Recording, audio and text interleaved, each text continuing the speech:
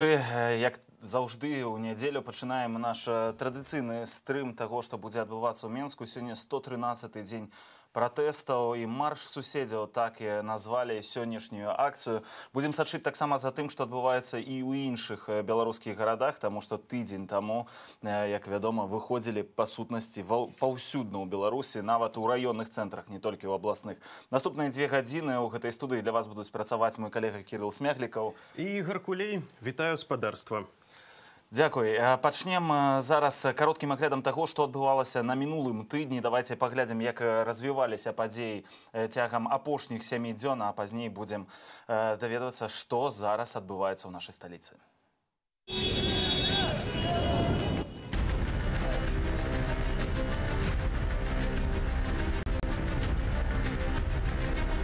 Надо продолжать, потому что обман идет народа, ну просто наплевательски к нему относятся.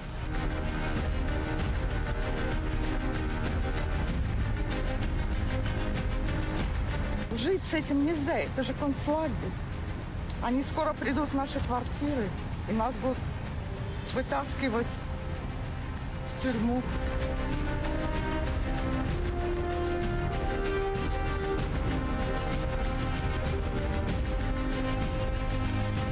Прежде всего, привет, Владимир Владимирович.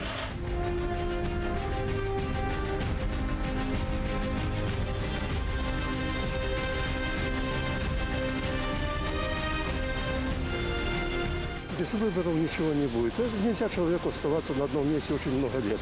Он обрастает всем этим, и знакомые, и друзья, одна и та же получается картина. Нужно менять. Отбыл свой срок и спокойненько ушел, дал место другим.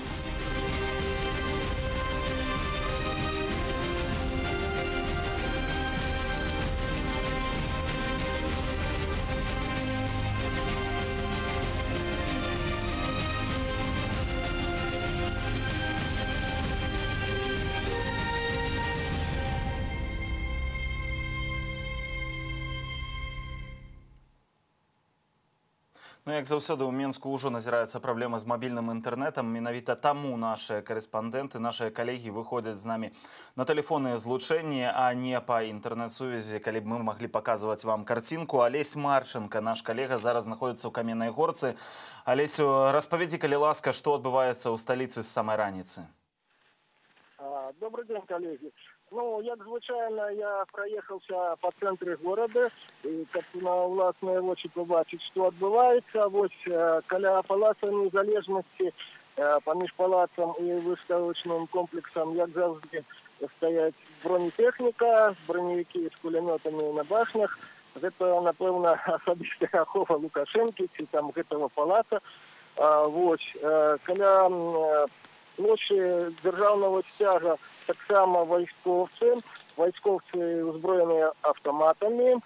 Ну, зелена вопратка – це, напевно, військовці-жовнери, це армії. Альбо можуть бути внутрішні війська, так, альбо може бути так само спецподразделення «Алмаз» міліцейське, оно так само носить таку оливковую. Спецподразделение «Алмаз», у них крышечку так само зеленая вопратка, але она светлейшего такого колеру.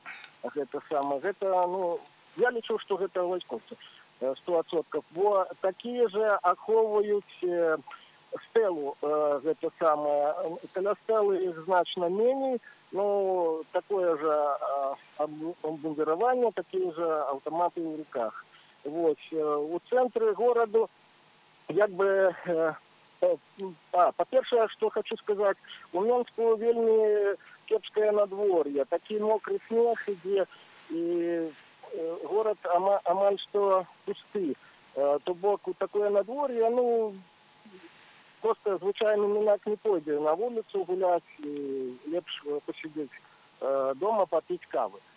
Вот. Тем не меньше, в районе головпочтамта площади Незалежности так само, ну тут уже міліціянти, бо у їх чорна вопратка. І що ще цікаво адметно, там каля проспекту побач з головпочтамтом, значить, вопратка чорная, але апранутыя такія плащ-палатка, если кто ведает, вот ранее войсковцы носили, офицеры, такие вот зеленые плащ-палатки. Это такое, что складно было определить. Так само было важно, что дежурят так званые тітушки, альбо тихари, которые периодично, ну, як я их вызначил, что они подходят до этих милициянтов и общинцы там размовляют.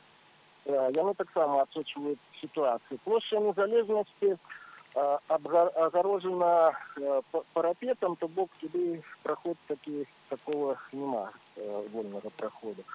Вот. Еще было заважено, вот я ехал по проспекту Пушкина, по Припятского, ездят даишные машины, причем ніколи так шмат їх не заважно, бо зараз мало таких кіровців. И, видать, они так само отсочивают, где что разбирается, передают там своему керовнику. Зараз я нахожусь на Каменной горце, покучу так, чтобы шмат народу не заважно, по крысе сбираются там десятки, может, человек, там сотни, но заважно то, что на парковце для гандлевого центра «Грант» и парковце для гандлевого центра «Материк», а мать, что нема вольных мест, как самоходу уже парковаться. То я не думаю, что вот на это, в этот час все приехали, как наведать где-то гандлевый центр и что-то себе набыть. Ну, максимум я помыляюсь, но такое мое меркование, что все-таки люди приехали з іншою метой. Вот.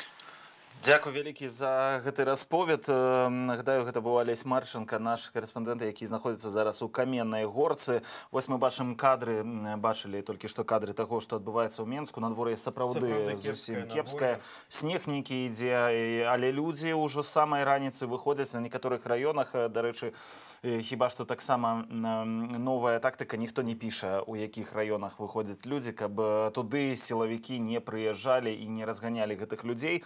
Вось, а з мабільным інтэрнэтам, нагадаю, што ён не працуе. Вельмі цікавая, дарэчы, звычайная практыка, але вельмі цікавая інфармацыя для нашых гледачоў, якія зараз нас глядзяць.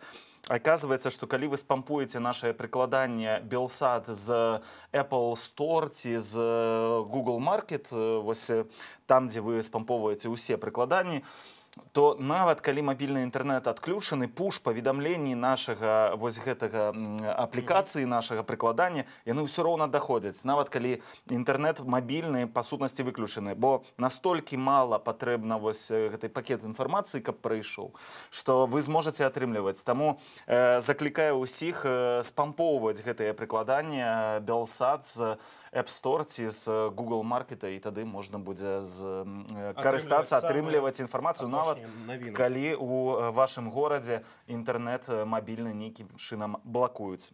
Ну, гаспадарства заклікаю традыцыйна да нашага боту пісаць у Telegram. Гэта самы хуткі і самы прыемны, мне падаецца, спосаб, каб калі ёсць у вас нейкае відэа, падзяліцца нейкай інфармацыяй. Гэта вельмі хутка будзе з'яўляцца і ў нашым тэлеграм-канале, і вось здесь наўпрост у эфіры, які мы зараз ведзем. Дастаткова клікнуць на тэлеграме зверху на шапачку, там, дзе напісана Белсат, з'явіцца такое выскачыць такая менюшка, там будзе напісана сабачка Белсат бот, і калі вы падключыцеся, вы можаце туды адпраўляць відэа, фотаздымкі, а мы гэта ўсё будзем паказваць у эфірах, і неўзабаве яшчэ пакажам вам вось адзін відэаматэрыял, зроблены якраз з фотаздымкаў і відэа нашых гледачоў, але гэта будзе пазней.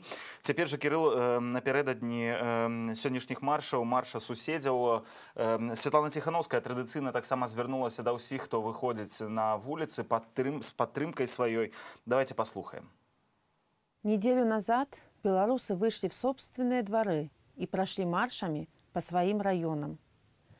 Каждый, кто вышел, вновь почувствовал, как нас много, и убедился, что мы не сомневаемся в нашей победе.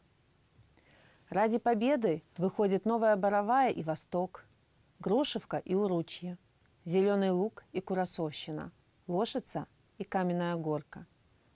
Ради победы выходят Брест и Пинск, Жодино и Волковыск, Гродно и Логойск, Береза и Заславль. Ради победы выходят еще множество районов и городов. На марше соседей нет никакой разницы, живете вы в большом городе или маленьком городке.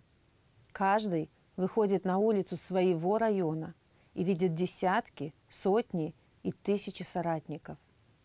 Ведь воскресенье – это день, когда мы напоминаем сами себе о том, что мы не они. И я поддержу каждого, кто выйдет на марш. Помните, мы уже прошли вместе огромный, тяжелый путь. Мы все стали другими, потому что увидели страшное насилие и бесчеловечность. Но в то же время мы остались собой, в отличие от режима, показавшего свое истинное лицо. Мы гордый, смелый, мирный народ, который узнал цену свободы и больше никогда не согласится жить без нее. Ну вось, інфармацыя прыходзіць не толькі са сталіцы, аказваецца, што людзі выходзяць ужо з самай раніцы, хоць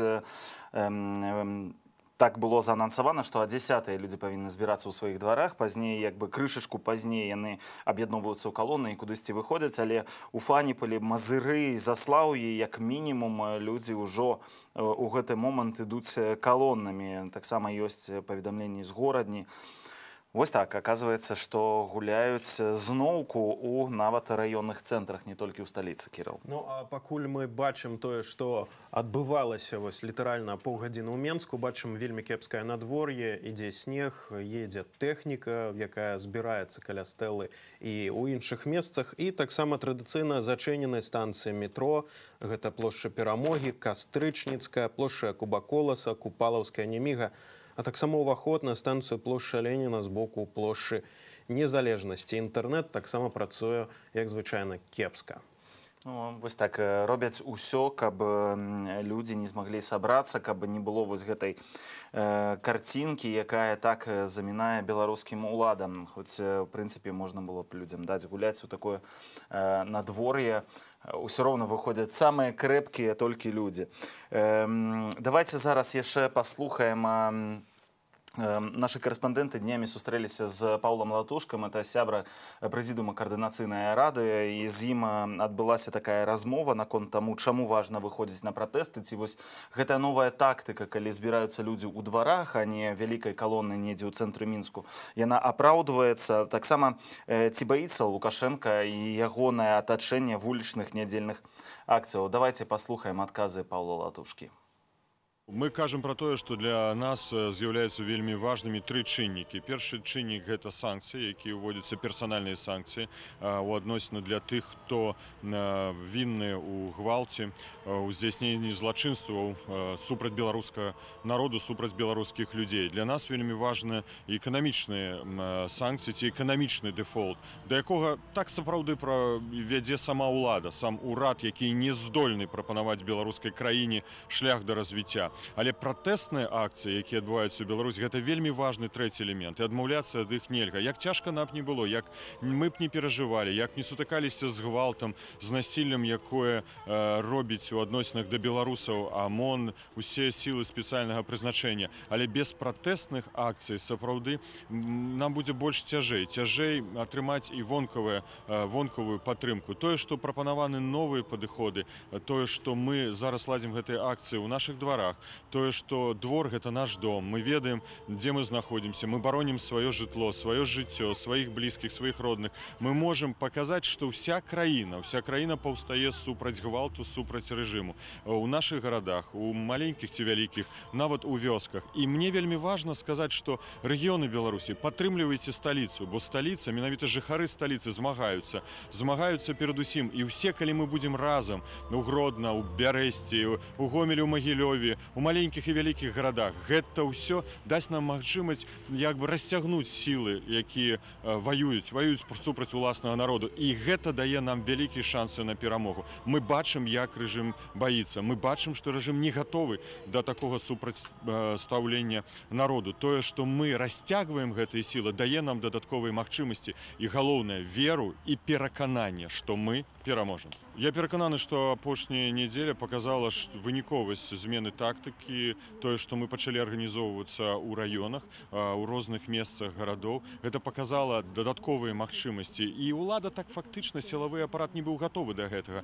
Ён быў, так здзіўлены, ён не быў гатовы расцягнуць усе свае сілы па ўсёй краіны, бо іх менш за процент, а нас мільёны.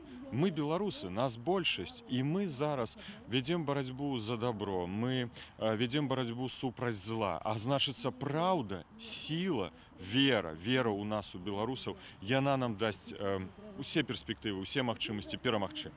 Нас шмат, мы сильныя, смелыя і вольныя беларусы, і мы пераможам. Жыве Беларусь! Вось гэта запіс і Павел Латушка учора, гэта адбылося ўсё ў Варшаве. Пасадзілі польска-беларускі дуб салідарнасці учора, і Павел Латушка удзельнічаў вось у гэтай цырымоніі. Самае цікавае, што прыйшла таксама прадстаўніца старажытнага роду спадарня Ніколі Радзівіл была там, і таксама рыдлёвачку зямлі падкінула, а фонам вы чулі, як хор спяваў «Магутны Божа». Ну і яшчэ можна некалькі словаў. Павел Латушка таксама учора распавёў, што Александр Лукашенко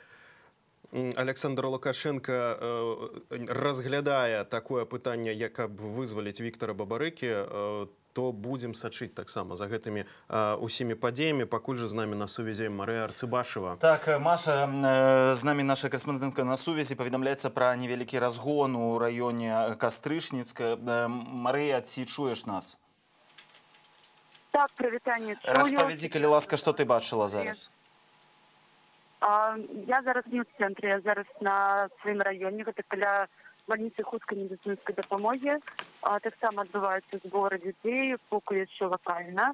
Невялікімі групамі па 30, 40, 50 чалавек людзі збіраюцца для таго, каб пасля аб'яднацца ўжо ў больш вялікую калону і ўжо рухацца па маршруце, па якім ужо трымаецца.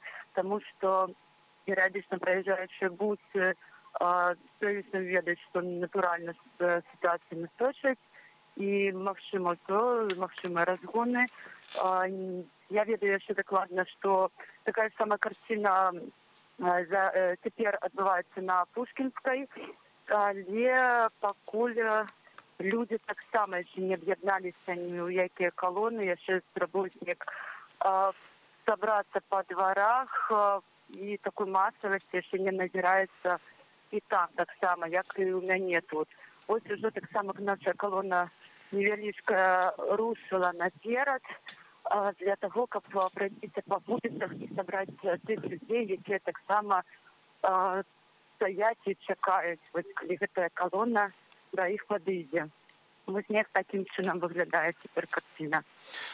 Нашыя карэспандэнты таксама паведамляюць, што ў некаторых дварах Менска стаяць бусікі з людзьмі у форме, у балаклавах. Ці штосьці такое ты бачыш у сябе на раёне?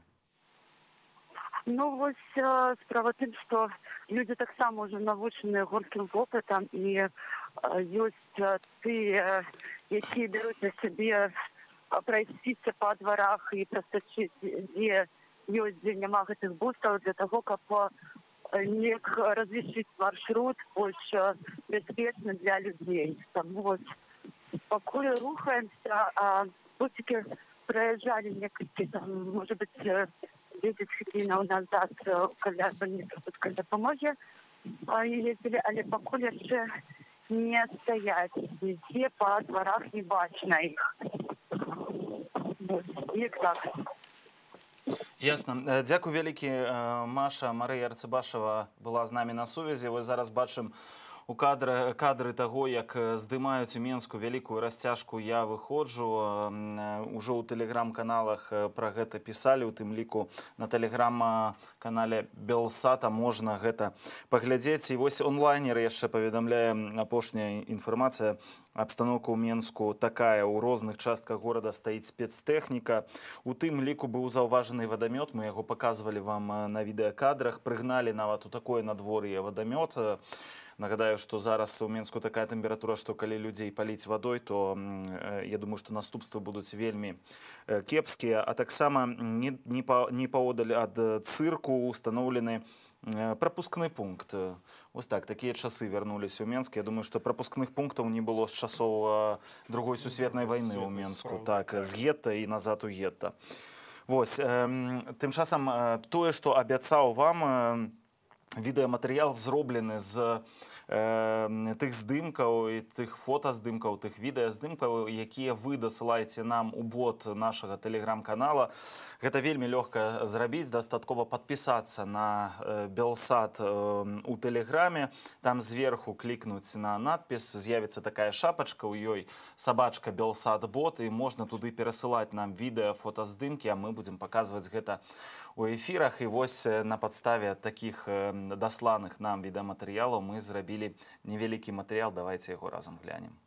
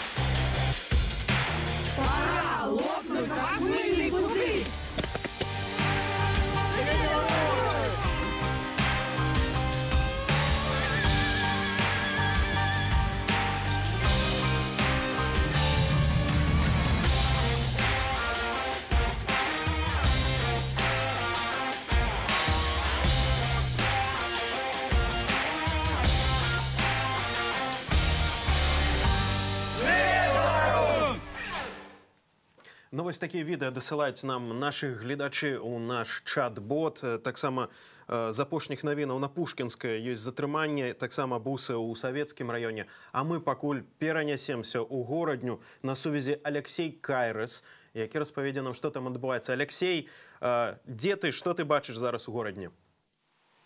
Добрый день, шановные телеглядачи, вітаю коллеги. Хочу отзначить одразу, что у нас у городе заплановано все на 13:00, то бок это марш суседзяў, и люди будут выходить не по микрорайонах, не по районах, как это было ранее, а увогуле по улицах. Так что назираем за ситуацией. Могло значить, что по всей городе не зауважена техника, яка рахуецца туды-сюды. Это и войсковая техника, и звычайные самоходы милициянтов. Ужо вядома, што ў ланцуг выходзілі на вуліцы Южнай, а таксама на Дзевятоўцы. Так што зараз працягваем назіраць за падзеямі ў нашым горадзе. Ось на мінулым тыдні было таксама дастаткова затрыманне ў горадні. Ці ведаеш лёс гэтых людзей, ці іх пазней асудзілі, ці ўсе яны выйшлі, можа, праз тыдзень на волю, ці шмат застаюцца далей за кратамі? На тым тыдні, насамрэч, у горадні было вельмі мала затрыманняў, тому што людзі папросту каталіся на грамадскім транспарце, і было толькі 4 затрыманні. Наколькі мне вядома, усе яны былі вызваленыя вечарам з ізалятара Нагая, з протаколамі. А вось на пазамінулым тыдні так, сапраўды было больш 100 затрыманняў, як паведамлялі потым праваабаронцы. Я ведаю, што все люди, кто был осужден уже тогда на сутки, они вышли, например, как гражданский дом активист, экскурсовод, краезнавца Эдвард Муховский, который отримал 10 сотней за акцию памяти Романа Бондаренки. Але по-ранейшему люди отримывают протоколы, платят штрафы, кто-то отримывает сотни. Вот как бы такая ситуация. Алексей, дзякуй вялікі за тое, што распавядаеш пра сітуацыю ў горадні. Будзем сачыць. Пасля 13-й там запланаваная акцыя. Паўтару словы нашага карэспандэнта для нашых гледашоў. Вось зараз вы бачыце карцінку таго, што адбываецца ў Менску.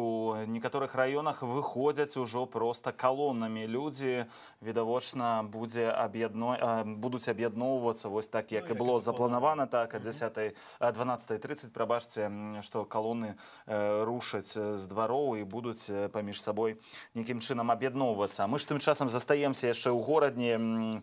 Выключная гісторыя аднаго з гарадзенцаў, мужчына, якога завуць Александр Куваннікаў, адзіны супрацоўнік гарадзенскай табачнай фабрыкі, тытунёвай фабрыкі, прабачце, які далучыўся да страйку. На гэтым прадпрыемстве больш ніхто не далучаўся, а вось ён адзін вырашыў паказаць, што і адзін у полі воін, і пасля гэтага яго звольнілі, а таксама аказваюць цяпер ціск на сям'ю праз дзяцей. Давайте поглядим ягоную историю. Вообще проблемы начались с августа месяца, когда на табачной фабрике состоялось собрание и насчет забастовки. И моя подпись тоже стояла под этим листом, под петицией для руководства города. И с этого момента начались какие-то командировки, которых раньше вообще не было. Потом, после того, как меня 6 сентября уже взяли на митинги, после этого уже репрессии пошли полным ходом. То есть это месячная командировка, последующий суд и давление такое, что говорили, что или ты по собственному пишешь, или тебя уволим по статье, или в этом плане.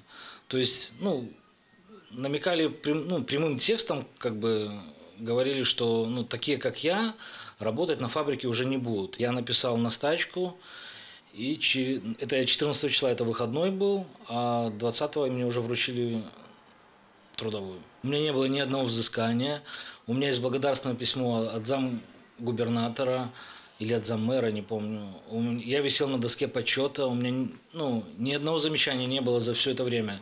И как только начал проявлять гражданскую позицию, все это просто перестало иметь смысл для всех. В сентябре я выходила на женские акции, направленные против насилия.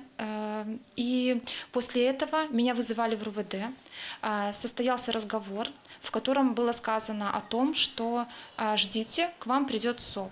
Для меня непонятно, на основании чего вообще к нам может прийти СОП, потому что мы положительная семья, у нас и в школе, и в садике везде хорошие отношения, мы детьми занимаемся, дети посещают кружки, и я выходила на улицу, потому что я не согласна с тем, что происходит и как обращаются с мирными демонстрантами. И, по сути, я выходила для того, чтобы прекратилось беззаконие, а теперь СОП может прийти ко мне. Для меня это непонятно, и мне очень страшно, потому что дети для меня самое дорогое. По поводу Сашиного страйка, безусловно, тут белорусы проявили свою солидарность. Было очень много слов поддержки, и к нам приходили люди, которые приносили подарки, абсолютно незнакомые. Для меня удивительно, как они могли узнать адрес. Конечно, мне страшно, у меня страх перед будущим.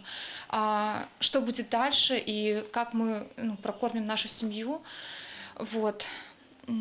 Руки, ноги есть. Я думаю, что мы справимся, потому что Саша всегда работал, он всегда был положительным человеком. И я знаю, что это тот человек, тот мужчина, на которого можно опереться. Поэтому мне, конечно, страшно, но я надеюсь, что все будет хорошо.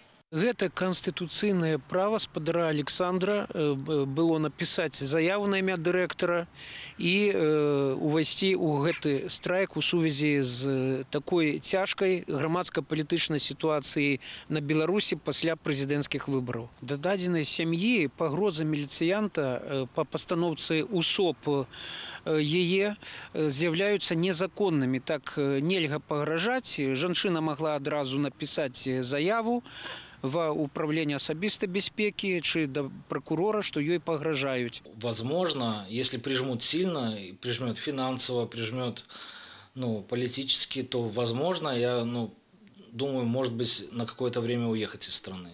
Потому что в государственном секторе мне не найти работу по-любому, потому что я уволен со статьей. за неисполнение обязанностей. И, возможно, ну, я, может быть, перееду за границу на какое-то время. Возможно. Если получится найти здесь какую-то работу вне государства, ну, там участника где-то или еще что, может быть, ну, если я смогу кормить семью, то, может быть, да. Но пока планы такие.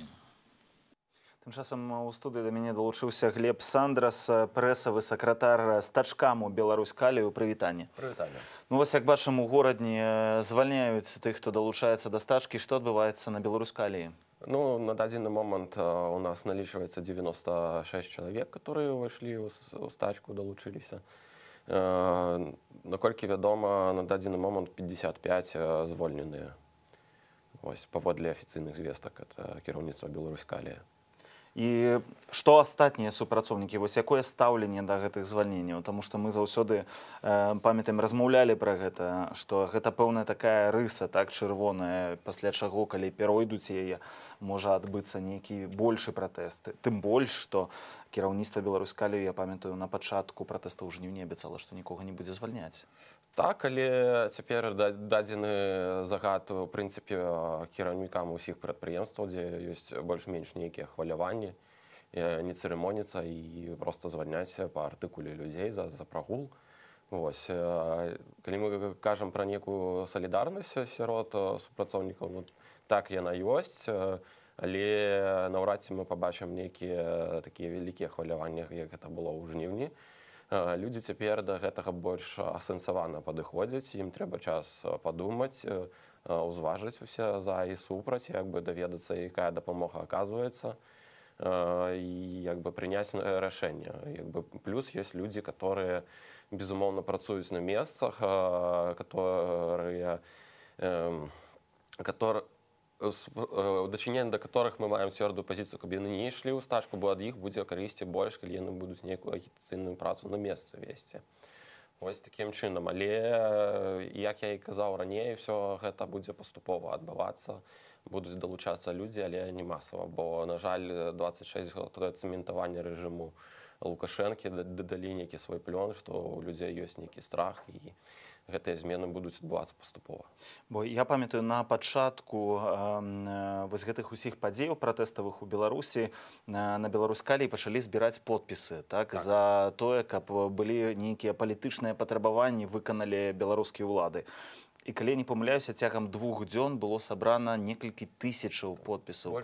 Больш за 6 тысячаў цягам 2 дзён. 6 тысячаў, проста уявіце сабе. Супрацоўнікаў Беларусь-Каліі паставілі свае подпісы, то бок не баяліся. То бок гэта агромная маса людзей, якая там, у прынцыпе, падзяляе вось гэтыя настроі пратэставыя. Так, маса вялікая, але, яшчэ раз паўтаруся, ўсё ж такі у людзей нейкія ёсць абавязкі перад сваімі сем'ямі, безумоўна, і як бы застацца без крыніцы даходу, то гэта, ну, страх вялікі. Довольно складана. Так, мы бачым цяпер, што людзі часамі далучаюцца вось да гэтай стачкі ці пратэстуюць адзінкава. Вось на пазамінулым тыдні хтосьці не выйшаў, так, з забою прыкаваў сябе, хтосьці вось на гэтым тыдні не выйшаў. Чаму так адбываецца? Чаму вось людзі так адзінкава падключаюцца? Вось што іх прымушае чакаць, а пазней выстрэліць у такім чынам? Ну, безумоўна, гэтыя людзі ўжо калісьці для сябе ў глыбіні прынялі рашэнне, але ўсё ж такі неяк рыхтаваліся да таго, каб зрабіць гэта, скажам так, медыйна. То бок, каб гэта было публічна і каб гэта было гучна. Вось, плюс яны гэты час неяк, я так разумею, размаўляюць са сваімі з калегамі, як бы ім тлумачыць сітуацыю. Ну і пасля, безумоўна, гэта нейкая падзея, як цяпер кажуць, гэта триггер. Для кагосьці гэта быў марш пенсіянераў, на которым прымянілі слезатечны газ, там у дачыненні да пажылых людзей. Для кагосьці гэта стала забойства Романа Бандарэнкі, і для кагосьці гэта будзе яшчэ штосьці, нейкая падзея. Вось, і проста для людзей, для кожнага свая кропка закіпання, і людзі такім чынам дзейнічаюць. Вось мы задаемся ўвесь час пытаннем таксама, ці вось такія адзінкавыя пратэсты яны маюць нейкі сэнс увогуле, ці адзінкавыя страйкі таксама могуць мець нейкі ўплыў на тое, што робяць беларускія ўлады. Мы выйшлі на вуліцы Віцебску, запыталіся таксама беларусаў, што яны пра гэта думаюць. Давайте паслухаем іхныя адказы. Забастовки страна обнищает, никому не надо. Ну а что может быть, если 2-3 человека выходят, остальные не выходят? Всегда говорится, один в поле не воин, как бы, да, нужно, чтобы все, ну как бы люди-то поддерживают, но выходить-то не хотят, наверное. Волна уже утихла, мне кажется, общая волна такого внутреннего протеста. Как бы кто еще имеет время, может, выходит. А в основном люди уже как бы, ну, не то что смирились, а живут дальше, продолжают жить, несмотря ни на что. Я не знаю, никуда не хожу вроде. Не интересуюсь, собственно. В деревне далеко живу, там у нас, знаете, вроде особо не слышно ничего. Я вообще против забастовок. Надо работать. Потому что это бесполезно. Потому что людей, которые за Беларусь, больше. Вот и все. Это вообще ужас, что творится, потому что, я не знаю, я этого не участвую, и когда я смотрю люди, что они в этом участвуют, меня прям... Зачем это делать, я не понимаю. Ось такі меркаванні нават з Віцебску. У нас, дарэчы, з Віцебску вельмі часта прыходзяць такі крышачку адрозныя меркаванні ад таго, што адбываецца ў іншых беларускіх гарадах, але вось паказваем усё як ёсць, нічога не выразаем. Ёсць бачна расчараванне нават сярод тых, хто падтрымлівае перамены, бачна расчараванне. Людзі кажуць, ну ўсё заціхла, ўжо на прадпрыемствах нічога не будзе, людзі не будуць выходзіць. Ці гэта праўда, ці ўсё ж такі можа штосьці вывесці гэтых людзей? Ну, заўсёды штосьці іх можа. Проста гэта пытанне часу і пытанне таго, што далей будзе. Якая ступень гэтага гвалту і проста беззаконня будзе. Таму давайте не ставіць крыж на гэтых людзях і проста будзем рабіць сваю справу, будзем не спыняцца і перамагаць. Ну, ўсё роўна будзем памятаць, што гэтыя 6 тысячаў асобаў, якія цягам 2 дзён паставілі свае подпісы, яны нікуды не зніклі, яны далей працуюць, а значыцца ў іх у галовах наўрад ці штосьці памяняецца. Давайте зараз на секундачку перанесемся ў Менск, дзе наша карэспандэнтка Любоў Лунёва мае што распавесці. Любоў, прывітанне, ці чуеш нас? Прывітанне, добра вас чую. Ну, можна сказаць, што на гэты момант нічога такога, ну, як мы разумеем, што мы кажам, там ніякага экшена няма. Не бачна, каб тут было некае ўзмацненне, ну, менавіта на перакрыжаванне вуліц Веры Харужай і вуліцы Куйбышева. Толькі можна адзначыць, што людзі ідуць там па трое, па чацвёра, па двух, ужо как бы людзі навучаныя, не ходзяць ужо калоны, бо ведаюць, чым гэта все скончыцца можа. Але на гэты момант я была каля гандлёвага цэнтру Рыга, там не бачна, каб былі нейкія вот гэтыя міліцэйскія бусы, каб былі аўтозакі, нічога такога няма. Узмацнення гэтыя мінібусы і грузавыя машыны, дзе хутчэй за ўсё знаходзяцца цяпер вайскоўцы, знаходзяцца на вуліцы Краснай, каля плошчы Якуба Коласа. Ну і таксама заўважан бусік каля філармоніі. Асноўныя сілы пакуль што на праспекце, там стаяць летні кожнага слупа, стаяць людзі ў вайсковай форме, зноў жа без нейкіх апазнавальных знакаў. І гэтыя людзі стаяць уздоўж праспекта каля палаца канцэртнай залі, на Кастрычніцкай плошчы, ну, як звычайна, але што тычыцца менавіта запланаванага месца збору, гэта вуліца Веры Харужай, так званая кукуруза. У нас іх тут некалькі кукуруз, вось та кукуруза, якая бліжэй да Камароўскага рынку, пакуль нікога няма, але ціхары, людзі ў цывільным, яны, ну, такой адпаведнай выпраўкай, мы ўжо ведаем гэты іх строю чорным, без булаклаў натуральна, але ў масках, вось яны стаяць нібы проста такія мінакі. Але мы разумеем, што вельмі кепскае надвор'е, дождж са снегам, ветер, и наўрад ці нехто будзе стаяць, так просто вышел на шпацыр. Хутчэй за ўсё, гэтыя людзі маюць некае заданне інфармаваць сваё кіраўніцтва, ці не з'явіцца нейкі натоўп, каб яго хуценька разагнаць.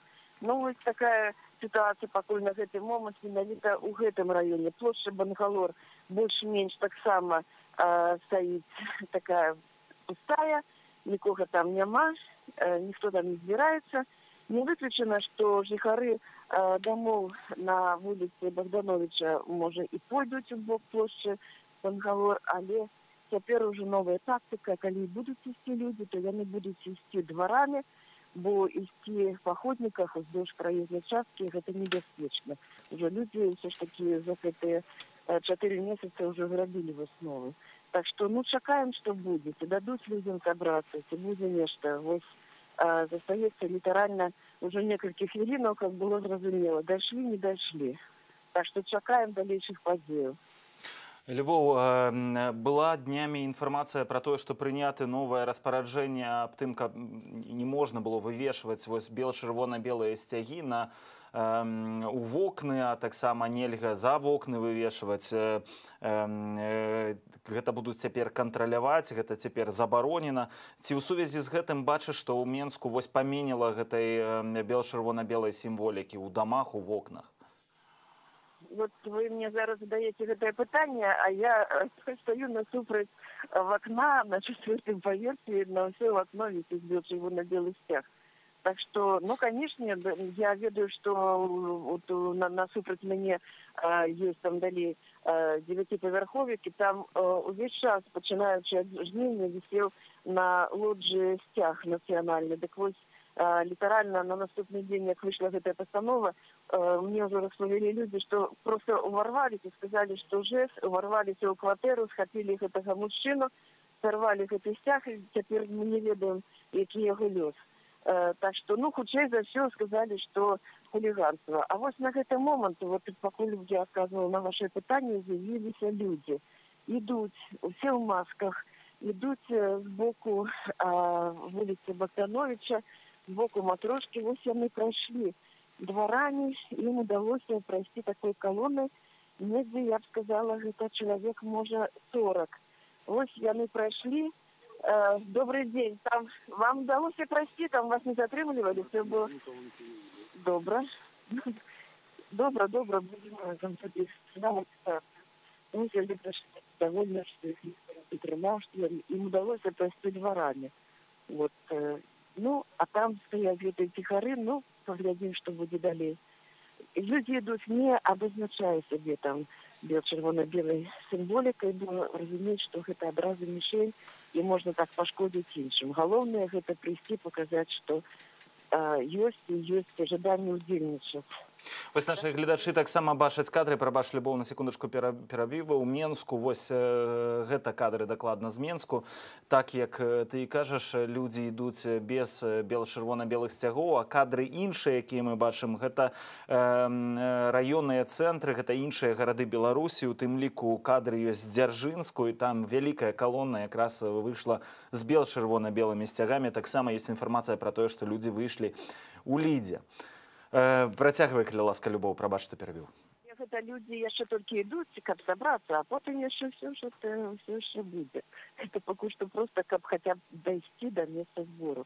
А там уже будзем глядзець. Любоў, бачу таксама сёння кадры раніцай вайсковай тэхнікі і вадамётаў. Ці ты штосьці такое назірала вось у сваім раёне, дзе знаходзішся?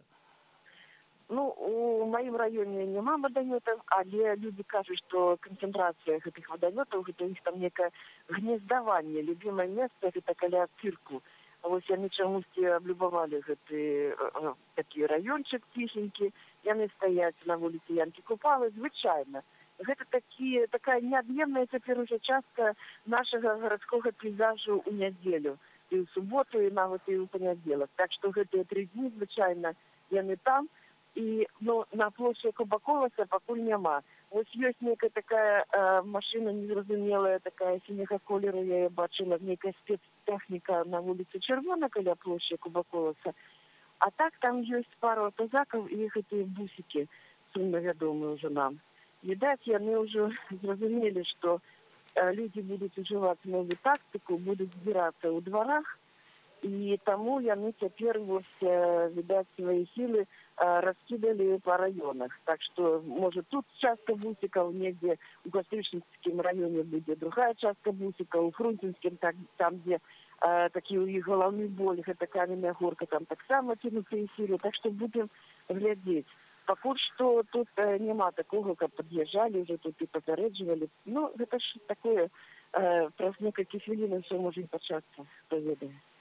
Дзякуй вялікі, Любоў. Працягвай, калі ласка, сачыць за падзеямі, а таксама беражы сябе. Ну, вось бачым гэтыя кадры ў Менску. Я таксама зараз у тэлеграме бачу відэа Малінаўкі Менскай, дзе, ну, сапраўды калона сабралася ўжо ў некалькі сот нават чалавек, а не дзясяткаў, то бок сфармавалася. Неўзабаве будзем вам паказваць гэта таксама на экранах. Вяртаемся ў студыю, дзе са мной побач Глеб Сандрас, гэта прэс-сакратар стачкаму Беларусь-Калію. Ну, вось бачым, гарады выходзяць, але не памятаю, каб у Салігорску выходзілі. Ну, на жаль, так.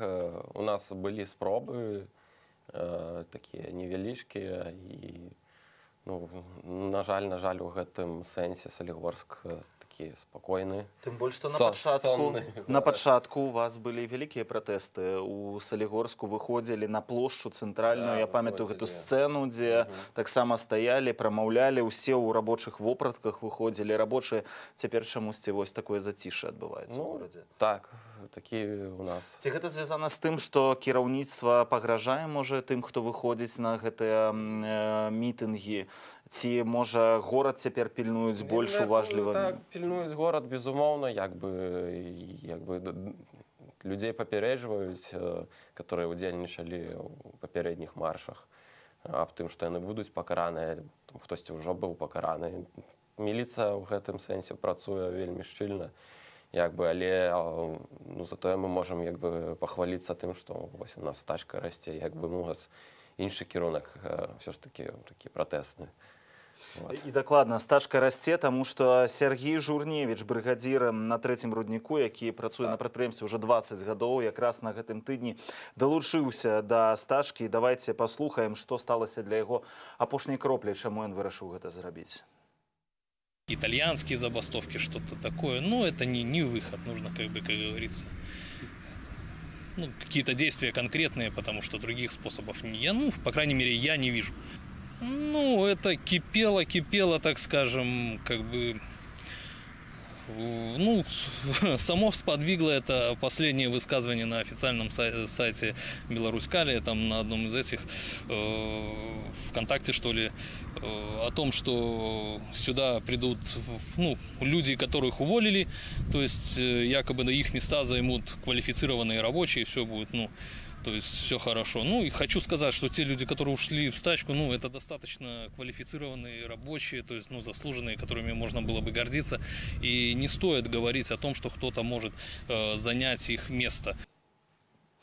Вось сітуацыя такая, што ў Менску ўжо зразумела, што людзей выйшла шмат, таму што бачыў вельмі шмат кадраў і з Бараўляну, і з іншых раёнаў сталіцы. Сапраўды калоны даволі вялікія, мы будзем яшчэ крышачку пазней гэта паказваць. А тым часам у нас на сувязі наш калега Іван Куркевіч.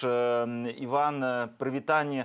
Распавядзі, калі ласка, дзе ты зараз знаходзішся і што там адбываецца? Збираюцца людзі, можа, некалькі соцень з розных двароў збіраюцца ў адной кропцы, але толькі сабраліся, пад'ехала даволі вялікая калонна, 2 аўтазакі зелёных, 2 белых такіх міліцэйскіх і 3, можа, 4 бусікі. Людзі разышліся паціху ў двары і ідуць да іншай кропкі, каб сабрацца ў іншым месцы.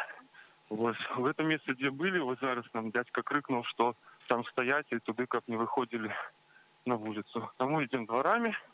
Але мне здається, настрой у людей нормальный, люди поводят себя разумно, не кидаются, не бегают, и вельми такая тактичная гульня. Такие казаки-разбойники, как в детстве. Вось наша коллега Любоў Лунёва только что казала, что люди выходят без национальной символики, каб не так моцна свяціцца, ці у твоім раёне, дзе ты зараз знаходзішся, такая ж падобная ситуация? Ну, можа, не так шмат сімволікі, але ёсць. Ось та кампанія, якая выйшла, там было 3 сцягі прыкладна. І цікава, што дзеткі трымалі, адзін са сцягоў трымалі дзеткі, вельмі прыгожа гэтага выглядала, але нават блізка мы падысці не ўспелі.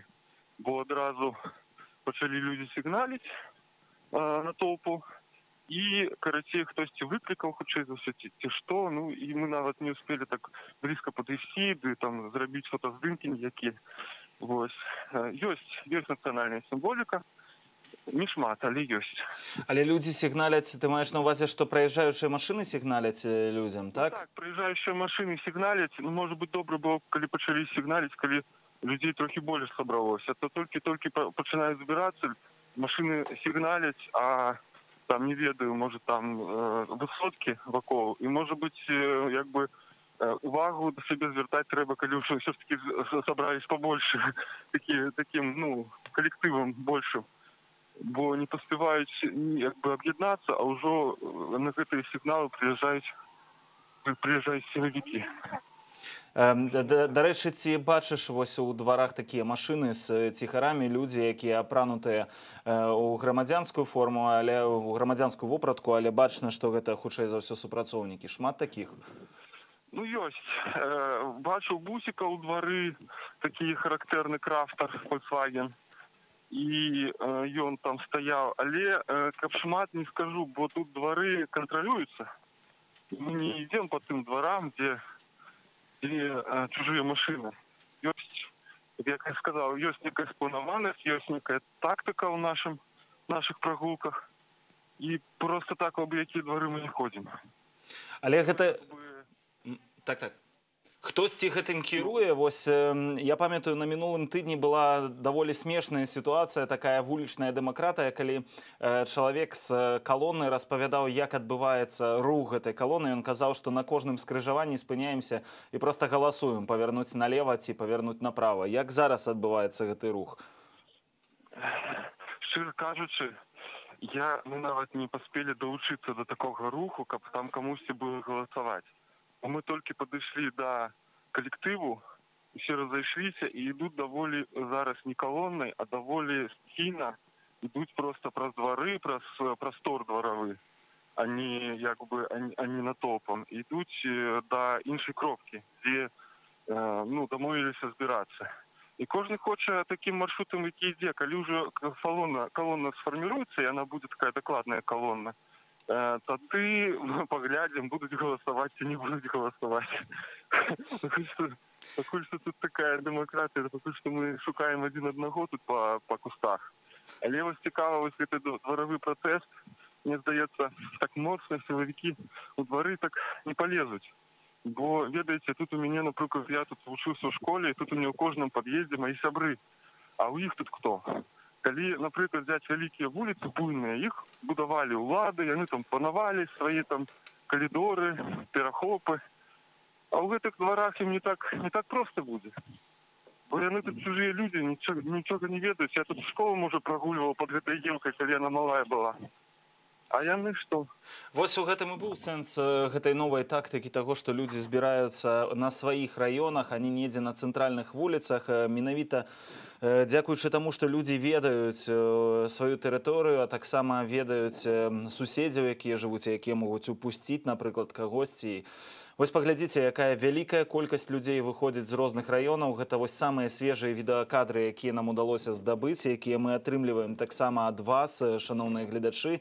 Таму заклікаем вас дасылаць нам яшчэ больш гэтых кадраў у наш тэлеграм-бот Белсату. Падпісвайцеся на Белсат у тэлеграме, націскайце на лагатып Белсату ўверсе, калі адкрываеце наш канал, і там з'яўляецца інфармацыя пра Белсат-бот, куды можна скідаць вось гэтыя відэа. Напрыклад, калі вы жывеце недзе ў Менску, бачыце са сваіх вакон, як адбываецца шэсце, можаце з намі ім падзяліцца. Іван, дзякуй вялікі за гэтую інфармацыю. Працягвай, калі ласка, сачыць за тым, што адбываецца ў горадзе. Тым часам вось бачу інфармацыю, што на паўднёвым захадзе выйшла шмат людзей, і іх прыбывае. А таксама у Лошыцы па ігуменскім тракце заўважылі аўтазакі з вадамётамі. Будзьце уважлівыя, пішуць нам чытачы. Такая вось інфармацыя. Дарэчы, Глеб, таксама цікава. Рэакцыя ўладаў на вось гэта ўсё, тое, што адбываецца ў дварах, па сутнасці цяпер немагчыма нават сказаць, што маршы перашкаджаюць, яны казалі раней, перакрываюцца вуліцы, людзі не даюць рухацца аўтамабілям.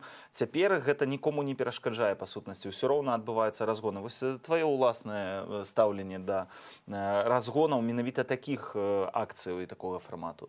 Ну, у меня ўвогуле негатыўнае стаўленне да разгону любых акцый, ну, калі яны мірныя сапраўды. Беларусы паказваюць сваю вытрымку, сваю кемлівасць, проста свой вялікі розум, сваю цярплівасць. Вось, як яны ўмеюць дзейнічаць, як яны могуць перафарматоўваць свой пратэст, абсалютна мірны пратэст. Вось, і гэта ўражвае, гэта натхняе. Ну так, менавіта такім чынам шмат хто кажа, можна чагосьці дамагчыся, і вось гэтыя вадамёты мы бачым якраз тое, пра што я вам толькі што казаў, гэта ігуменскі тракт у Лошыцы, вось вадамёты, аўтазакі, ўсё гэта едзе разганяць людзей. Паглядзіце, людзі стаяць, таксама глядзяць, як на вайсковую, ну не ведаю, як на вайсковы парад, так спыняюцца. Немагчыма прызвычаецца, хоць гэта ўжо 113-й дзень адбываецца ў Менску. Вось такая сітуацыя, калі уязджае ў горад і вайсковая тэхніка, і нейкія машыны такія незразумелыя. Людзі ўсё роўна звяртаюць на гэта ўвагу, ўсё роўна для іх гэта яшчэ незвычайная карцінка. Вось такая, на жаль, сітуацыя, калі ў мірныя гарады прыходзіць вось так уязджае вайсковая тэхніка. Глеб, хацеў яшчэ запытацца наконт планаў таксама з тачкаму Беларусь-Калію. Можа, калі мы ўжо падводзім вынікі гэтай размовы, як далей будзе адбывацца сітуацыя, як развівацца яна будзе ў стачкамі? Ці ў вас ёсць пэўны, не ведаю, там план, тактыка, вось як тут мы бачым з гэтымі дваравымі пратэстамі, так, з агульных пратэстаў у гарадах, так, на цэнтральных алеях яны змянілі тактыку на нейкія дваравыя. Можа, у вас таксама ёсць нейкія ідэі? Ну, мяркую, што такіх глобальных не будзе. Мы працуем як бы па такіх фронтах, як далучэнне новых людзей, так, да стачкі. Тлумачым ім, што удзельнікам всебаковая дапамога аказваецца матэрыяльная, так, гэта фонд Байсол, прадуктовая ініцыятыва I Need Help Buy, которую арганізавалі дыяспары. Юрыдычная, там, гэта прабона, гэта вясна, гэта беларускі хельсінскі камітэт. Вось, і таксама працуем па лініі міжнародных санкцый, да, у дачыненні да топ-менеджмента Беларусь-Калія і беларускай калійнай кампаніі. І ўжо гэтыя дакументы пададзены з фактамі, з доказамі рэпрэсій. Вось, і тут уже як бы там пытанне часу, як яны там будуць на захадзе, да, у развязе, калі там Байден уступіць у сваю пасаду. Наш пратэст гэта і ёсць стачка, хай сабе людзі далучаюцца там адзінкава, але там штодня людзям цяжка, хтосьці заўсёды там хоча глядзець на іншых, на рукі, так, цяжка быць першым, але тым не менш, ну, калі там гэта ўжо лічба 100, ну, гэта ўжо неяк так уражвае, так, што гэта сур'ёзна. Хаця мы праводзілі апытанку ў сябе на тэлеграм-канале, і людзі сышліся на меркаванне на думцы, што трэба, каб 500 было, да, і тады мы выйдзем, так. Але наш пратэст гэта наш пратэст, і мы па сваіх фронтах дзейнічаем, і галоўнае, каб людзі пратэставалі вось так як на вуліцах, так як мы на месцах, там тыя, хто сустракаецца там з нейкімі лідарамі заходніх краін, рабіў сваю працу, вы таксама робіце сваю працу і гэтым набліжаеце нашу перамогу. Таму мы не спыняемся і працуем далей, перамагаем адназначна. Прабач, калі ласка, вось зараз паказваем кадры. Гэта першыя затрыманні, якія мы маем на відэа. Вось можна паглядзець, зноў у дварах проста хапаюць людзей і выводзяць. Невядома за што.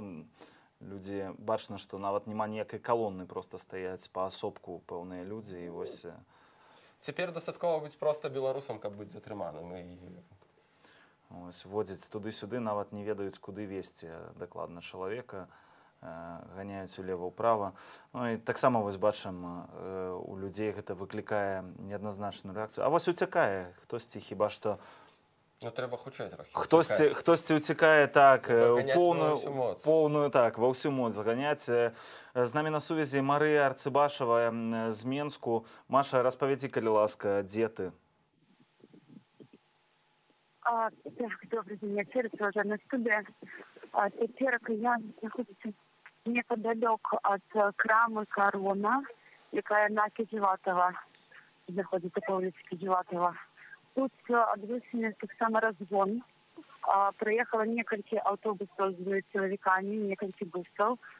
Люди поспели сховаться во дворы, без ніхто не бачив, как отбывались затрыманні. Одна, что колонна поделилась на две части. Одна часть поехала на автобусе, а другая часть пришла пешая. Тому мы не упевнены из-за того, что у первой части, яка поехала на автобусе, все здолели уцелеть, и их не напускала, не напускал інший дощ. Так, нічим таким чином.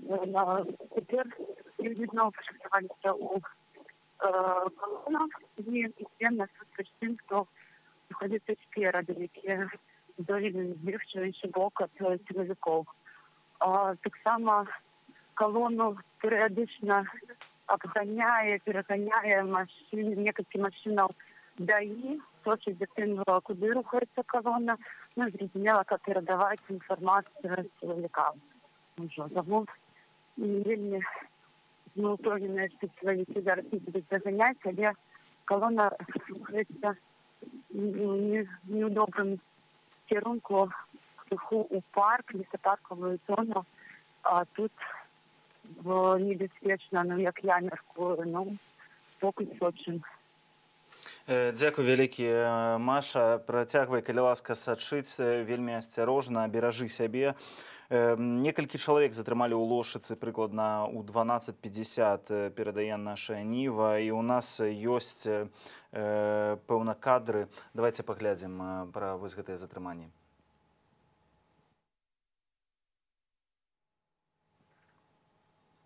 Яшчэ мне кажа, што секундачка яшчэ да гэтага відэа. Мы неўзабаве вам пакажам вось гэтыя новыя затрыманні, якія адбываюцца. Бачым, што нават адзінкава людзей затрымліваюць у розных месцах у сталіцы. Ну, на жаль, гэтага пазбегнуць немагчыма.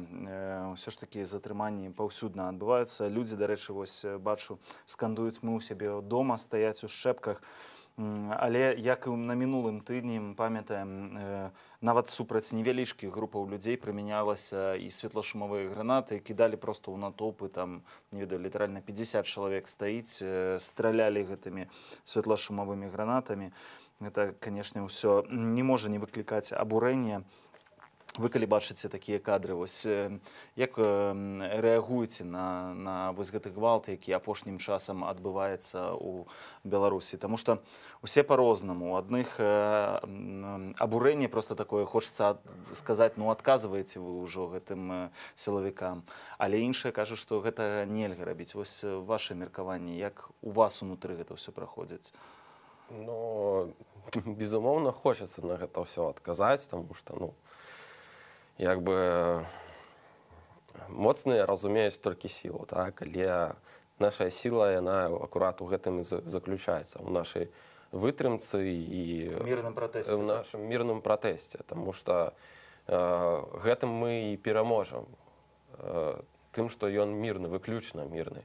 Калі мы пераводзім гэтую рысу і будзем дзейнічаць такім жа чынам, як яны, ну, гэта як бы народзіць эскалацыю гвалту і хутчэй за ўсё гэта грамадзянская вайна. Але сілы ў нас нероўныя ў тым сэнсе, што ў іх там так, у іх ёсць зброя гэтая, а наша галоўная зброя — гэта ідэя. А ёй вось все гэтыя дубінкі, все гэтыя кулі, яны не страшныя.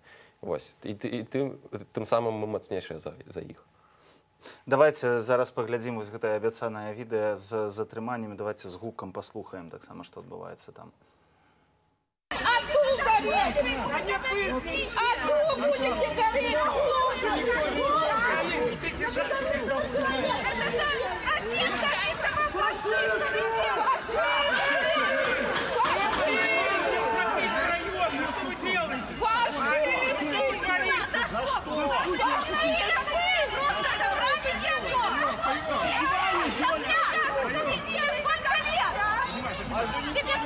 Люди стояли возле своего дома, чтобы вы понимали, волчица. Дедушки какие-то с продуктами.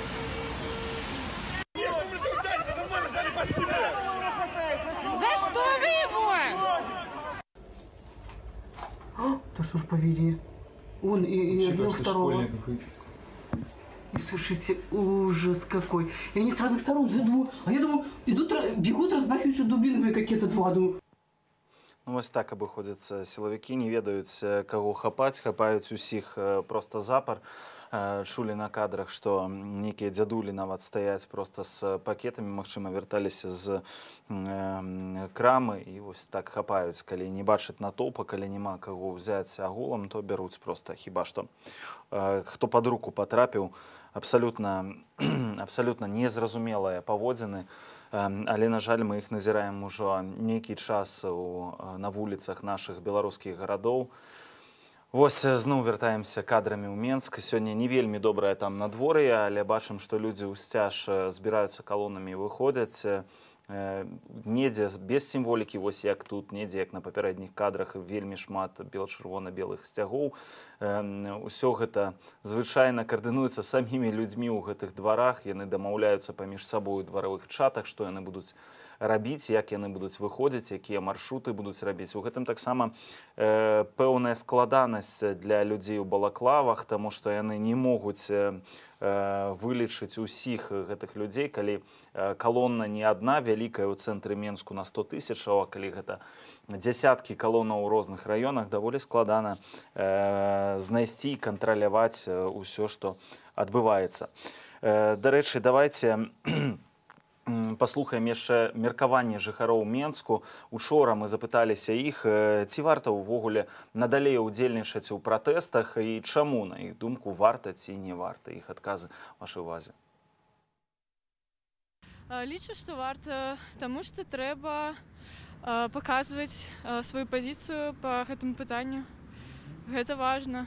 Лично для себя, как человек, которого коснулась жестокость и коснулась непосредственно задержание само, я могу сказать одно, что вот я нашла для себя путь, вот для себя волонтерство, и буду помогать, буду удельничать и продолжать отстаивать нашу позицию белорусского народа.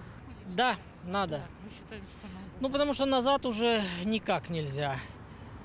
Потому что так и останется эта куча дармоедов сидеть на нашей шее, а мы будем их кормить. Я считаю, что протесты стоит протягивать вместе с забастовками и экономическим бойкотом. Потому что протесты сами по себе без экономического давления неэффективны. Главное не останавливаться, продолжать. Также немаловажна борьба на международной арене. Сейчас она продвигается очень и очень успешно.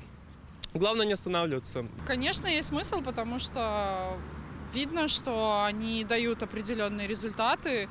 Это видно даже, не знаю, по тем новостям, где выступает наш якобы главный, что это его страшит, и поэтому нельзя никак останавливаться.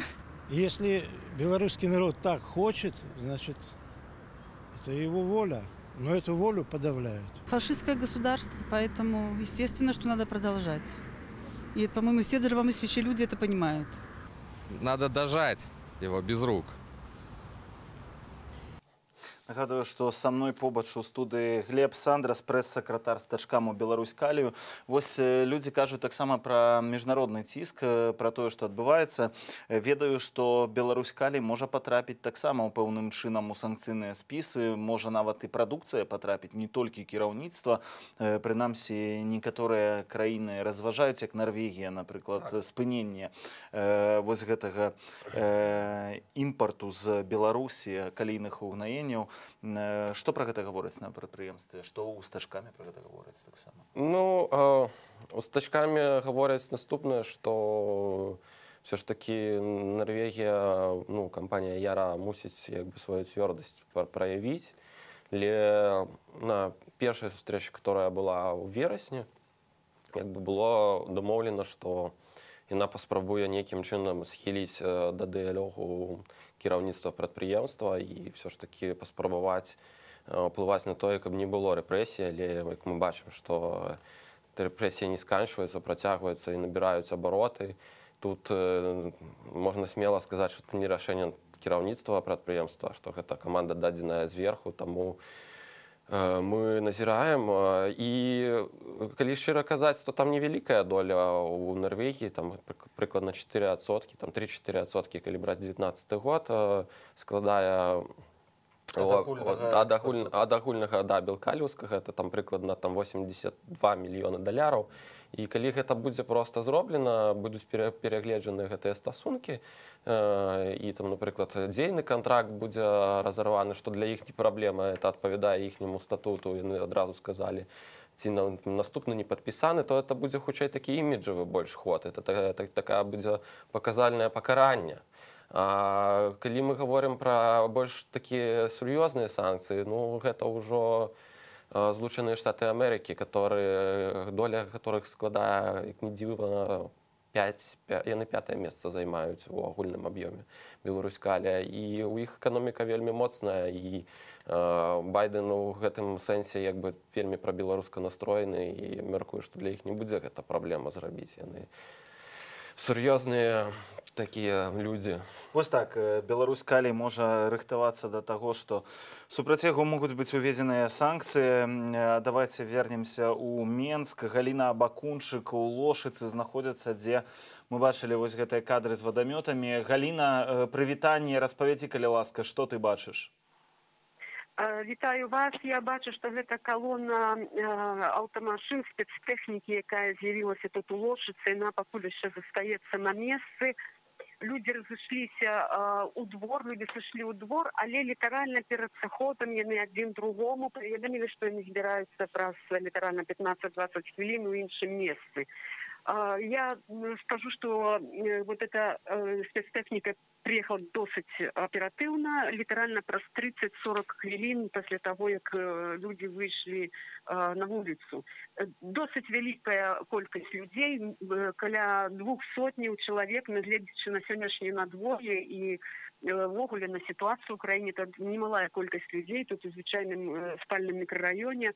Яны встали уздоўж дороги с бело-червоно-белыми стягами, с своим стягом Лошицы, с детьми, семьями, всіх возрастов. Люди, так як яны живут, так яны пришли. И я бы сказала, что вот нават у параўнанні с мінулым разом, ці можа мне менш пашанцавала, но людей я чула вельмі бадзёрых, вельмі оптимистичных.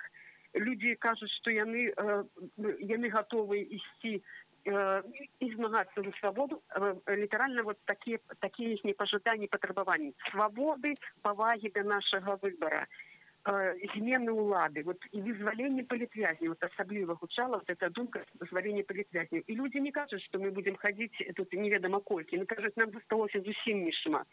Потому что нават те, которые не пришли, усе роўна все чакаюць перамен, усе хочуць перамен. Только вот из-за гэтага ціску, из-за гэтых рэпрэсій просто не все отваживаются просто выйти и выказать свое меркаванне. Люди сышлі ў двары, яны будуць збірацца ў іншыя месцы, калона пакуль што на месцы. Магчыма, вы затрыманне. На маіх вачах гэтага не адбывалася, но я думаю, што мы даведаемся пра гэта крыху пазней. Бо інтэрнет не працуе, толькі ў непасрэдным кантакце з людзьмі можна мець нейкую даступную інфармацыю. Я абяцаю паведаміць наступным разам. Галя, дзякуй вялікі. Галіна Бакунчык, наша корэспандэнтка з Лошыцы, толькі што распавядала нам пра тое, што адбываецца ў гэтым раёне. Вось бачыце, мы з раёна на раён злучаемся з нашымі корэспандэнтамі, ўсё больш інфармацыі атрымліваем і вымалёўваецца пэўная карцінка, якая дапоўненая вось гэтымі відэа, якія вы бачыце на экране. Людзі збіраюцца, людзей вельмі шмат, калі ўсё гэта спалучыць разам, гэта тысячы людзей. У некаторых раёнах ужо тысячы выходзяць нават у адным месцы, ёсць кадры, праўда, не называецца гэты раён, а вось бачым, гэта хіба тая ж самая Лошыца і новае затрыманне людзей. Калонна вось гэтая аўтазакаў, спецтэхнікі, хутчэй за ўсё, і вось вадамёт бачны таксама. Хутчэй за ўсё, гэта тыя самыя месцы, у якіх на мінулым тыдні, у мінулую нядзелю выходзілі вялікія групы людзей.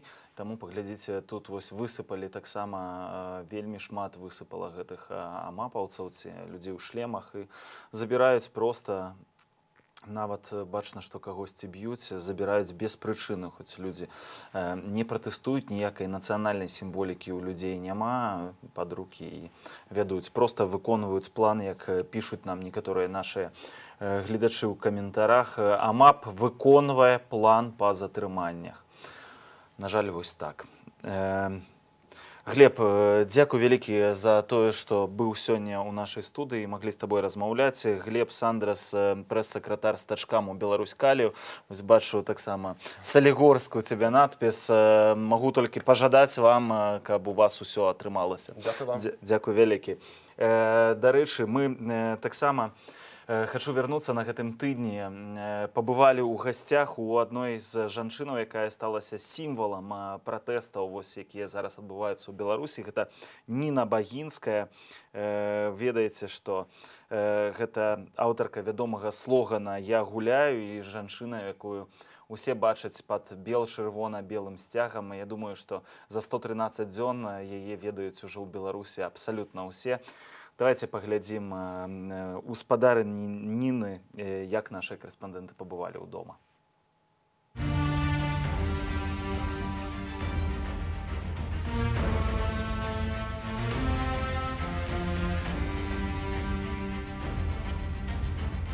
А вот этот стяг мне подарили жыхары нашего района. Вот. Но этот колер, бачите, червоный, но это алый колер. Я люблю колер больше кармин. Я вот и набрала кармин и пошлю колер кармин. Но пока хожу с алым. Вот это подошел, коли меня ж забирали с 9 жнивня, 8 тягов забирали в кожных на этих акциях.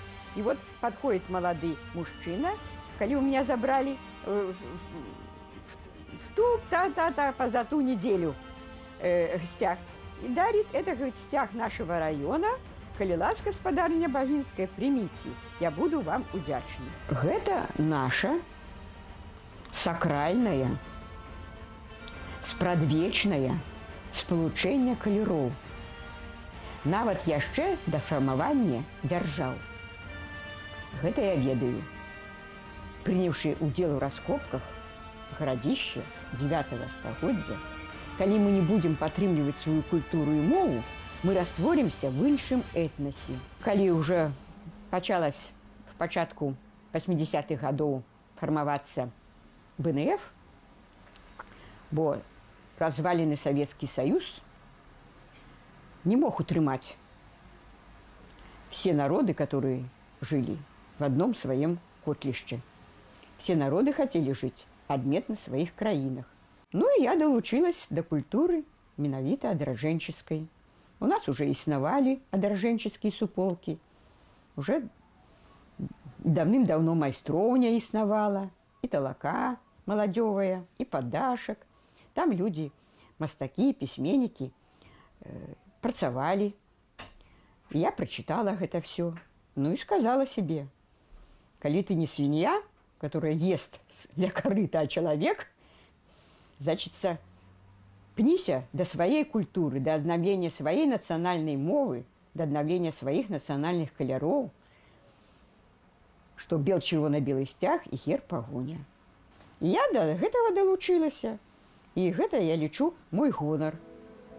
И я асабліва сёлета, калі моладзь масава пачала таксама долучацца до бел-чырвона-белай нашай сімволікі, я падтрымала моладзь. Пакуль моладзь асабліва не валодаюць мовай. На это есть такая яшчэ прычына, што Лукашенко яшчэ мацней, чым камуністы, рабіў русіфікацыю. І таму шкада гэту моладзь. Але моладзь прыйдзе да таго, да чаго я прыйшла в 40 год. Ну і плюс яшчэ, конечно, вот это коронавирус, напэўна. Таксама показал, какая у нас улада. Бо чамусьці не по-роўнаму. Одни могут вучыцца, а Коля, сын Лукашенко, чамусьці не может вучыцца. Вот тут яны как паны, сюзарэны, ну, высшая каста, цари, а мы как быдло народ. А мы все люди роўне. Усмирить народ зброей нереально. Народу больше, чем нават той зброи. Калі у народа нема зброі, он сидит в партизаны. Он все равно будет заминать існаванню гэтай улады, ну, разными акциями. Калі нават не вайсковыми, так значит грамадзянским непадпарадкаваннем, страйками.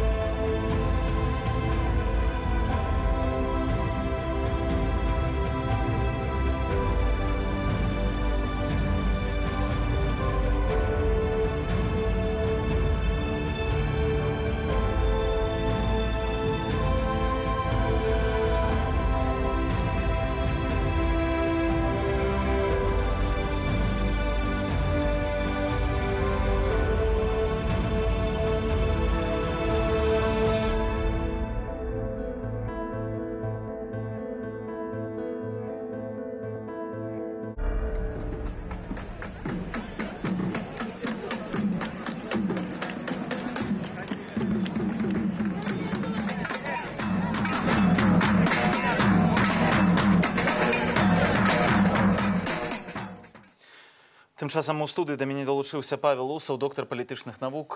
Прывітанне. Вітаю. Будзем з вами размаўляць цягам наступнага нейкага часу, не ведаю, пра тое, што адбываецца ў Беларусі, пра міжнародную таксама сітуацыю вакол Беларусі. А пакуль апошняя інфармацыя з нашых гарадоў, з Ужодзіна выйшла таксама калона людзей, але іх разагналі. Таксама пачаліся затрыманні каля станцыі метро Магілёўская. Вось так, ўсё больш і больш кропак гарачых на мапе сталіцы, дзе людзей, на жаль, затрымліваюць. І вось бачым таксама кадры, ўсё больш і больш людзей выходзіць у розных раёнах, што таксама не можа не цешыць. Павел, вось на гэтым тыдні ў Менск завітаў кіраўнік расійскай дыпламатыі Сергей Лаўроў. З гэтага хацеў бы пачаць нашу размову, таму што не кожны дзень высокапастаўленыя расійскія чыноўнікі прылятаюць да Александра Лукашэнкі сустракацца. Ці можна зрабіць нейкія высновы вось пасля таго, як адбыўся гэты візіт? Што ж, для чаго ён быў і пра што ўсё ж такі яны размаўлялі там? Таму што шмат спекуляцый. Калі не кожны дзень, то амаль кожны тыдзень. Фактычна на працягу гэтых 2 месяцаў кожны месяц дакладна. У Беларусі пабывала не адзін высокапастаўлены чыноўнік. Гэта і міністр абароны, міністр знешняй выведкі. І ўвесь час яны прыгадвалі Лукашенка пра сочынскія дамоўленасці. У гэты раз Лаўроў таксама перадаў прывітанне ад Пуціна і звярнуў увагу пра тое, што трэба ўжо пачаць рэалізоўваць нейкія сочынскія дамоўленасці, пра якія мы толькі можам дагадвацца. І фактычна парадыгма гэтых сочынскіх дамоўленасцяў больш-менш ясная. Гэта, на маю думку, працяг паглыблення інтэграцыі з Расіяй. Канешне, пасля таго, як Лукашенко расправіцца з пратэстамі, ну і нейкі сцэнар канстытуцыйных зменаў у Беларусі. Безумоўна, гэты сцэнар ніяк не будзе звязаны з дэмакратызацыяй Беларусі. Напэўна, ён будзе датычыць нейкага унутранага перафарматавання улады ў Беларусі. Як будзе выглядаць, канешне, гэты транзіт ці перафарматаванне, таксама даволі цяжка прагназаваць, бо ясна адно, што Лукашенко не жадае сыходзіць і, напэўна, да 2025 году будзе імкнуцца пратрымацца пры ўладзе. З падтрымкай ці без падтрымкі Расіі цяжка сказаць, бо таксама трэба разумець, якія асноўныя мэты Расіі. Асноўная мэта Расіі на сённяшні дзень гэта захаваць аўтарытарную сістэму ў Беларусі. Тут ужо пытанне Лукашенка збольшага тэхнічна. І Б, як я ўжо сказаў, гэта надавіць альбо на Лукашенка, альбо на будучую, скажем так, калектыўную дыктатуру у накірунку паглыбленай інтэграцыі. Ну, вось, напрыклад, на мінулым тыдні мы ўжо ведаем, што Беларусь і Расія адмянілі ўжо роумінг, ужо працуе фактычна адна телекамунікацыйная там прастора. Наступныя крокі могуць быць разнастайныя, ад увядзення агульнага мытнага памежнага кантролю да увядзення агульнай фіскальнай сістэмы. Канешне, ёсць скепсіс адносна таго, ці хопіць Расіі рэсурсаў дзеля рэалізацыі гэтага паглыбленага інтэграцыйнага працэсу, але сыходзячы з досведу і апошніх гадоў, і агульнагістарычнага досведу, Расія ніколі не абмяжоўвалася нейкімі ўнутранымі эканамічнымі цяжкасцямі, калі стаялі важныя знешнепалітычныя прыярытэты. І на сённяшні момант такім важным знешнепалітычным прыярытэтам, безумоўна, з'яўляецца стварэнне такіх умоваў у Беларусі, вакол Беларусі, пры якіх нават адыход Лукашенка не будзе пагражаць унутраным, не будзе пагражаць інтарэсам Расіі ў Беларусі. Дарэчы, наконт вось гэтага роумінгу, там даволі смешная ж сітуацыя, з ім яны 10 гадоў пра яго дамаўляліся, і, у прынцыпе, прыспешылі гэтую справу толькі тады, калі ў еўразвязе адмянілі роумінг паміж усімі краінамі, тады яны сабраліся і кажуць, ну, маўляў, там могуць столькі краінаў дамовіцца, а мы тут удвох не можам дамовіцца паміж сабой. Таму гэта паказнік, канешне, такі даволі...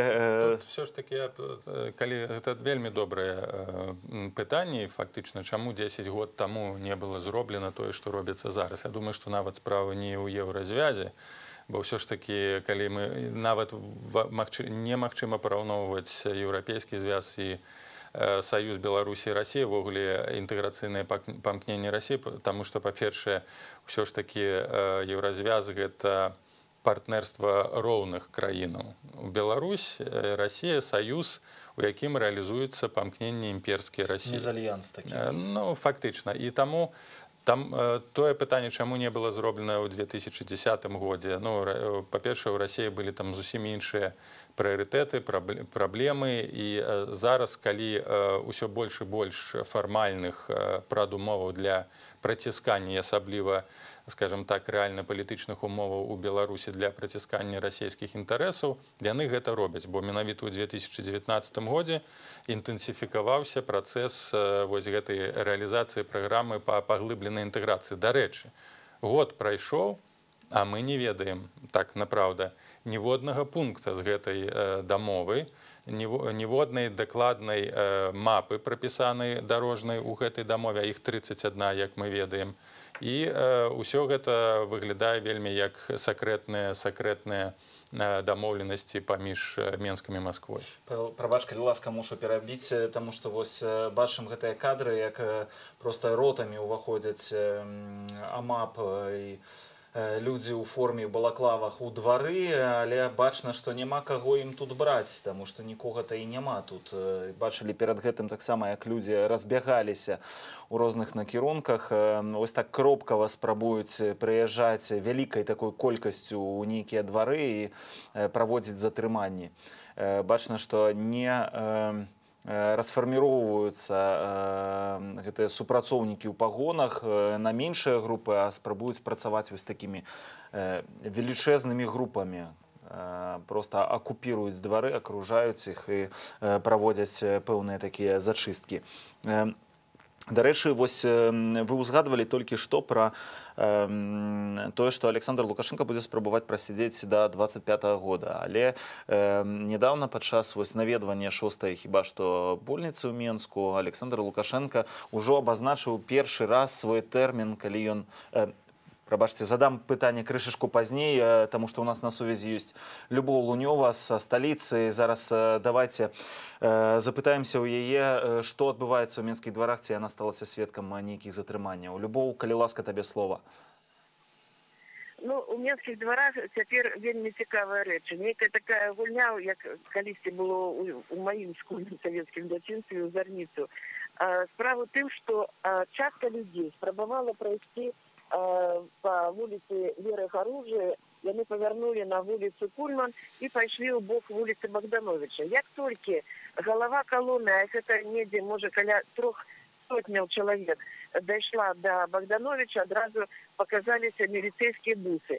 Уж не ведаю, як яны даведваюцца пра тое, што вот людзі ідуць. Ну, хутчэй за ўсё, нехта сочыць, нехта распавядае пра маршрут. Адразу частка людзей кінулася ў двары, і там прайшлі да Бангалор, да плошчы, праз 5-этажкі. А вось другая частка пайшла ўздоўж Богдановича, але таксама дваром.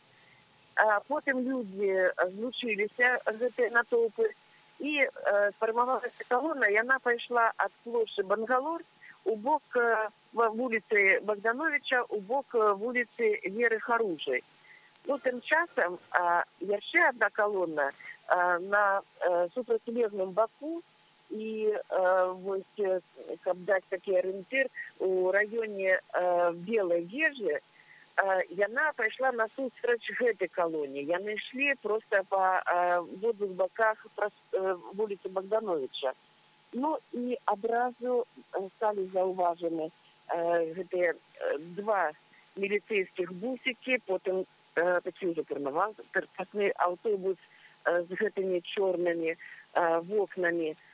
Адразу з'явіліся патрульныя машыны ДАІ, а мы ўжо ведаем, што менавіта гэтыя супрацоўнікі міліцыі здаюць, так бы мовіць, ўжо амапаўцам, хто дзе ў гэты момант знаходзіцца.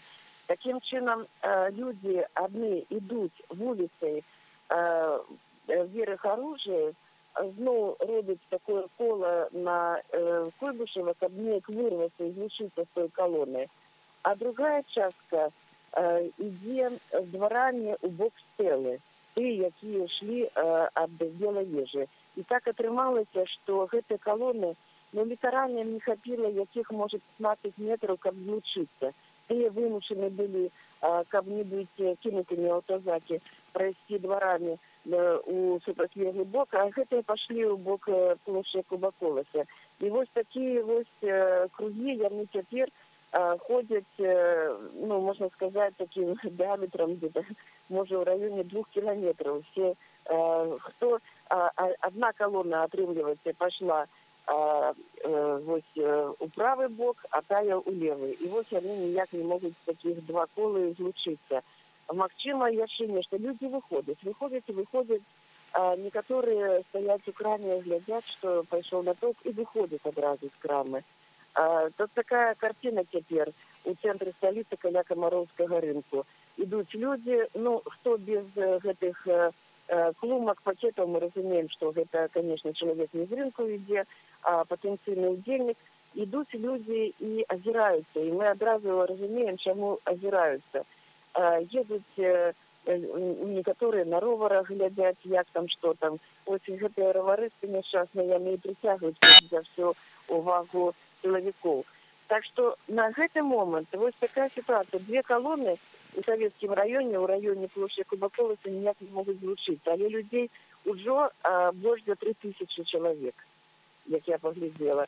Гэта так, наўскідку. А можа, да іх далучаюцца яшчэ, можа, людзей будзе яшчэ болей. Но такая ситуация, что яны не могуць ніяк сфармаваць одну вялікую калону. Увесь час адразу едуць даішнікі і аўтобусы. Вот такая ситуация цяпер на гэты момант. Любоў, дзякуй вялікі за гэтую інфармацыю. Працягвай, калі ласка, сачыць за тым, што адбываецца. Тым часам мы маем таксама відэакадры таго, як у Бараўлянах людзі ў чорным прымянілі слезацечны газ супраць мирных пратэстоўцаў, якія акружылі проста бусік, не давалі яму праехаць у дварах. Давайте поглядзім. Задерживают мирных граждан, которые подняли руки. Как не стыдно! Позор! Боровляны! Задерживают людей, которые ничего не делают.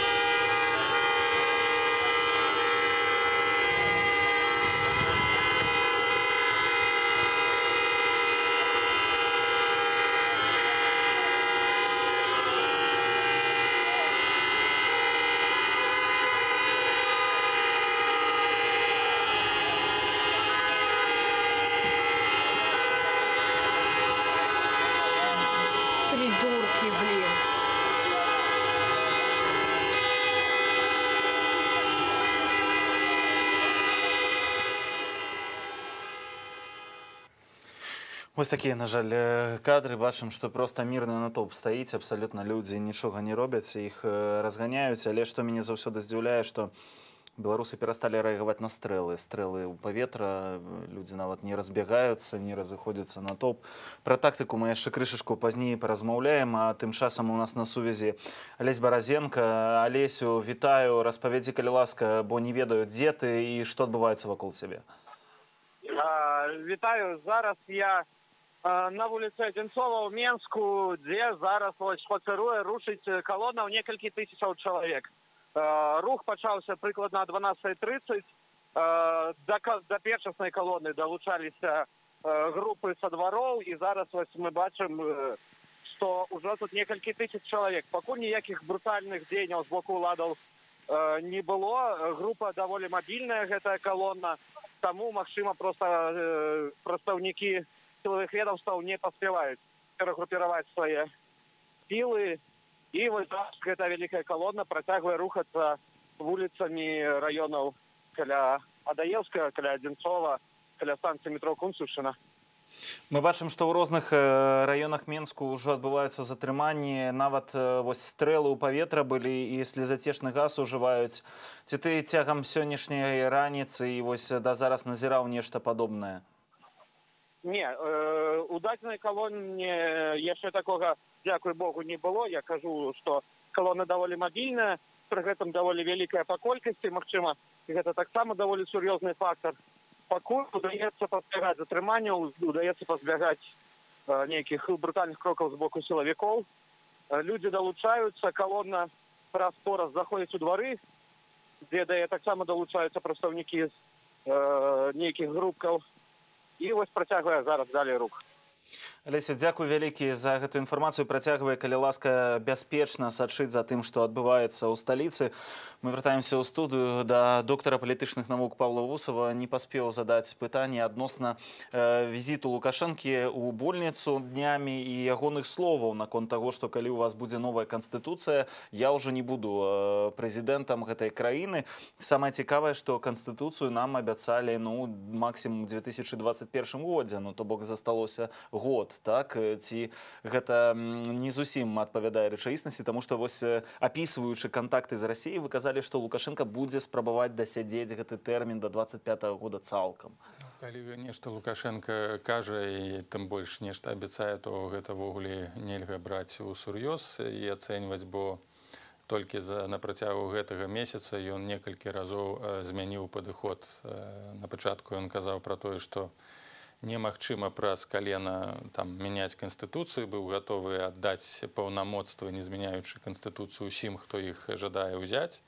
Потым ён казаў пра тое, што толькі народ можа змяніць дзеючага прэзідэнта праз канстытуцыю. А учора заявіў пра тое, што вось будзе неўзабаве змена канстытуцыі, па якой ён уже не будзе прэзідэнтам. Пытанне у тым, якую ён зойме пасаду, бо таксама гэта не азначае, што пры тым варыянце зменаў, якую прапануе ці будзе рэалізоўваць улада, Лукашенко пакіне Беларусь ці ўвогуле адмовіцца ад уладных функцый. Гэта можа быць элемент тых зменаў, які адбыўся, напрыклад, у Казахстане, дзе фактычна ёсць прэзідэнт і ёсць суперпрэзідэнт Назарбаеў, які сышоў толькі выключна па прычыне ўжо фізычных нейкіх праблемаў, немагчымасці рэалізоўваць паўнавартасна цалкам функцыі такія прэзідэнта, якія патрабуюць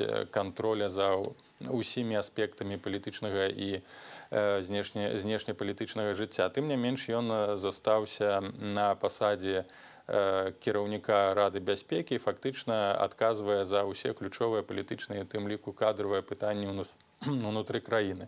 Такі варыянт цалкам магчымы, напрыклад, і ў Беларусі.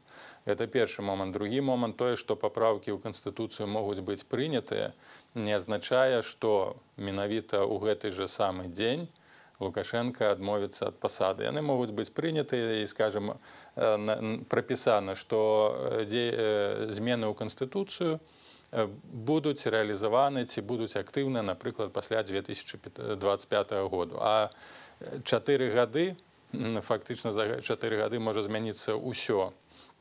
І ў Расіі, і ў Беларусі, тым больш, што, на жаль, час пакуль што гуляе на карысць Лукашенка, бо тое, што ён мае магчымасць выйграць гэты час, гэта адзін з важных рэсурсаў аўтарытарнай улады. І гэта заўсёды так было. Але ці сапраўды гуляе на карысць Лукашэнкі? Мы бачым, што вось прыходзіць зіма. Усе казалі, прыйдзе зіма, актыўнасць беларусаў будзе нулявая. Вось мы бачым у Менску снег, у некаторых гарадах мы бачым снег, калоны далей ідуць. Так? Толькі я бачу па кадрах вось гэтым сілавікам, людзям у пагонах сталася цяжэй бегаць, таму што на іх цяпер нейкія ватнікі апрануты, і бачна, што рухаюцца яны больш з меншай грацыяй. Ну, гэта не ўплывае пакуль што на стратэгічную змену ў Беларусі. Мы бачым таксама, што рэпрэсіі фактычна агарнулі ўсю краіну. І тэрарызацыя жыхароў фактычна адбываецца штодня. І колькасць затрыманых не ў перыяд, напрыклад, толькі маршаў, так яна насамрэч расце.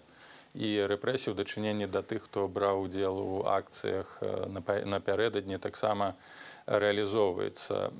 Хаця, канешне, трэба ж разумець, што мы маем на ўвазе пад часовым рэсурсам Лукашенка. У Лукашенка праграма мінімум гэта пратрымацца да святаў.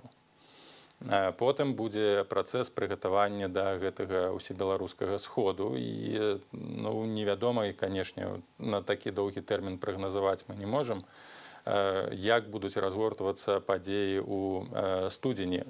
Калі Еўразвяз прыме санкцыі, шырокі пакет санкцыяў, і перш за ўсё сегментных сектаральных эканамічных санкцыяў, гэта будзе даволі моцны удар па сістэме. І таму гэта адна з прычынаў, чаму Лукашенко імкнецца так хутка падавіць усе пратэсты, нават неадэкватна прымае сілу. Неадэкватна прымяняе сілу дзеля таго, каб паспець зачысціць палітычную прастору перад тым, як будуць прынятыя санкцыі, бо звычайна еўрапейскі звяз рэагуе толькі рэактыўна на тое, што адбываецца, на шокавыя нейкія падзеі. Калі не будзе шокаў, ён скажа, паглядзіце, ўжо рэпрэсій нібы няма. Як гэта было з 2015 па 2020 год, рэпрэсій жа няма, то давайте адменім санкцыі. Але яны не бралі пад увагу той факт, што фактычна ўся апазіцыя была знішчана. Але рэпрэсій не было. І тое ж самае зараз сотні палітвязняў у Беларусі, а мы тым часам маем наступныя відэакадры затрымання вось гэтай сілы, гэтых рэпрэсіяў, якія ўжываюцца супраць беларусаў гэтым часам з бараўлянаў. Давайте глядзець.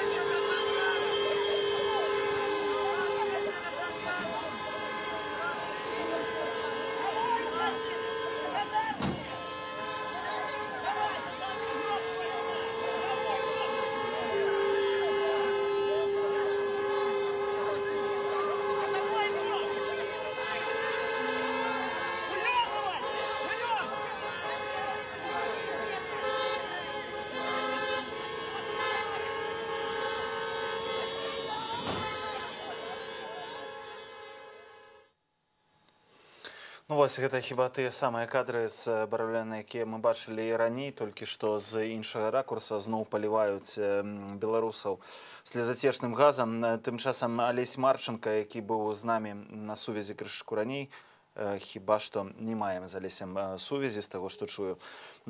Павел, вяртаючыся да нашай размовы, вось прабачце, маем сувязь. Алесю, ці чуеш нас? Я чую гудкі, таму хіба што Алеся нема з намі на сувязі. Вяртаюся да размовы з вами.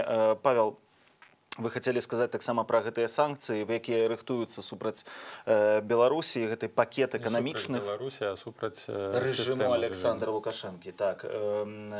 І нават супраць ягоных гаманцоў, вось гэтых людзей, прыбліжаных да ўлады, гэта шэраг бізнэсоўцаў, якія могуць тым ці іншым чынам падтрымліваць гэты рэжым. Наколькі ўвогуле яны могуць быць дзейнымі, наколькі яны могуць, не ведаю, паўплываць на ситуацию внутри Беларуси? Калі гэта будуць сістэмныя санкцыі, то так ці інакш гэта паўплывае. І мы памятаем нават з падзеяў 2011-2012 году, калі пад санкцыі трапіў адзін з ключовых фігурантаў у атачэнні Лукашенка, гэта Певцеев, які лічыўся банкірам Лукашенка і таксама быў заангажаваны ў гандаль зброі. Па факце ён даволі шмат грошаў уклаў у тое, каб яго выкрэслілі са спісу санкцыяў. Таму так ці інакш гэта будзе вельмі цяжкі не толькі эканамічны, але і псіхалагічны удар по атачэнню Лукашенка. Мы памятаем таксама, што па санкцыі трапіў і ў той час і Чыч. Гэта падрывае, па-першае, гэта стварае пэўныя перашкоды для еўрапейскага бізнесу у адпраўкі абсталявання, нейкага крэдытавання, інвеставання, так ці інакш гэта падрывае інфраструктуру бізнеса. Другі момант, мы бачым, як моцна паўплывалі санкцыі на Расію, калі мы кажам, што ну вось Расія вялікая, на яе санкцыі не ўплываюць, але насамрэч у шмат якіх сегментах гаспадаркі ўжо зараз адчуваюцца праблемы эканамічныя, перш за ўсё у сферы прадукцыі зброі, дзе шмат камплектуючых паступалі з заходніх краінах. Таксама ў энергетыцы мы памятаем і праблемы з Сіменсам. Такое ж самае можа чакаць і Беларусь? Абсалютна можа. Калі гэта будуць вострыя, пашыраныя санкцыі, таксама калі гэта датычыць будзе і хімічнай нафтаапрацоўчай сферы, і, напрыклад, тая ж самая Расія ўжо будзе не ў стане падтрымліваць гаспадарку Беларусі ад калапса, бо не трэба забываць, што 60% фактычна прадпрыемстваў Беларусі яны не рэнтоўныя, і гэта трэба даставаць з кішэні рэнтоўных прадпрыемстваў і аплочваць гэта. А калі гэтыя яшчэ прадпрыемствы нафтаапрацоўчай цяжкай прамысловасці будуць мець праблемы, то, безумоўна, падарвана будзе вось гэтая сістэма нерэнтоўных прадпрыемстваў. Павел, перервемся яшчэ на секунду. Алесь Марченко ўсё ж такі з намі на сувязі. Алесю, ці чуеш мяне? Мы ўжо злучаліся з табой з Каменнай Горкі. Распавядзі, дзе ты цяпер, што бачыш? Значит, с Каменной Горки народ с Каленой уже видовочно там 1000, даже, может, более за 1000 было долучались со всех дворов люди. И, значит, рухал у бок микрорайона Сухарева. Но видовочно, что перекрыли рух, потому что они повернули на улицу Одинцова.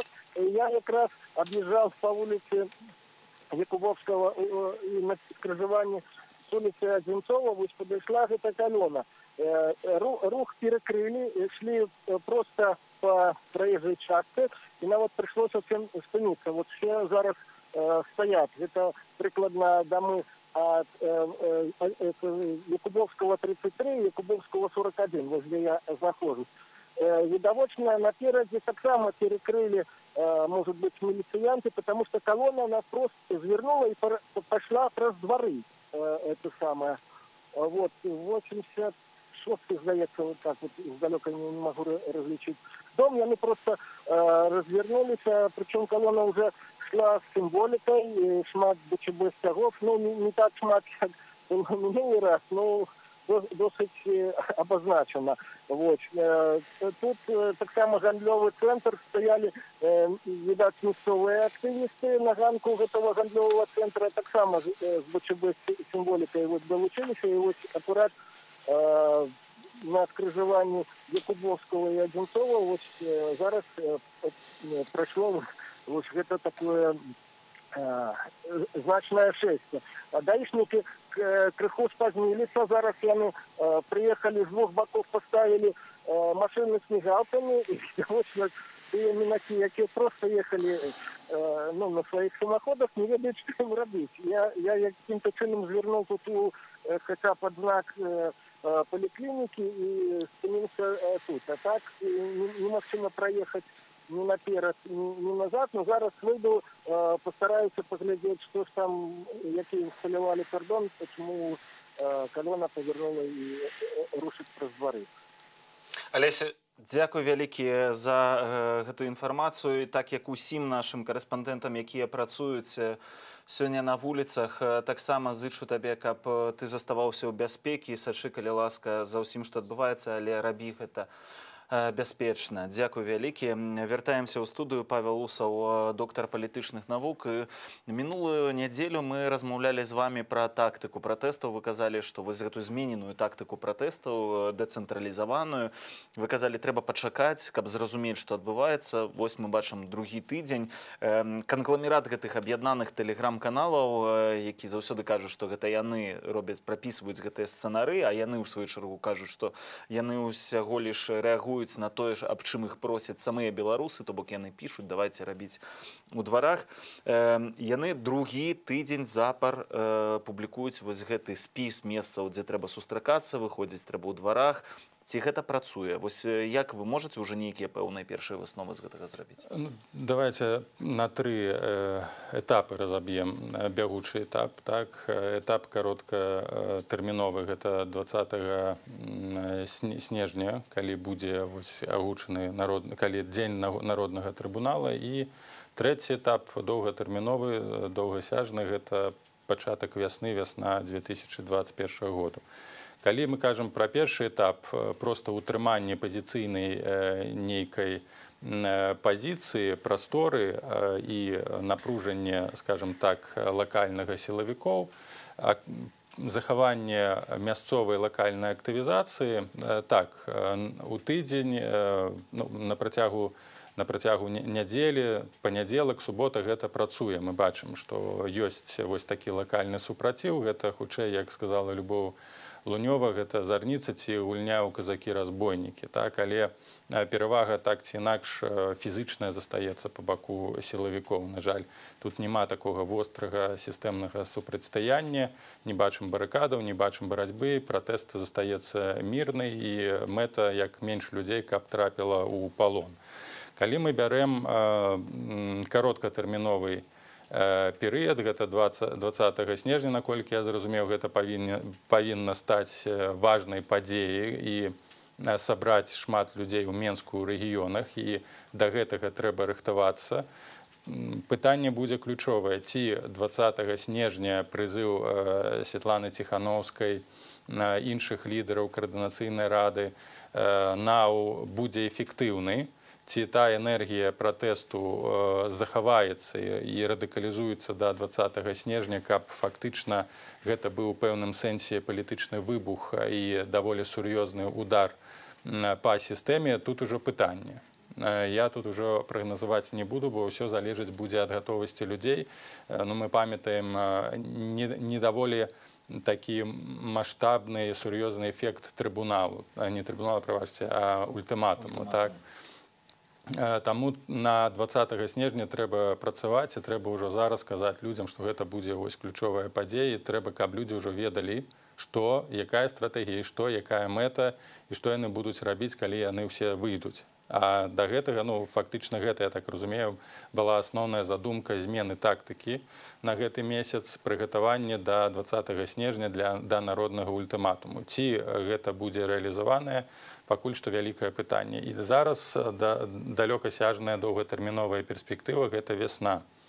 Безумоўна, вясна можа актывізаваць грамадства, бо і пагоднае надвор'е ўплывае, і фактычна нейкія фізіялагічныя аспекты грамадства. Вясна заўсёды гэта актывізацыя. Актывізацыя грамадства. І тут знову шэраг стратэгічных пытанняў. Ці Ціхановская да вясны захавае свой палітычны аўтарытэт, і яе прызывы будуць мець вартасць, вагу для грамадства. Па-другое, ці вось гэты доўгі перыяд лакальнай партызанскай барацьбы не дэмаралізуе, не дэмабілізуе грамадства і ў вясну знову могуць адбыцца сур'ёзныя пратэсты, якія не скончацца проста мірнымі шэсцямі, а будуць якраз такі мець стратэгічную перамогу і над сілавікамі, і над сістэмай, улічваючы і тое, што могуць быць нейкія там змены ў Канстытуцыі, эканамічныя таксама змены не могуць паўплываць на тое, што на весну будзе нашмат радыкалізуецца гэты пратэст. Эканамічныя таксама, але тут далёкатэрміновая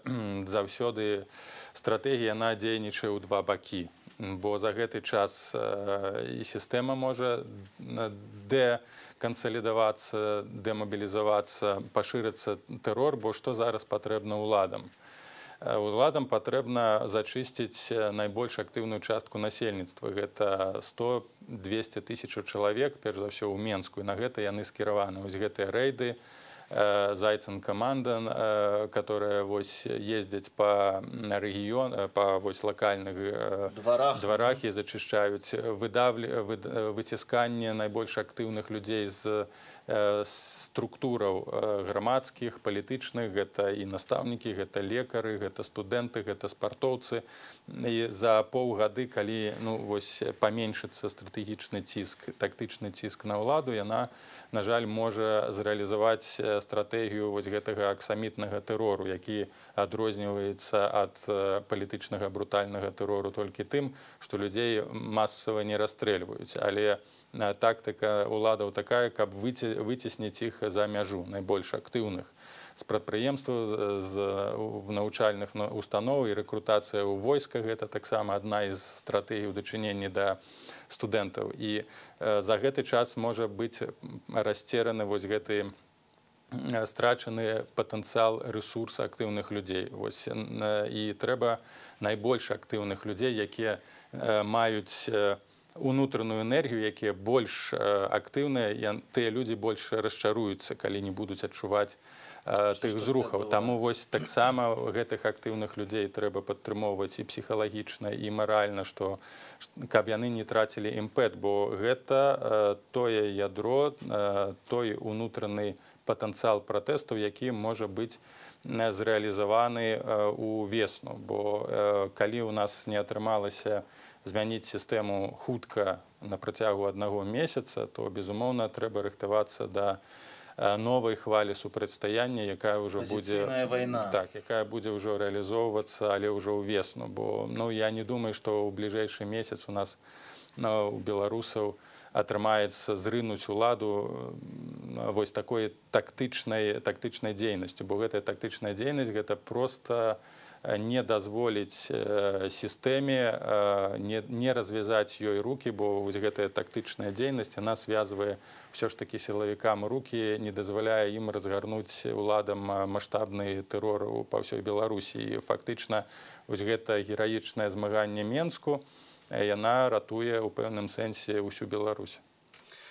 Дзякуй вам вялікі за гэтую размову. Вось хачу, другі тыдзень запар сыпляцца крытыка наконт таго, што вы кажаце, але я хачу зноў нашым гледачам нагадаць, што эксперты не для таго, каб казаць нам прыемныя рэчы, якія мы хочам пачуць. Эксперты для таго, каб часамі адысці на 2 крокі ад сітуацыі, паглядзець на яе крышачку так збоку і нейтральна, без ружовых акуляраў паспрабаваць зрабіць аналіз таго, што нам трэба ўсім рабіць, пра што нам трэба ўсім ведаць. Дзякуй яшчэ раз. Павел Усаў, доктар палітычных навук, быў у мяне ў студыі і вашым госцем. А мы зараз яшчэ раз перанесемся ў Менск, дзе Галіна Абакунчык, моя калега, працавала ў самым эпіцэнтры падзеяў у адным раёне. Яна распавядзе, як гэта адбывалася. Даўжэйшы відэаматэрыял удалося ёй зняць і перадаць нам, каб мы паказалі яго вам. Наступныя 2 гадзіны ў гэтай студыі будзе Сергей Пацасон і Юлія Лабанова. Я ж вярнуся з Кірылам Смяглікавым яшчэ праз 2 гадзіны, так што заставайцеся, калі ласка, з намі. А зараз Галіна Абакунчык з вуліцы ў сталіцы.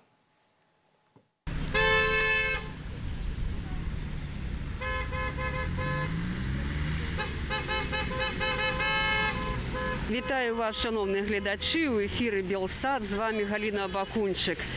Мінск, 116-й дзень пратэсту, 13-й марш пратэсту, марш суседзяў. Марш, які распачынаецца ў дварах мікрараёнаў сталіцы. Так, як гэта было ў мінулую нядзелю, людзі збіраюцца ў сваіх месцах, там, дзе яны жывуць, пасля зліваюцца ў калоны для таго, каб выйсці на вуліцу і працягваць выказваць сваё меркаванне на знак незгоды з тымі падзеямі, які адбываюцца сёння ў краіне. Зараз мікрараён Лошыца выстройваецца тут у сваім месцы, таким уже знакавым для гэтага месца, дзе людзі збіраюцца па вечарах, дзе людзі збіраюцца ў дні пратэстаў, каб таксама далучыцца да гэтага супольнага маршу. Бачым, тут людзі стрымаюць свой герб, дакладней сцяг, у кожным раёне свой ёсць сцяг, і вот мы бачым тут Лошыцу. Таму мы зараз падыдзем, празмаўляем з людзьмі пра іх меркаванне адносна таго, што зараз адбываецца ў краіне. Добрый дзень. Скажыце, калі ласка, раскажыце, што за знак перш за ўсё. Сцяг Лошыцы. Што ён азначае? Солидарность. Солидарность означает, что мы все вместе. Вся Лошица, весь Минск, вся Беларусь, весь мир. Скажите, калі ласка, чему для вас это важно? Солидарность? И в чем вы солидаризуетесь с вашими соседями? Вся наша сила в солидарности. Когда все объединимся, нам любые... Дякую, дякую. Скажите, калі ласка, ці вы не будете говорить? Кто скажет колькі слов, молодые люди? Вы чему сегодня тут сюда пришли? Надеемся на предпоследний марш. Следующий будет победный, поэтому пришли в последний раз насладиться стрёмом, а в следующий раз будем радоваться. Наконт стрёму, до речи, наконт стрёму. В Украине больше за 100 политвязней, много людей в турмах. Тем не меньше вы все равно пришли. Да, конечно, обязательно. Чему? Поддержка? Поддержать. И, наверное, это ненормально, что люди сидят в тюрьме ни за что. Просто за слова, которые они хотели, просто за свое мнение. За свое мнение, да.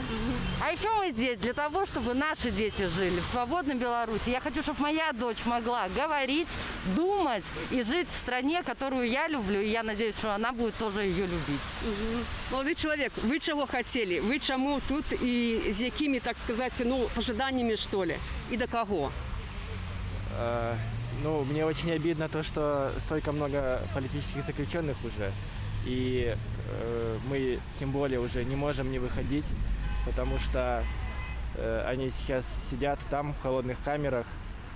И мы должны их поддерживать и бороться обязательно за то, чтобы они вышли. Дякую вам великий. Добрый день. Скажите, калі ласка, ці ёсць тут планы вот у вашего двора, вашего места? Какие планы на сегодня? Я особо не знаю. Сказали место сбора, и я пришел. А вы пришли чему? Проявить солидарность. Что общество просит показать, большинство. Дякую. Да-да. Все. Дякую вам. Скажите, калі ласка, ці можна вам питання? Вы скажите... Наконт плана, то я так само не ведаю. Добре, а наконт того, что чего бы вы хотели домагчыся? Вот вы вышли протестовать супротив чего и за что? За то, каб отпустили тых, хто сядзіць зараз у турмах, за то, каб адмянілі наши вынікі выбораў. Каб Лукашенко сышоў. У нас, здаецца, усіх адні патрабаванні.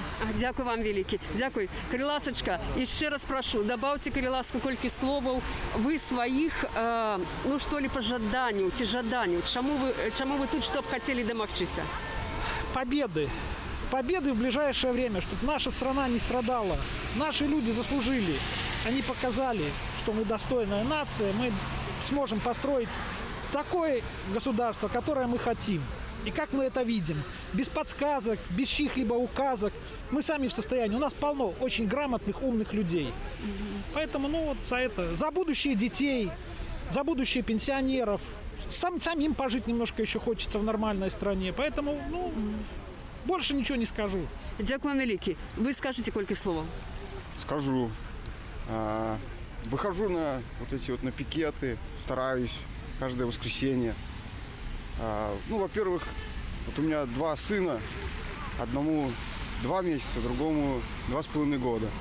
Я хочу, чтобы в стране что-то реально поменялось, и чтобы они жили уже с нуля, они уже не помнили всего этого, что сейчас происходит.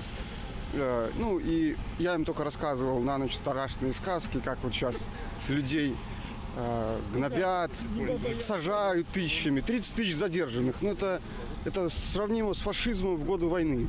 Ну, это ни в какие рамки не лезет. Это просто для нормального человека в голове не укладывается. И, ну, с этим надо бороться.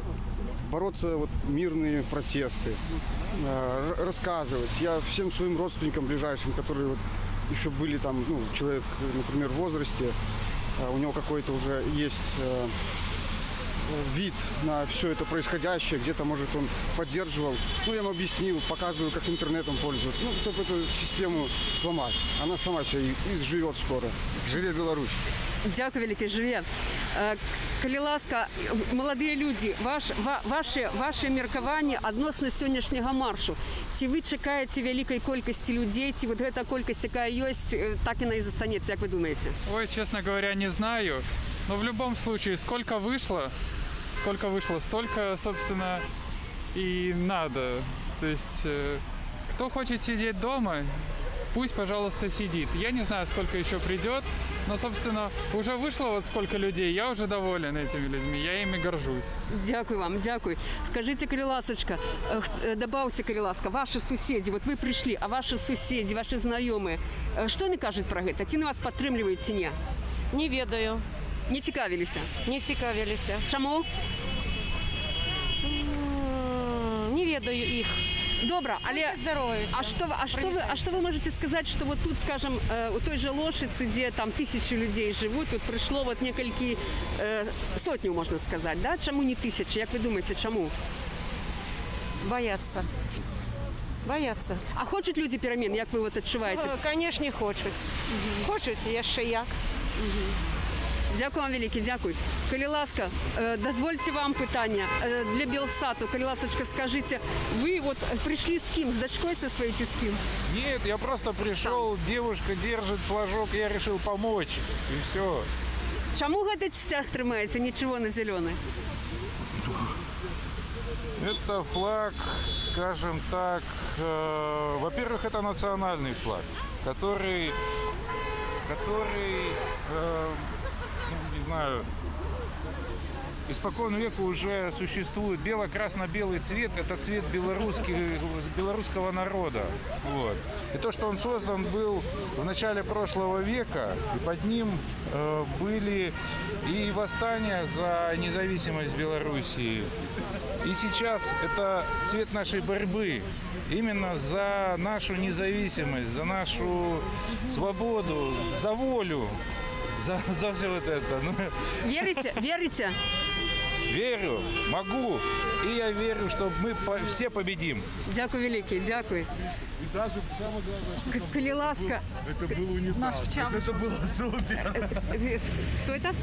Калі ласка, хто додасть для Белсату? Скажите, калі ласка, ваши настрої на сьогодні? Може, хто ведає, які плани, що ви збираєтеся робити? Не знаю, я только вышел из Жодина, я не знаю ничего. А что с вами здарилося? Чому вы были в Жодине? Забрали. Ну вы все равно пришли, чему? Я, конечно, пришел. Нужно менять в этой стране что-то. Я за свободную Беларусь, поэтому я здесь. Як было в Жодине, расскажите. Скверно было. К вам дрянно относились, дрянно ставились до вас? Ну, как сказать, кто-то плохо, кто-то хорошо. Все зависит от человека, там тоже люди, они разные все. Кто-то хорошо относится, кто-то... Ці верите вы у соседей у ваших вот знакомых, что да, люди тоже Конечно, готовы? верю. Ви скажіть, будь ласка, дівчата, ваші колеги, там, не знаю, працюєте, учитеся, як люди ставляться до того, що відбувається в Україні? Вот до протесту і вогулі до всіх подій. Ну, вот у меня как-то так сложилось, что весь мой круг общения против вот этого нынешнего режима, и мы ходим гулять каждое воскресенье. Вот, ну и сегодня идем гулять. Я сходил в парикмахерскую, побрился. То як вони настроєні? Хочуть перемін люди? Тим добре так, як є? Конечно, хочуть перемен. Вот. Ну и мы ходим. Ті готові змагатися люди, ті бояться? Готовы змагаться. Ну, некоторые, у которых есть семьи, они, естественно, боятся, ну, которые с маленькими детьми. А так, молодежь, взрослые, все за перемены. Вот, все что-то делают. Дякую велике. Так само бачимо господарню. Добрий день. Добрий. Дозвольте вам питання. Ну, тут молодежь бачили, а теперь люди трошки старейшие. Скажите вы, чему тут? Потому что мы все за перемены, мы все против насилия, мы все против нечестных этих выборов. Нам надо все это поменять в корне. Поэтому мы здесь и будем ходить до конца. Сначала до конца. Верите? Верим, конечно, иначе уже быть не может. Естественно, верим, конечно, верим. Что мы победим. Як ваши соседи, як ваши знакомые ставятся до всего? По-разному. Все, конечно, одобряют, все хотят перемен, но не все еще решаются выходить. Чему люди боятся чего-то? Кто-то боится, кто-то не верит именно в такую форму протеста. Кто-то более радикальный, не хочет идти на мирные протесты, по-разному. Но перемен хотят всем. І дякую вам, дякую. Ідемо далі до молоді, яка тут стоїть на передовій зі стягами. Коли ласка, молодь, ви за себе, за молодь скажите, чего вы хотите? Я хочу перемен. Уже достала эта власть, этот бардак, колхоз. Уже просто невозможно. Я думаю, что все будет хорошо, осталось совсем немножко. Сейчас санкции ведут, да? Плюс уже Россия начала отворачиваться от Лукашенко. То есть он просто зажат со всех сторон. И ему деваться просто некуда. Так что мы победим обязательно. Живе Беларусь! Почали люди скандувати «Живе Білорусь», ось вони виштовховуються у такі, люди вишихтувалися отут уздовж дороги зі стягами, с гербами, со стягами своего района, с червоно-белыми стягами. Люди многие с семьями, с детьми.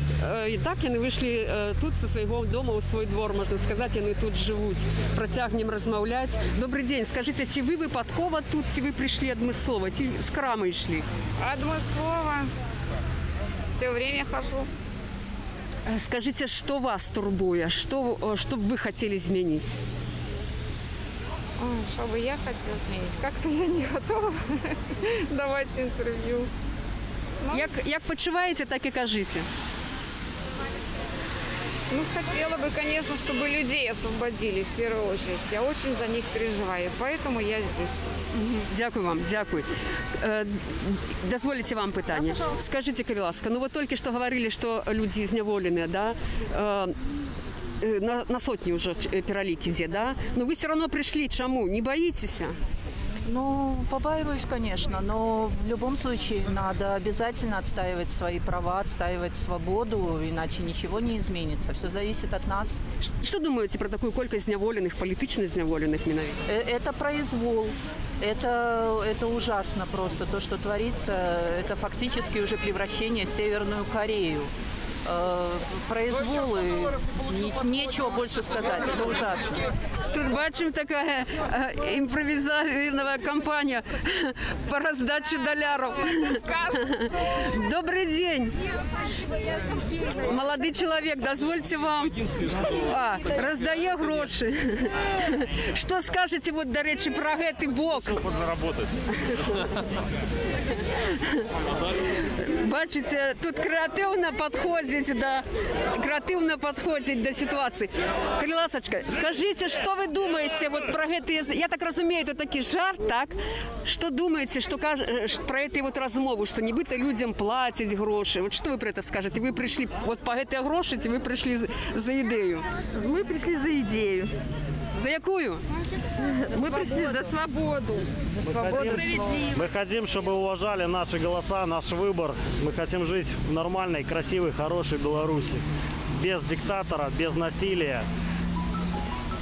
Примерно вот так. Дякую велике, дякую. Ну ось так розпочинає сьогоднішній день мікрорайон Лошица у Менску. Тут уже собрались несколько сотен человек. Люди підходять з гумором, з креативно, з жартами. Як бачите, окремя червоно-білих стягов, окремя їхніх м'ясових стягов, люди жартом роздають доляри, про що не стомляються казати. Не стомляются казать пропагандисты державные, что нібито тут некому гроши платят. Люди вышли за свободу, вышли за незалежность, за то, як были улічені їх голоси. Ми на гэтую хвилину развітаемся для того, каб паглядзець, што адбываецца ў іншых месцах Менску, для того, каб пасля каб пасля ізноў распавесці, што адбываецца сённяшні дзень на маршы суседзяў у сталіцы. Дзякую за ўвагу. Вітаю спадарства. 113-й дзень працягваюцца пратэсты ў Беларусі пасля абвяшчэння вынікаў прэзідэнцкіх выбараў. Сённяшні сцэнар нагадвае падзеі мінулай нядзелі. Людзі збіраюцца ў сваіх дварах, у сваіх раёнах. Не перашкаджае ні надвор'е, такое дажджлівае і мокрый снег, ані сілавікі, якія ўжываюць зноў спецсродкі. І за ходам маршаў суседзяў з вамі будзем сачыць мы, Сергей Падсасонны. І Юлія Лабанова. Вітаем спадарства. Цягам 2 наступных гадзінаў мы будзем з вами. І нягледзячы на тое, што ёсць затрыманні, тым не менш спіс тых месцаў, дзе вы выйшлі на вуліцы сваіх гарадоў, сваіх мясцовасцяў. Гэта ўсё натхняе. Фаніпаль, Жодзіна, Дзяржынск, Новаполацк, Баранавічы, Бараўляны, Гомель, Бабруйск, Горадня, вёска Сокал. Гэта толькі некаторыя месцы, дзе ёсць людзі, дзе ёсць пратэсты і дзе ёсць жаданне сказаць уладам сваё не. Пакуль што ў спісах затрыманых праваабарончага цэнтра «Вясны» каля 20 асобаў, і вядома, што патрапіў таксама туды сябра асноўнага складу каардынацыйнай рады эканаміст Дмітрый Крук. Вы, спадарства, пішаце таксама свае паведамленні, просіце зачитать, спадар Геннадий, зачитываю. Нужно объявить, чтобы все люди начали захватывать этих бандитов с бусиков, которые не представляются. Значит, они бандиты, их нужно задерживать и доставлять у РОВД, пишете вы нам. Так само досылаете фотоздымки и некоторые видеокадры, калі ласка, распавядаеце, што гэта за месца, дзе гэта адбываецца, хотя сёння можна заўважыць, у мэтах бяспекі на тэлеграм-каналах не паведамляюцца часта канкрэтныя месцы.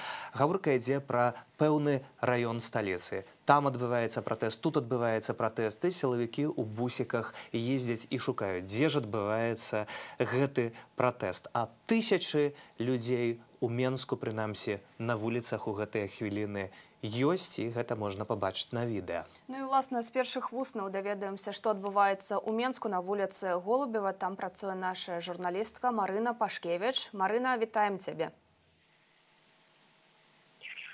Прывітанне, Юля. Я, сапраўды, недзе паўгадзіны таму была сведкам разгону на Магніце каля Губра, гэта Дзяржынскага ў Менску.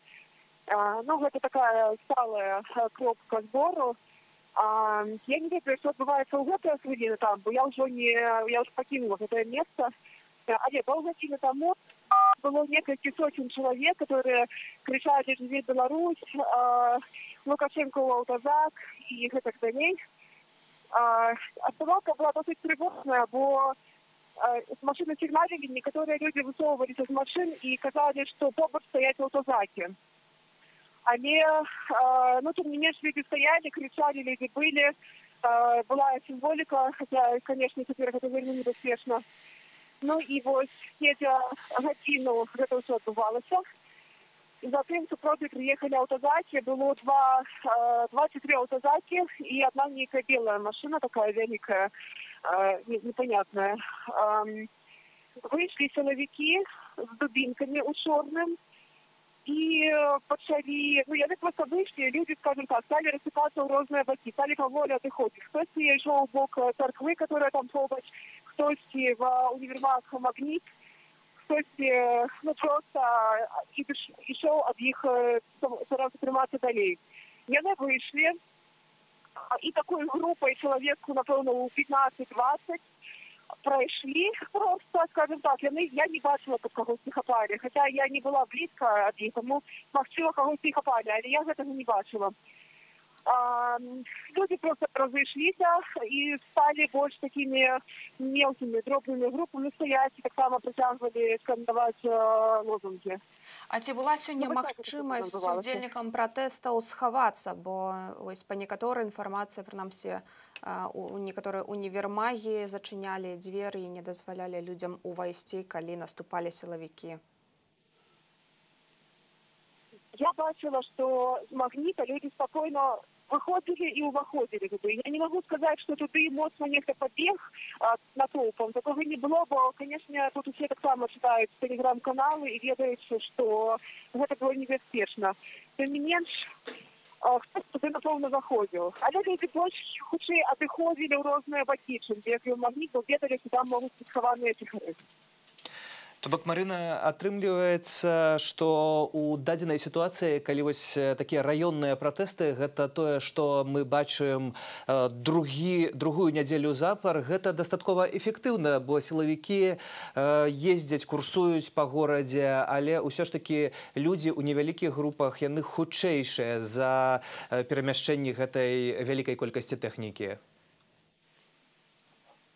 Напэўна, сілавікам працаваць цяпер складана, бо яны проста не ведаюць, дзе людзі збіраюцца.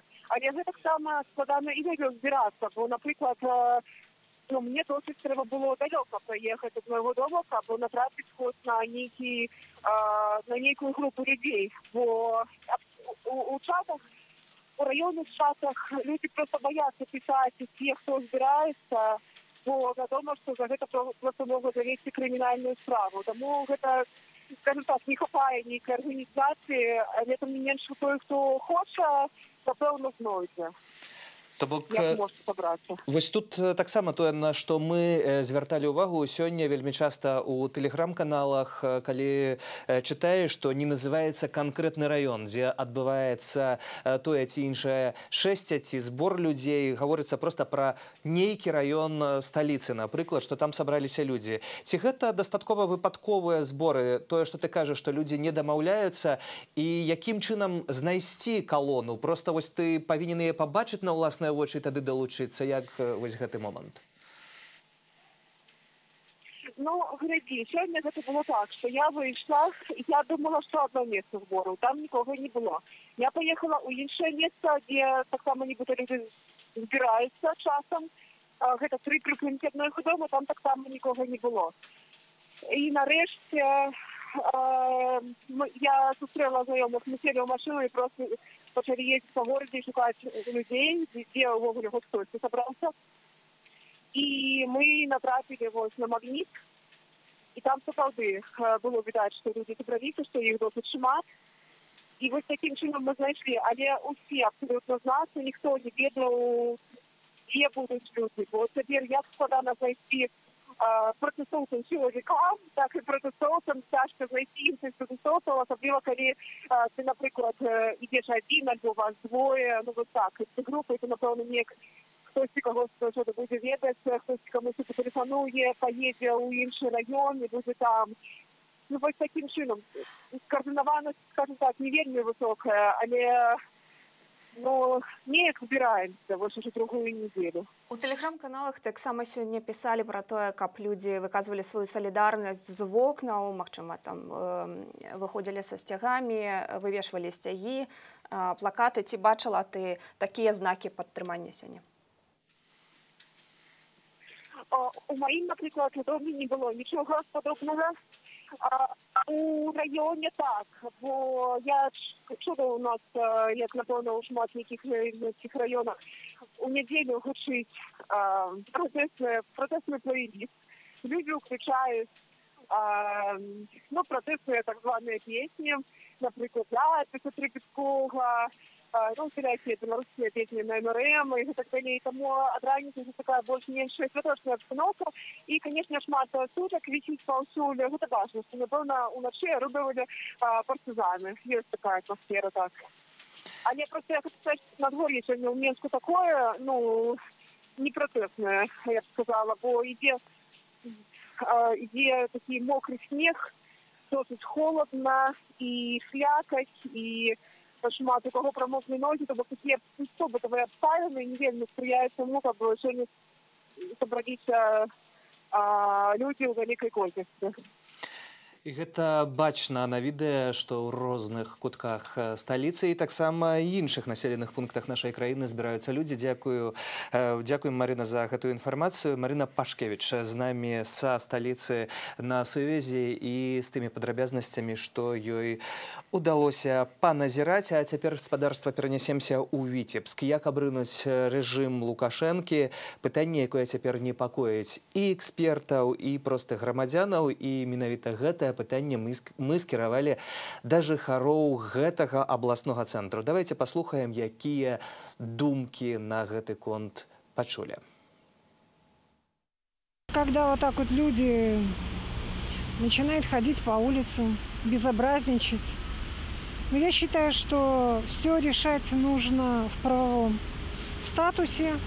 Это будет, наверное, самое главное, то, что наша Беларусь до этого этим и славилась. Предоставить работу на предприятиях, а не закрывать, чтобы люди не уезжали ни в Польшу, ни в Россию, никуда. Нельзя не учитывать мнение народа в любом случае. То есть в какой-то момент диалог этот произойдет, я думаю, я верю в это. Не хочу ничего менять, меня на самом деле все устраивает.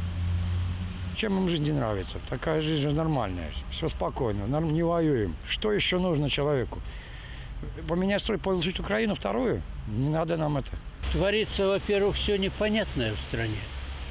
Кто что, как он сказал, народ сам решит, кого и чего. Понимаете, извините. Никакого поменяния не надо, все отлично. Больше мне ничего не надо. Дай Бог мир, жизнь и спокойствие. И вот, чтобы Бог отвел болезнь от нас. Вось такія меркаванні жыхароў Віцебскага гаспадарства. А таксама вядома, што не ўсюдах сённяшні дзень марш суседзяў. 113-й дзень пратэстаў праходзіць спакойна, напрыклад, у Бараўлянах. Так, у Бараўлянах сёння чулі стрэлы і таксама там ужывалі газ супраць мірных грамадзянаў. Мы маем відэа, давайте зірнем, як гэта было.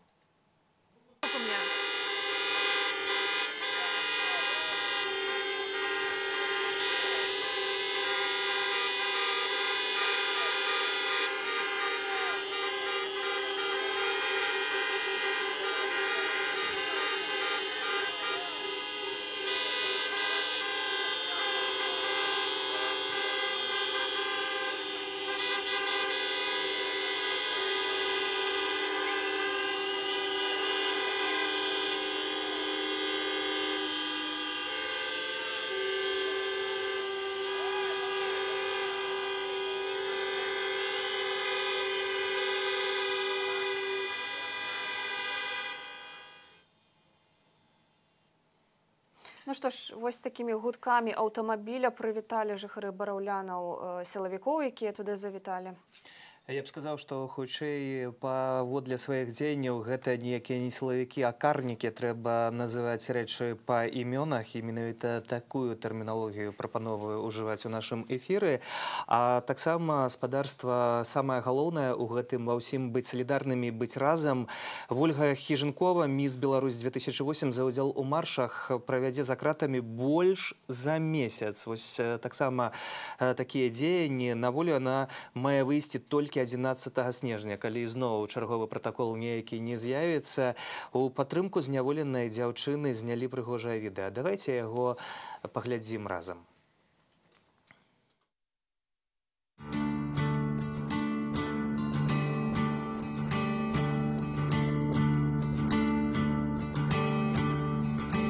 Стоя в темноте, одна ты, глотая все слова и слезы на ветру, спросишь, почему ведет любовь только через боль и страх, ведь я в белом иду.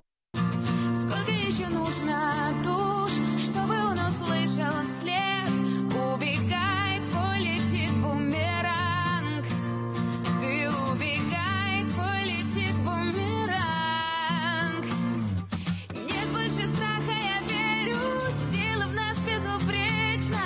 Гордая девочка в белом, а чистая, ясная уже не твоя. Я больше не верю, каждое слово занозой. не больно.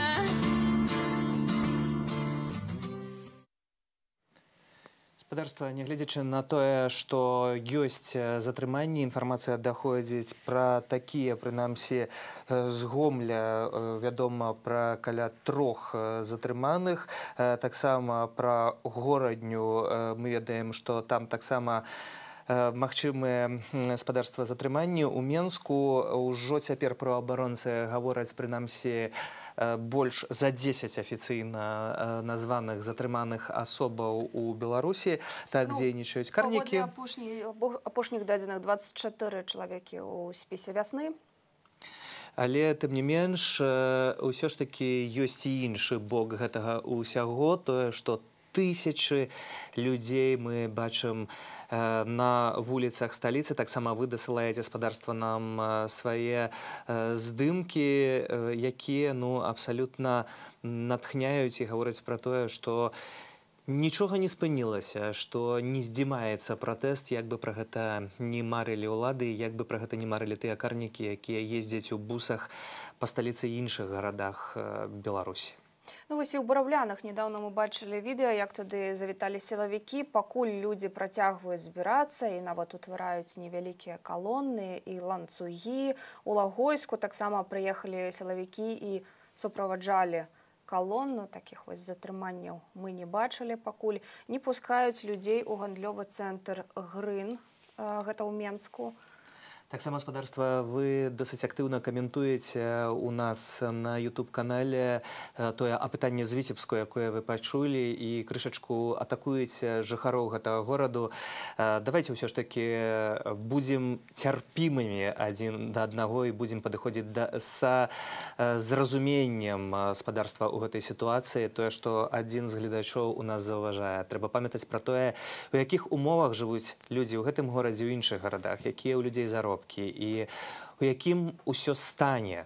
Вось пра гэта варта памятаць усім і быць разам, а не атакаваць адзін аднаго ў гэты складаны час. Ужо цяпер на сувязі з намі Франак Вячорка, я так разумею. Будзе ён у нас на тэлефоннай сувязі. Гэта дарадца Святланы Ціхановскай па міжнародных пытаннях. Франак будзе пазней. Добра, звязваемся з ім. Пакуль, можа, некалькі словаў пра апошнюю сітуацыю ў Беларусі. Ва Ўручы там сфарміравалася даволі вялікая калона, адбыўся разгон пратэстоўцаў і можа пазней мы пакажам вам гэтыя здымкі, калі рэалізацыя дапаможа нам іх падрыхтаваць. У Менску у раёне Дамброўка калона аднавілася пасля разгону. Вось гэта таксама вельмі важны момант, што адбываюцца пратэсты, адбываюцца разгоны, і вы ізноў адважна збіраецеся ў калоны, і ўсё вяртаецца. З'язджаюць карнікі, людзі ізноў выходзяць. Вяртаюцца, людзі разыходзяцца і зноў збіраюцца ў калону, і гэта спецыфіка тых пратэстаў, якія мы, гаспадарства, назіраем. Таксама вось цікавае СМС і ММС паведамленне з Аўстраліі, з Мельбурна. Сёння спацыроўка беларускай дыяспары Мельбурна ў падтрымку беларускага народу. Жыве Беларусь, пішыце вы. Сапраўды увесь свет падтрымлівае Беларусь. Гэта бачна. Ну і гаспадарства, працягваем сачыць за падзеямі ў Беларусі. Як ты слушна адзначаў, што людзі зноў збіраюцца пасля разгонаў. Раніцай нават былі такія выпадкі, калі сілавікоў атрымлівалася прагнаць, людзей збіралася больш, і карнікі проста разварочваліся і з'язджалі з месцаў падзеяў. Працягваюць яны крычаць фашысты у бок сілавікоў, якія паводзяць сябе адвольна, якія ўжываюць спецсродкі, якія збіваюць і затрымліваюць беззброеных і мірных грамадзянаў. Тое, што мы маглі бачыць у затрыманнях, вось гэтае прымяненне спецсродкаў, выкарыстанне ў Бараўлянах, гэта газ, гэта стрэлы, тое, што робяць карнікі, але, тым не менш, беларусы мацней. Беларусы мацней, пратэсты трываюць ужо 113-й дзень. Абсалютна такую карціну мы працягваем назіраць. Да і перакрывае рух, перакрывае сёння з раніцы 4 станцыі метро, прынамсі былі зачыненыя, нягледзячы на тое, што людзі планавалі збірацца ў сваіх дварах, у сваіх раёнах, але каб напэўна перашкодзіць сабраць вялікую калону, перастрахоўваліся і перакрывалі станцыі метро. Цяпер ДАІ перакрыла рух у бок вуліц Лабанка ў Менску, і туды можа праехаць толькі грамадскі транспарт. ДАІ тут супрацоўнічае відавочна з карнікамі, ім дапамагае, а мы ж пакуль гаспадарства перанясемся ў замежжа. Беларусы замежжа не спыняюцца і падтрымліваюць нас смела, крэатыўна і пастаянна ля амбасадаў Беларусі ў замежжы, на галоўных плошчах гарадоў, для касцёлаў ці цагляных муроў. Беларусы замежжа ўзброеныя бел-чырвона-белую сімволікаю. Ладзяць акцыі падтрымання, паказваюць гвалт супраць грамадзянскай супольнасці, рэпрэсій, але таксама ладзяць спартовыя гульні шэсці. Вось гаспадарства. Давайце паглядзім, як гэта выглядае.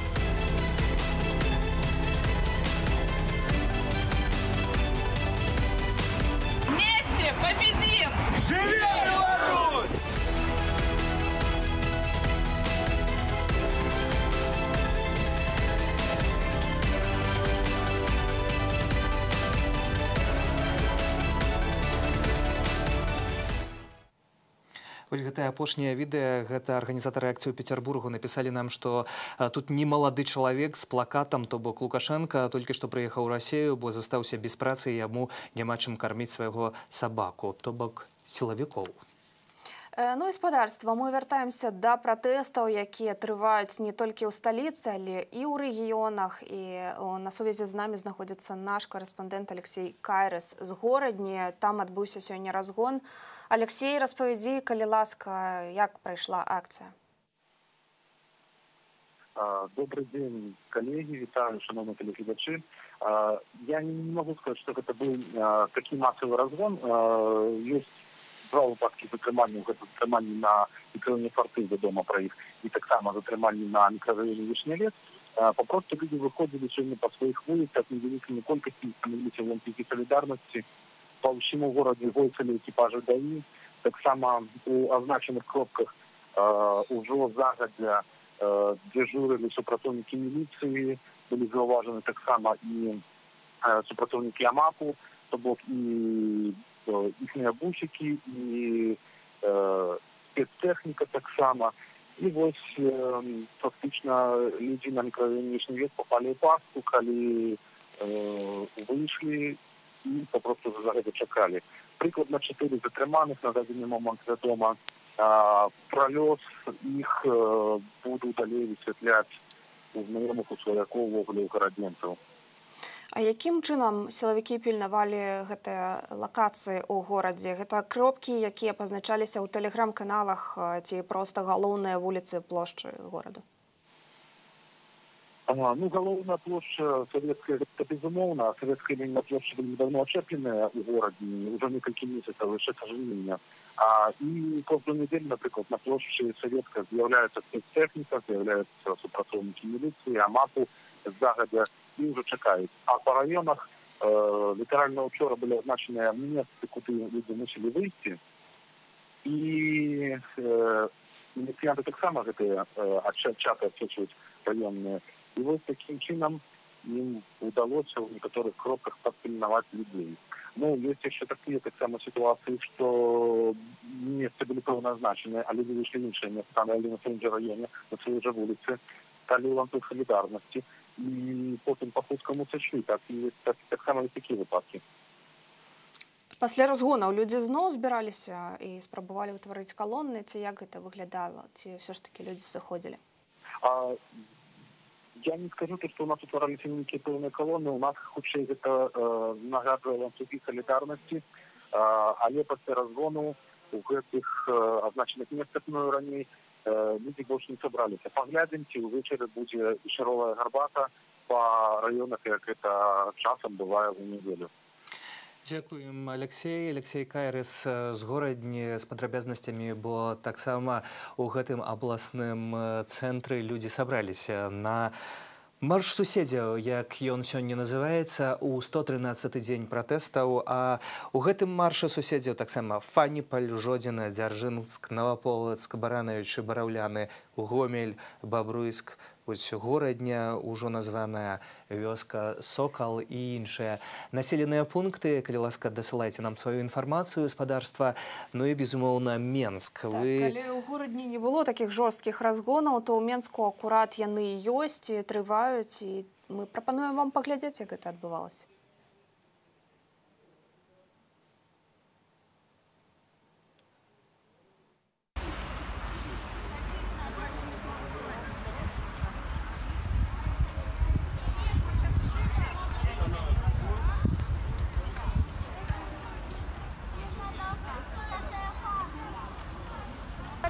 Военные приезжают. Встань за меня хотя бы, за меня. Встань, говори, встань. Не надо. Встань.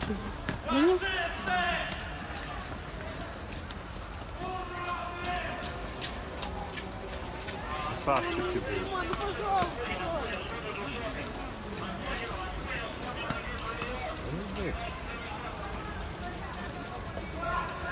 А зачем они приехали? Делать им нечего. Вот и приехали. Марина, не снимай. Слушай, сколько их? Это вообще...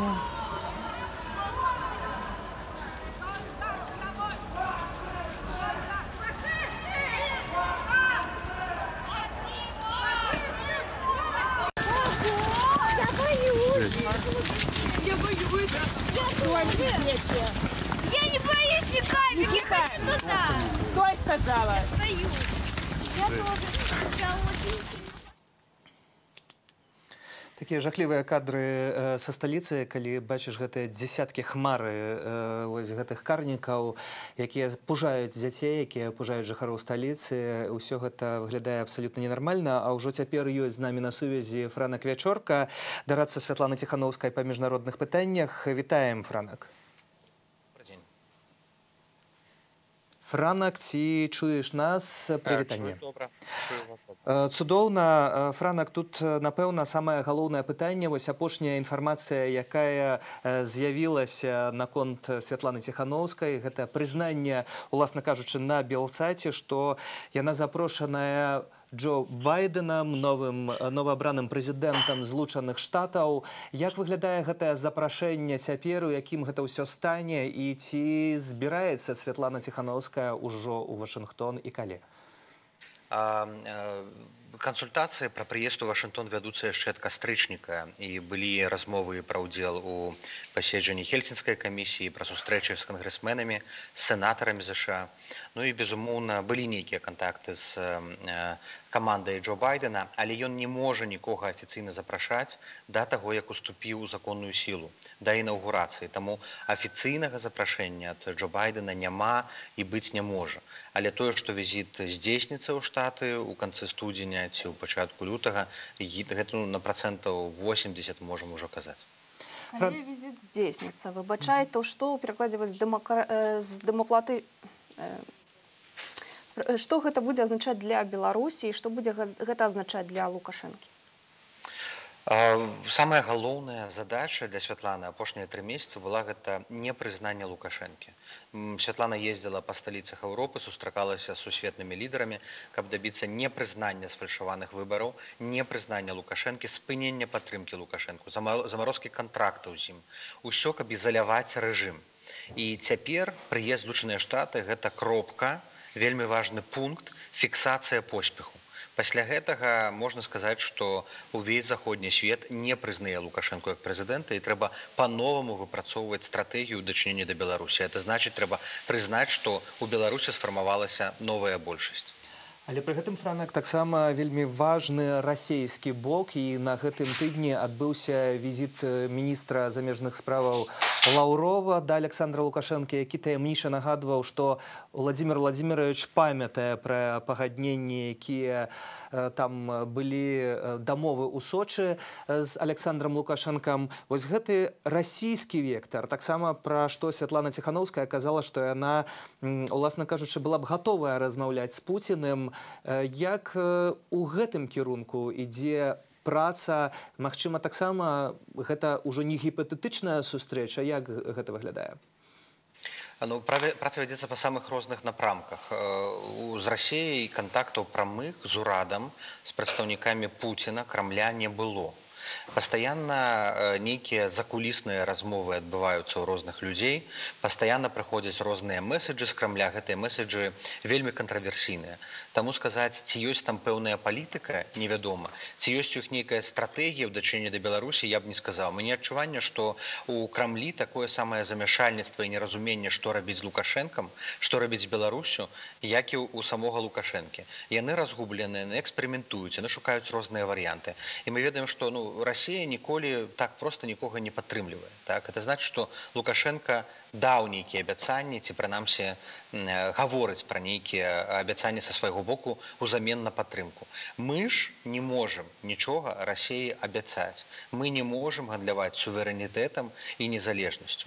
І таму усе размовы, якія мы вядзем, якія Святлана Ціхановская будзе весці ў Еўропе, толькі пра тое, каб Расія удзельнічала у вырашэнні беларускага крызісу у ролі медыятара максімум.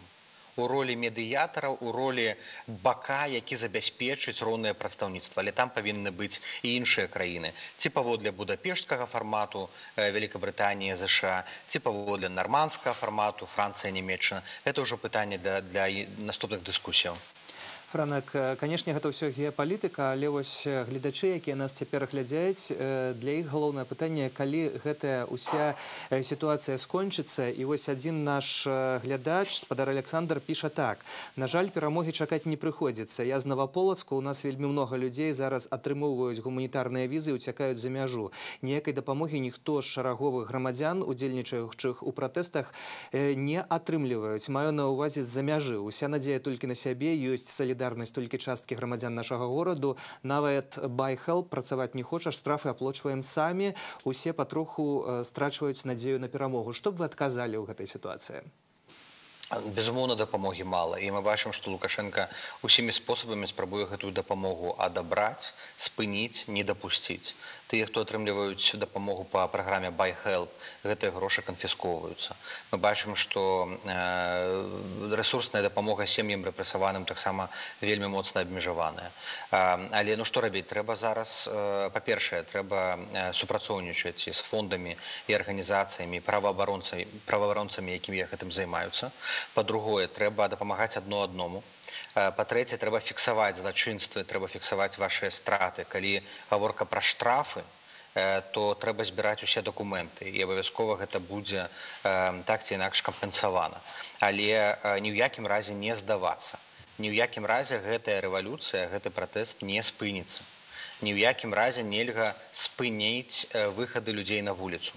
Менавіта ад таго, што адбываецца на вуліцы, залежыць поспех нашай рэвалюцыі. Нам трэба працягваць выходзіць. Так, гэта цяжка, але толькі так мы можам дасягнуць нашай мэты. Не мяняць стратэгію. Стратэгія застаецца нязменнай. Ціснем на ўлады, дабіваемся саступак, потым дыялог, праводзім новыя выбары. Стратэгія не мяняецца. Тактыка, як мы выходзім на вуліцу, як мы будуем наш супраціў у дварах ці ў цэнтры горада. Гэта пытанне тактыкі, але стратэгія павінна быць тая самая. Мірны супраціў, каб аказаць ціск на ўлады і змусіць Лукашэнку ісці на саступкі. Чалец координацыйнай рады Павел Латушко ў інтэрв'ю Сцяпана Пуцілля распавёў, што паміж Лаўровым і Лукашэнкам ішлі таксама перамовы аб імаверным вызваленні Віктара Бабарыкі. Вось чаму фігура Віктара Бабарыкі перадусім цікавіць Расію і ці, магчыма, ўжо Расія пачала нейкія перамовы аб вызваленні палізняволеных узамен на што? Гэта ўсё чуткі, інфармацыя ў розных вельмі шмат. І трэба іх правяраць, не трэба нічога браць на веру, проста так. Вельмі часта гэтыя чуткі запускаюцца адмыслова, каб нас збіць з панталыку, заблытаць, змяніць фокус. Віктар Бабарыка працягвае знаходзіцца ў турме, ніхто яго вызваляць не збіраецца. Для Лукашэнкі ён асабісты вораг, і я думаю, што пры ўсіх умовах ён будзе вызваленым асобна. І нельга дазваляць гандлявацца палітвязнямі. Калі мы патрабуем вызвалення, то патрабуем вызвалення ўсіх. І Бабарыкі, і Ціханаўскага, і Статкевіча, і Севярынца, і Гіжанкова, і ўсіх астатніх, хто пратэставаў, пратэстуе, сядзіць у турмах па розных артыкулах.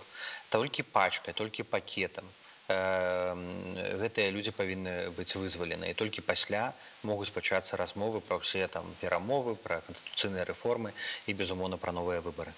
Франак, тут відавочна таксама, што могуць быць самыя розныя укіды, прычым невядома з якога боку, дзеля таго, каб пасварыць, так стварыць канфлікт унутры беларускай грамадзянскай супольнасці. Вось тут гэты момант можна улічваць, але як нам усім усё ж такі ў гэтым інфармацыйным полі, якое дастаткова насычанае, быць паяднанымі і адкідваць гэтую непатрэбную інфармацыю? Вельмі складана. Трэба спажываць правераныя крыніцы інфармацыі, чытаць незалежныя медыі, правяраць інфармацыю з розных крыніцаў. Ні ў якім разе не паддавацца на правакатараў ці нейкія чуткі, якія запускаюцца ў чаціках і ў дваровых, і агульнапалітычных. Ёсць група тэлеграм-каналаў, якім можна давяраць. Давайте просто арганізуем нейкую інфармацыйную гігіену вакол сябе, але памятаем, што супраць нас працуюць моцныя спецслужбы, супраць нас працуе цэлы рэшткі рэжыму Лукашэнкі і спецаддзелы КДБ. Іхняя задача, як вы правільна сказалі, нас пасварыць, раздзяліць, збіць з панталыку. А мы ж павінны працягваць нашу стратэгію і ціснуць на сваё. Мы б нічога не дабіліся, калі б мы мянялі нашу стратэгію кожны тыдзень. Таксама вось калі назіраў я за тым, што адбывалася ў інфармацыйным полі апошняга тыдня, гэта нібы складвалася такое ўражанне вось пра Рамана Бандарэнку, так, ішла ўвесь час гаворка, што у яго быў алкаголь, там, калі не ў крыві, то у іншых нейкіх субстанцыях арганізму і гэтак далей. І ў выніку мы пачалі размаўляць больш пра рэпартаж Азаронка, чым пра асобу Рамана Бандарэнкі. Вось у гэтай сітуацыі чаго не хапае, магчыма, у гэтых дваравых чатах, чаго не хапае, магчыма, таксама ў незалежных медыях. Можа, мы павінны, не ведаю, менш звяртаць увагі на тое, што дзе з'явіўся Александр Лукашенко і якое шоу, цырк ён зрабіў там у Менскай больніцы нумар 6, ўсё ж такі варта пра гэта таксама казаць. Вы абсалютна маеце рацыю. Лукашенко будзе трымацца пры ўладзе роўна да таго моманту, пакуль мы будзем пра яго гаварыць. Менавіта таму ён пастаянна запускае розныя мулі ў інтэрнэт, менавіта таму ён робіць дзіўныя заявы. Ён хоча быць заўжды на топе парадку дня, каб яго цытавалі, каб яго абмяркоўвалі. Вось ён заявіў, што я збіраюся сыходзіць, калі будзе прынятая новая канстытуцыя. І многія адразу прынялі на веру, замежныя медыі толькі гэта і абмяркоўваюць, хаця ўсе разумеюць, што нікуды сыходзіць ён не збіраецца. Таму нам трэба проста выключыць яго з свайго жыцця, яго проста не існуе, не шэрыць, не абмяркоўваць ягоныя цытаты, а працаваць на тое, каб нашыя структуры умацоўваліся, каб нашыя дваровыя ініцыятывы станавіліся ўсё больш масавымі. І пра тое, каб вось гэты момант ціску, каб гэтыя кропкі ціску, якія мы аказваем на Лукашэнку, каб яны станавіліся больш саліднымі, каб яны паралізавалі рэжым, і вось гэтыя разгоны і вось гэтыя контратакі уладаў, яны не былі магчымыя. Таксама важнае пытанне, хіба это санкцыі, бо цяпер Еўразвяз рыхтуе новы пакет, таксама Злучаныя Штаты рыхтуюць свае санкцыі. Яны будуць эканамічнымі, што да Еўразвязу перадусім датычыць гаманцоў Лукашэнку, так званых, а вось санкцыі ЗША таксама магчыма закрануць беларускія прадпрыемствы. Вось як тады вы ацэньваеце, наколькі хутка Беларусь зможа аднавіцца пасля такіх абмежаванняў, і ці не нанясе гэтыя захады супраць рэжыму таксама шкоды беларускай эканоміцы? Ну, уласна кажучы, так, вось менавіта тут прапаганда гэта выкарыстоўвае і кажа, што каардынацыйная рада Святлана Ціхановская дзейнічаеце не на карысць беларусаў, а толькі на пагаршэнне сітуацыі. Што тут адказаць? Тут санкцыі не панацэя, яны не вырашаюць усіх праблемаў. І разам з санкцыямі нам трэба працаваць над грашовымі ўліваннямі ў беларускую эканоміку. На кожны $1 мільён, які траціць беларуская эканоміка з-за санкцыяў, павінен быць $1 мільён эканамічнай дапамогі для беларускай грамадзянскай супольнасці і бізнесу. З аднаго боку мы ізалюем кашелькі Лукашэнкі, пазбаўляем яго дадатковых крыніцаў фінансавання, а з іншага боку мы, напрыклад, робім у аднабаковым парадку, ствараем зону свабоднага гандлю для паслуг з Беларусі, што сярэдні і дробны бізнес беларускі адразу пракачвае і дае ім доступ да новых рынкаў. З аднаго боку мы уводзім санкцыі супраць Беларуськалі нафтаперапрацоўчых заводаў, абмежавальныя санкцыі. З іншага боку мы павінны шукаць падтрымку на рабочых, кампенсацыі для страйкавых камітэтаў і для прафсаюзаў. Нельга ісці ў крайнасці. Трэба памятаць, што сапраўды будучыня Беларусі, яна ва ўсіх супольная. Так, і мы не павінны проста зруйнаваць эканоміку пад нуль. Што мы павінны зрабіць? Мы павінны замарозіць усе грошы, якія кантралюе Лукашенко, часова, і зрабіць так, каб гэты удар не пашкодзіў простым людзям. Таму роўная страты ад санкцыяў кампенсуюцца фінансавай дапамогай для людзей. І толькі такім чынам мы цяпер працуем. Вось ты таксама, Франаку, згадаў наконт страйкаў і рабочых. Гэта вельмі таксама важны момант, за якім усе сочаць, за якім назіраюць. Паволі, па кроплі, па адным, па некалькі працоўных на розных прадпрыемствах людзі далучаюцца да гэтага страйку, але ўсё ж такі гэта не масавы рух. Ці вы надалей працуеце ў гэтым кірунку? Страйкі, насамрэч, мелі масавы характар, і цяпер яны ў такім паўспячым рэжыме. Многія страйкі ў фармаце так званай італьянскай забастоўкі, і людзі адзіночна далучаюцца. Але каб страйкі зноў сталі масавымі, павінен быць нейкі трыгер. Ці палітычны заклік на страйкі, ці павінна быць нейкая грамадская хваля, незадавальнення, злосці, як гэта адбылося, напрыклад, пасля 9-11 жніўня, альбо як гэта адбылося пасля смерці Бандарэнкі. Павінен быць грамадскі трыгер. Што паслужыць гэтай іскрой, складана сказаць. Але што мы цяпер робім? Мы павінны максімальна падтрымаць страйкавыя камітэты, прафсаюзы, структуры рабочых. Зараз самы час будаваць інфраструктуру. Зараз самы час нарошчваць мышцы. Таму што невядома праз тыдзень ці праз 4 тыдні, калі зноў будзе крытычны момант, каб гэтая інфраструктура, гэтыя арганізацыі, гэтыя групы актывізаваліся і маглі дзейнічаць эфектыўна. Франак, таксама яшчэ да выбараў з'яўлялася інфармацыя пра тое, што ў замежжы ёсць банкаўскія рахункі датычных да Александра Лукашэнкі з ягонага атачэння, альбо, магчыма, і самого кіраўніка такія рахункі існуюць. Ці ў гэтым кірунку не было б найбольш эфектыўна працаваць, і ці ідзе такая праца? Абавязкова ідзе, і зараз сёння выйшаў артыкул на тэлеграфе пра сувязі Гуцарыева з Лукашэнкам, пра вывад грошай з Беларусі. CRP з журналістамі з розных краінаў вядуць расследаванні канкрэтна ў гэты час пра кашалькі Лукашэнкі, прыбліжаных Лукашэнкі, дзе яны захоўваюць свае грошы. І вельмі важна, каб вся гэта інфармацыя трапіла потым да тых людзей, якія прымаюць рашэнні па санкцыйных спісах. Вельмі важна, яшчэ раз, арыштаваць алігархаў, бізнесоўцаў, тыя грашовыя структуры, якія фінансуюць, падтрымліваюць рэжым.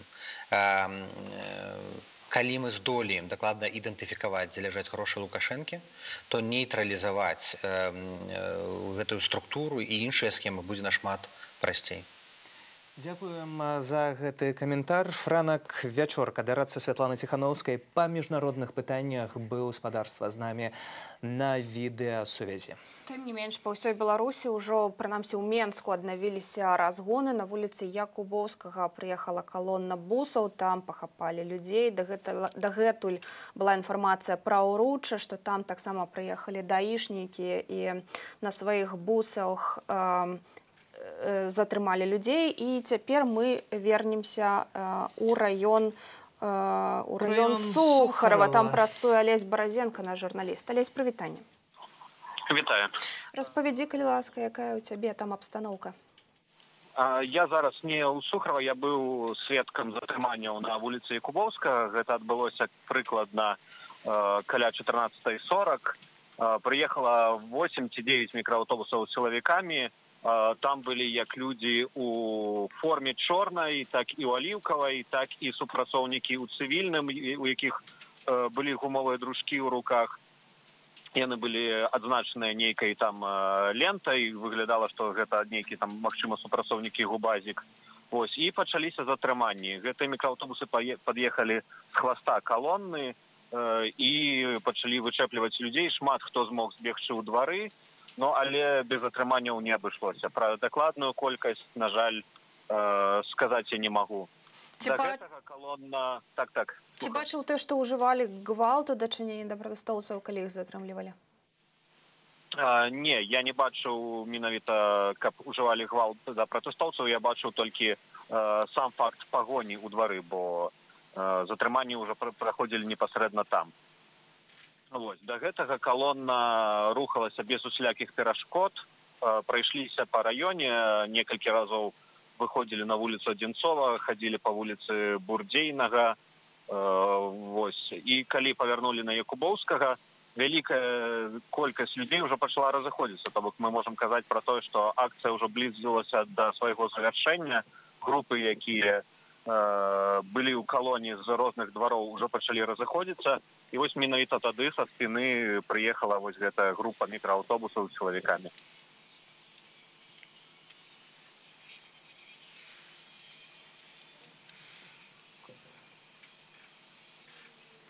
Алло, ці чутна мяне? Так, чуваць, Алесь, таксама назіраем вось за кадрамі у сталіцы, як адбываюцца затрыманні, як таксама рэагуюць людзі на гэтыя затрыманні. Таксама ці табе удалося паразмаўляць з людзьмі, магчыма, паслухаць гэтыя настроі, як людзі рэагуюць, што кажуць? Людзі настроены выходзіць і далей. Гэта 100%. Вельмі, да факту затрымання настрой людзей быў вельмі бадзёры, таму што гэты фармат, калі выходзяць раёнамі, выходзяць дварамі, падабаецца і удзельнікам, падабаецца тым, хто з нейкіх прычынаў не далучаецца да акцыі. Я сёння назіраў вялікую колькасць сцягоў у вокнах, людзі віталі, людзі адчынялі на усялякія дзверы сваіх пад'ездаў. То бок можна сказаць, што вось гэты беларускі пратэст, ён прыйшоў сёння ў кожны двор, прынамсі вось у гэтым раёне, і гэта прынесла такі пазітыў для тых, хто, магчыма, ўжо трошкі засумаваў.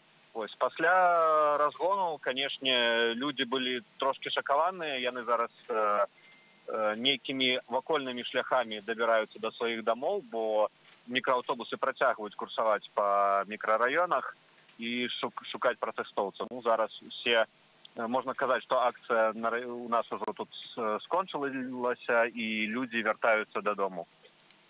Але тым не менш, гэтыя акцыі адбываюцца ў розных раёнах. Вось, гледзячы на тыя відэакадры, якія мы атрымліваем, і таксама можна пабачыць на тэлеграм-каналах, гэта, па сутнасці, ахопленая ўся сталіца, і не толькі сталіца. Вось, калі перамяшчаешся, Алесь, па Менску, ці гэты пратэст адчувальны, ці трэба быць у пошуку, каб далучыцца да нейкай групы?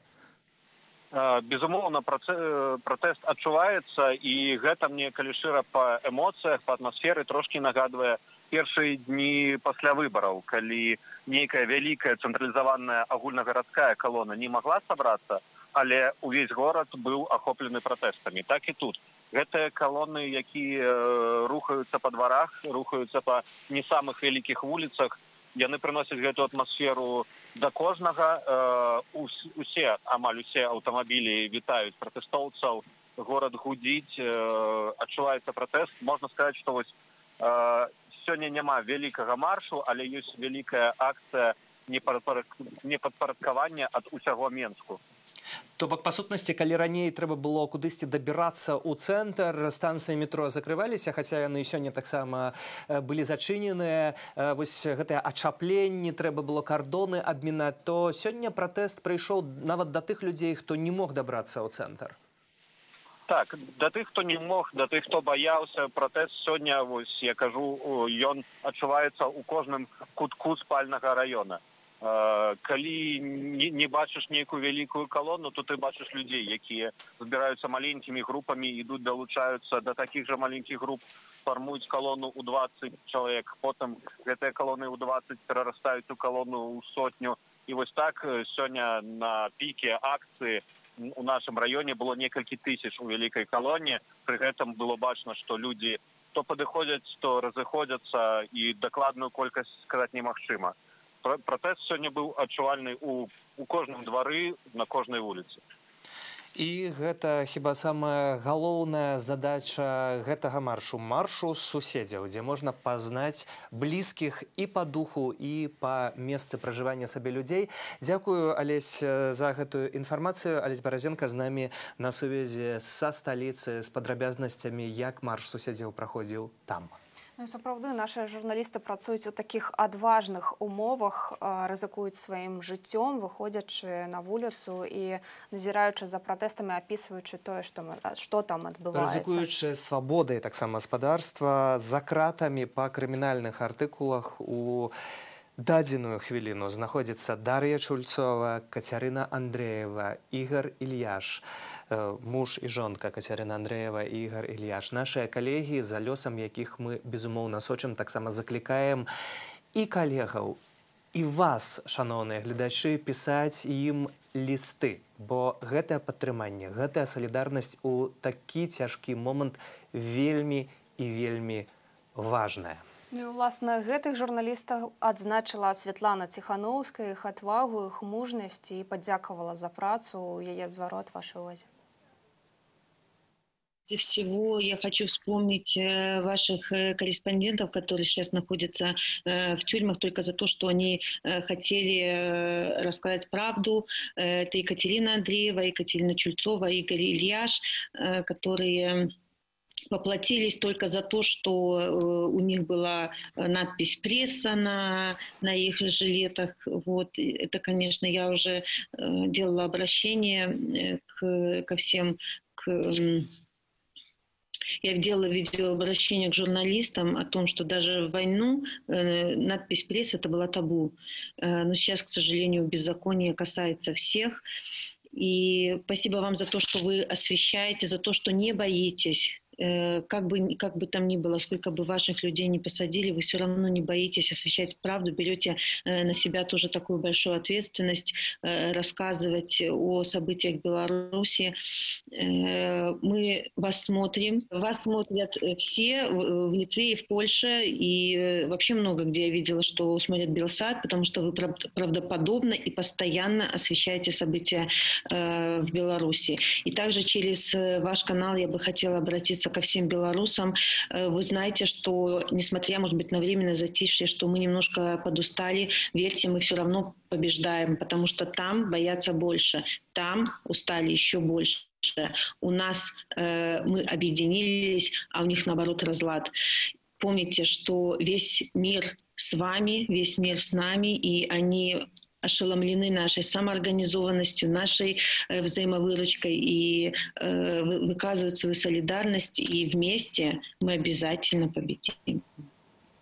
Абавязкова пераможам, бо ёсць спадарства такія калегі, як нашыя Андреева, Чульцова, Ільяш, і давайте усе разам памятаць і таксама усе разам падтрымліваць іх, а тое самае простае, што можна зрабіць з любога кутка свету, накіраваць да іх свае лісты і проста добрыя словы. Цяпер гэта вельмі і вельмі спадарства важна. Ну і ў гэтыя хвіліны праходзіць акцыя у Вільні, у сталіцы Літвы. Там на пікет памяці Адама Міцкевіча выйшлі нашыя суайчыннікі. Адам Міцкевіч таксама быў вымушаны пакінуць сваю родную Літву, сваю Беларусь. Быў выгнаннікам у 1824 годзе, і спадарства каля будынку, адкуль накіраваўся Міцкевічу сваю ссылку, сабраліся людзі, і мы будзем пераносіцца туды літаральна ўжо праз некалькі хвілінаў. Вось гэтая салідарнасць, яна вельмі важная, тым больш, што нагадваецца увесь час спадарства, вось гэтыя прыгадваюцца паралелі тых гістарычных падзеяў 19 стагоддзя і сённяшніх дзён у Беларусі, калі шмат хто таксама зрабіўся выгнаннікам з уласнага дому, з уласнай краіны. І таксама можам паглядзець кадры, як сёння у сталіцы адбываўся марш суседзяў. На жаль, некаторыя кадры не надта прыемныя, і вось вы таксама пішаце ў сваіх паведамленнях пра карнікаў, якія разгульваюць у пошуках людзей па дварах. Давайте паглядзім гэтыя кадры.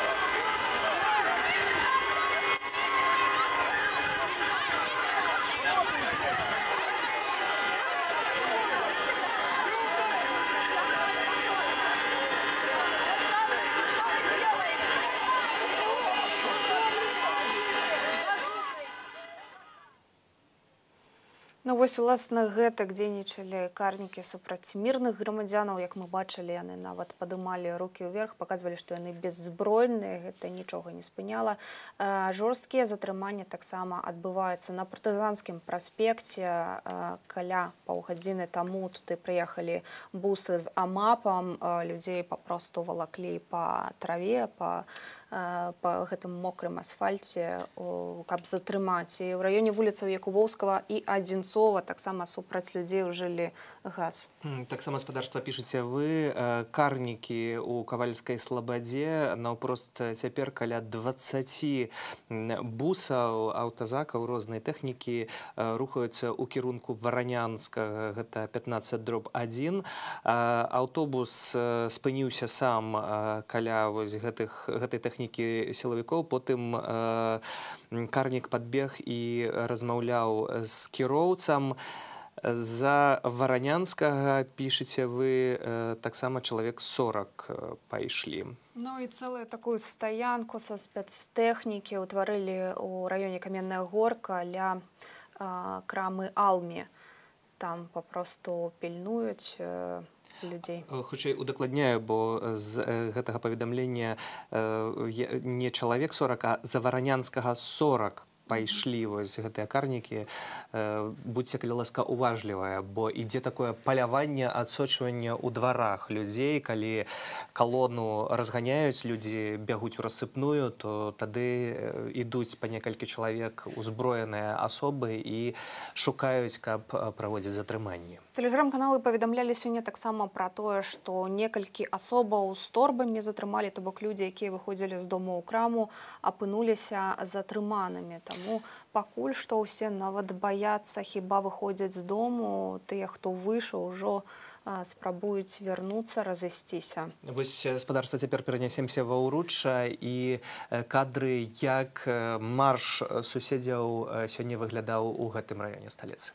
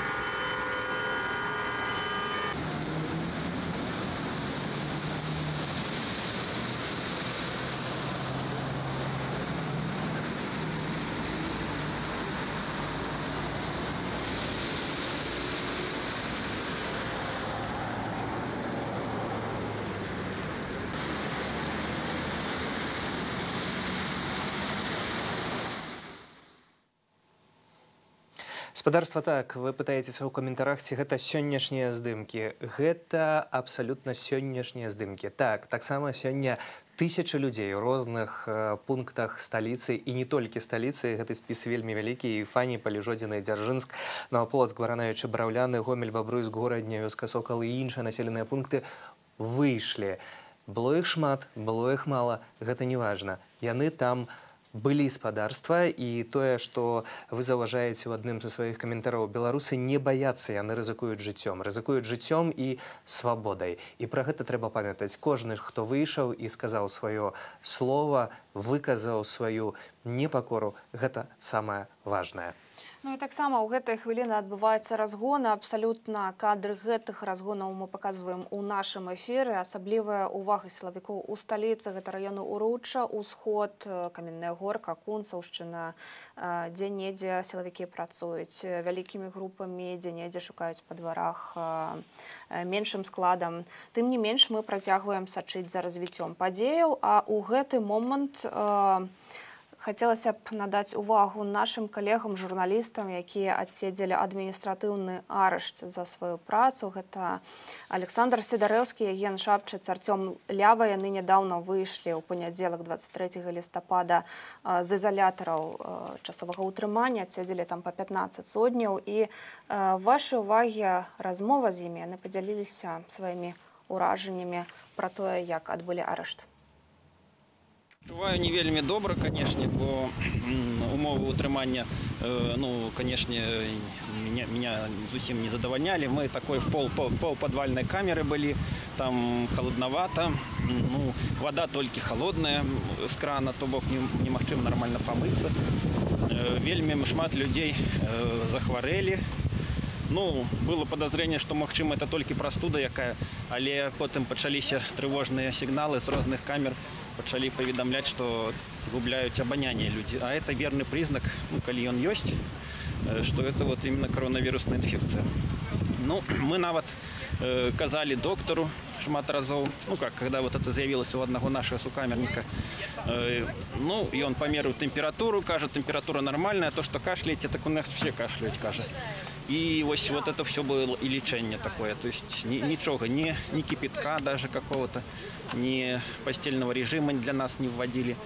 Ну и вот в конце концов, вот сегодня уже у меня пропало обоняние, тоже, ну, абсолютно. Вот. Это, конечно, ну, то ты трапил здоровый, то есть у тебя ничего да, конечно, не было. Конечно. То есть и там заражают фактично. Ну да, фактично это какой-то ковидарий, где вот люди из-за того, что вот эту проблему замалчивают, не огучивают, то, что, скажем так, злочинная вот эта халатность персонала приводит до того, что ставится под погрозу жыццё и здоровье великой колькости людей.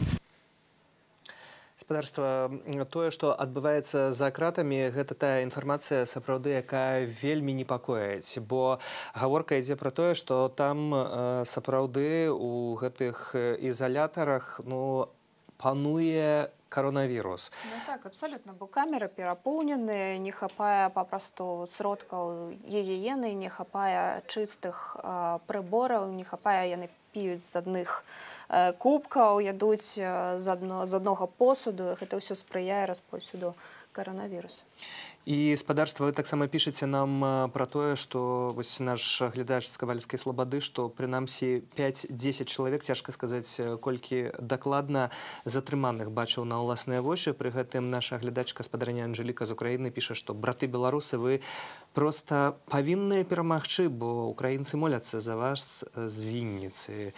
Піша наша глядачка, а ўжо цяпер з намі на сувязі наш калега Алесь Марченко, які аб'язджае горад і сочыць, што адбываецца. Алесь, вітаем. Якія апошнія падрабязнасці? І дзе ты знаходзішся? Так, добрый день, коллеги. Апошнія навіны такія. Я, конечно, зразумеў, у чым тактика пратэстоўцаў і у чым тактика, так бы, званых сілавікоў. Гэта самае. Протестовцы, вот я нахожусь в районе Каменной Горки, выходят на улицы, просто становятся вздолж дороги и поднимают гору руки со знаком Виктория.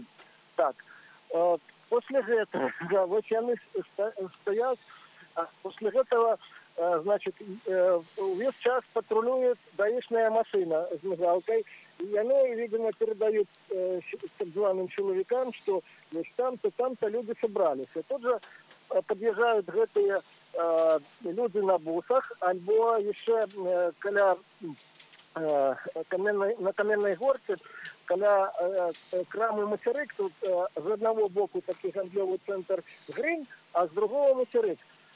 Подъезжали войсковцы. Причем это довольно их было шмат. 5 грузовиков, 1 автозак и 1 бус. Это самое. Яны больше, думаю, что яны не так себя поводят мляво, я бы так сказал, повольно. Яны больше такую акцию запуживания проводят. То бок яны выскочили из этих своих грузовиков, выстроились в воздух, там немного крышечку там побегли у бок этого материка и потом повернулись. А вот принаймні я не бачил, как когось затримали. Потом им дают загад ехать далее, в іншее место, вот по тому же Припятскому, на кругу далее, бок метро Пушкинская. Вот они зараз спинились, как бы сказать, пару километров проехавший там крама такая Алми, так само великая, люди там сбирались, а там крышечку погоняли и проехали далее. Вот зараз яны стоять, и это самое так повольно проводят зачистку. Ну, вот прикладно такие вот новины на сьогоднішній день. Ну, бок ситуація виглядає на таку гульню у кошки-мышки, так? То бок силовики приезжают, люди ховаются. Так, такое... Могу розповісти, було цікаве таке шло шествие по скрижеванию вулиц Одинцова и вулицы Якубовского, что навод перекрыли рух. Протестовцы вышли на проезжую участку, шли с символикой ДЧБ у бок Сухарева. Але, видать, напереди, ну, это я не бачил, только могу здогадываться, силовики выставили некий кордон. Люди просто завернули у двор и пошли дворами. А далее помеж микрорайоном Захад, где находится улица Якубовского, и микрорайоном Сухарева, такие лесопарк, называется Медвежина. Ну, такие невеликие сотки, парк, як его правильно назвать. И вот наши партизаны здесь в этом лесе растворились, что вот не смогли их человеки знайти, потому что я подходил к видоводцу, пытался, скажу, вот так едет эта колонна бусов. Я на когось затрымливали. Не, кажу, яны сами потрапили нібито в такой корок, который даишники перекрыли рух, и те автоаматоры, якія у гэтым корку оказались, просто потом не пускали этих силовиков, ехали так повольно и тоже не могли с этим зробить. Вот такие вот мирные протесты на сёння ў Мінску. Дякуем за...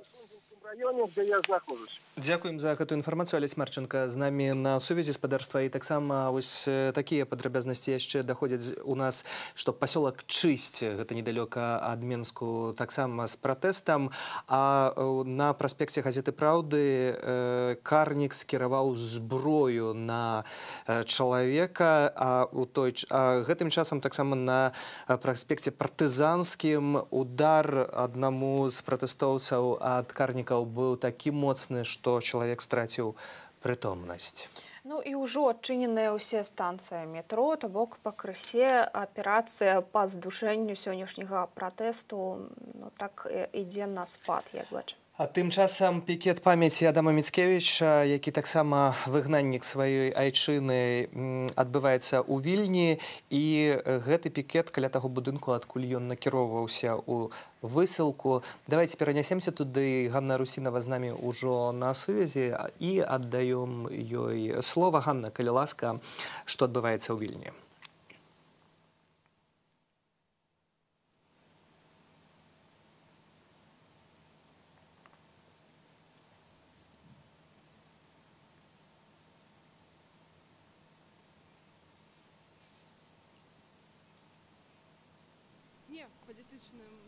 меркаванням, па палітычных матывах, так за вольную Беларусь. Сёння сабраліся беларусы і неабыякавыя да падзеі ў Беларусі у Вільні каля ратушнай плошчы, каля будынку, дзе быў высланы ў ссылку амаль 200 гадоў таму вялікі паэт Адам Міцкевіч. Людзі прыйшлі, каб выказаць сваю салідарнасць таму, што адбываецца зараз у нашай краіне, каб выказаць сваю падтрымку тым, хто змагаецца за свабоду наўпрост у Беларусі. Таксама людзі сёння прыйшлі, каб ушанаваць памяць Адама Міцкевіча, які загінуў. Алло? Алло? Што? Алло? Маем тэхнічныя відавочна праблемы нейкія. З Ганнай Русінавай мы яе бачым, але спадарства пакуль што не чуем. Акцыя, тым не менш, памяць Адама Міцкевіча ў Вільні, магчыма, яшчэ будзем спрабаваць туды пераносіцца, пабачым, як гэта будзе выглядаць з тэхнічнага боку. Але тым не менш, дзякуем, што вы застаецеся з намі. Таксама гаворыце пра тое, что вось, напрыклад, цемзавод Волковыский район в школьном спортзале сняли портрет Лукашенко, потому что дети плюют в него. Ну, не диво, что у гэты портрет спадарства плюют и малые, и старые, и усе, хто толькі можа. Як бачым, палітыка закранае ўсіх грамадзянаў нашай краіны, незалежнасці ад узросту, полу ды іншых прыналежнасцяў, бо такая сітуацыя ў краіне. Таксама спадарства улады робяць усё, каб знішчыць культуру, але культура сапраўдная выжывае і прарываецца, і расійскі рэп-гурт «Каста» выпусціў кліп на песню «Выхадзі гуляць», і гэта леташні альбом аб заганах, зразумела. Новая праца была апублікаваная на YouTube-канале гэтага калектыву, і цягам некалькіх дзён мы маем ужо фактычна 2 мільёны праглядаў. Давайце ўжо цяпер паглядзім, папярэджваем, што некаторыя кадры як жорсткія, так і праўдзівыя. Выходи гулять со мной, выходи гулять со мной, выходи гулять со мной. Выходи, выходи гулять со мной, выходи гулять со мной, выходи гулять со мной. Собираемся свободно и гуляем где угодно. Выходи гулять, просто выходи гулять. Собираемся свободно, хоть немного и сыкотно. Выходи гулять, просто выходи гулять. Нарисуем на асфальте белым мелом, слова хватит, можешь брать с собой сестренку. Со мной идет мой братик, не бери с собой игрушки, там есть танчик и солдатик. Интереснее, чем гулять, нет важнее занятий. Собираемся свободно и гуляем где угодно. Выходи гулять, просто выходи гулять. Собираемся свободно, хоть немного и сыкотно. Выходи гулять, просто выходи гулять. Пусть хоть пальцем в нас покажут, ну и что нас накажут, ну и что мы промокнем, мы продрогнем до мурашек. Не боись, на всех не хватит ни зеленки, ни какашек. Конечно, сиди дома, если ты помладше. Выходи, выходи гулять со мной, выходи гулять со мной, выходи гулять со мной. Выходи, выходи гулять со мной, выходи гулять со мной, выходи гулять со мной. Пестик, обливалку, липучку и харкалку, ничего не надо брать, просто выходи гулять. Дымовуху и рогатку, клюшку и скакалку, ничего не надо брать, просто выходи гулять. Там казаки-разбойники, пешие и конники. Выходи гулять, чё сидишь на подоконнике? Можно и на роликах, но мы снимем ролики. Там шлемы, налокотники, в крестиках, ноликах. Мы играем ноликами, крест не ставь на ноликах. Хочешь дать поджопника? Тебе 3 годика. Будут резать, будут бить, потерпи спокойненько. Все равно тебе водить, выходи из домика. На золотой том крыльце сидели царь-царевич, королевич. Крутят, вертят карусели, и ничего ты не изменишь. Раз, два, три, четыре, пять, вот идут меня искать. Я не спрятался, я не виноват. Выходи, выходи гулять со мной. Выходи гулять со мной. Выходи гулять со мной. Выходи, выходи гулять со мной. Выходи гулять со мной. Выходи гулять со мной.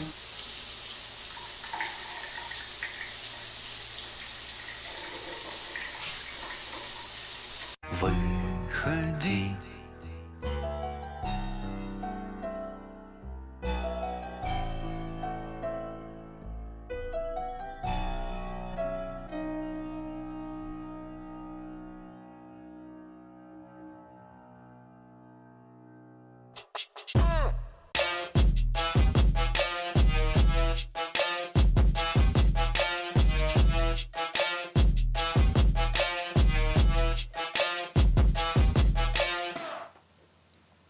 Нягледзячы ні на што, беларусы выходзяць гуляць, выйшлі і сёння ў розных раёнах сталіцы, а таксама ў розных кутках Беларусі. Сілавікі спрабуюць разыгнаць гэтыя кропкавыя пратэсты, якія збіраюцца ў дварах, у раёнах, лакальныя. Ужо больш за 50 асобаў у спісках праваабарончага цэнтру вясны, якія затрыманыя. Ужывалі сёння слезатечны газ, былі чуваць стрэлы у паветра. Ну, такім чынам пугаюць сілавікі пратэстоўцаў, каб тыя разыходзіліся, але мы ведаем і прыклады, калі разгубіць удалось сілавікоў, калі ўсё ж такі яны адступілі. Таксама спадарства сёння выйшла гуляць легендарная спадарыня Ніна Багінская. Фотаздымкі з'явіліся ў тэлеграм-каналах. І яшчэ адзін момант. На доме Дмітрыя Баскава, ён яго набыў зусім нядаўна. Яшчэ доўгі час гэты дом быў выстаўлены на продаж і каштаваў больш за $1,5 мільёна. Вось Баскаў мае такія сродкі, каб яго набываць. На гэтым доме з'явіўся надпіс «Не прасцім». Нават там, калі гэты чалавек датычны да забойства Рамана Бандарэнкі, не можа пачувацца спакойна. Ну і спадарства, мы вернемся ў Менск і зірнем, як сітуацыя адбывалася на вуліцах сталіцы. За падзеямі сачыла Галіна Абакунчык. Яна распавядзе пра ўсё ў сваім стрыме. Вітаю вас, шановні глядачі, і знов Белсат у ефірі, і знов наша здымачная група на вулицях Менску, мікрараён аўтазавод Серебранка. Літаральна вось у гэтыя хвіліны тут ад буйнога гандлёвага цэнтру Беларусі рушыць калона. Літаральна колькі хвілінаў таму ад гэтага гандлёвага цэнтра ад'ехала калона спецтэхнікі, аўтазакаў, і літаральна праз колькі хвілін ізноў вышахтавалася калона людзей. Людзі сабраліся, якія сышлі ў двары. Яны ізноў вярнуліся і вось такой калонай рушаць да цэнтру горада. Ізноў людзі несуць бел-чырвона-белыя сцягі. Тут можна гаварыць пра 1000 чалавек і больш. Калона вельмі заўважная, вялікая.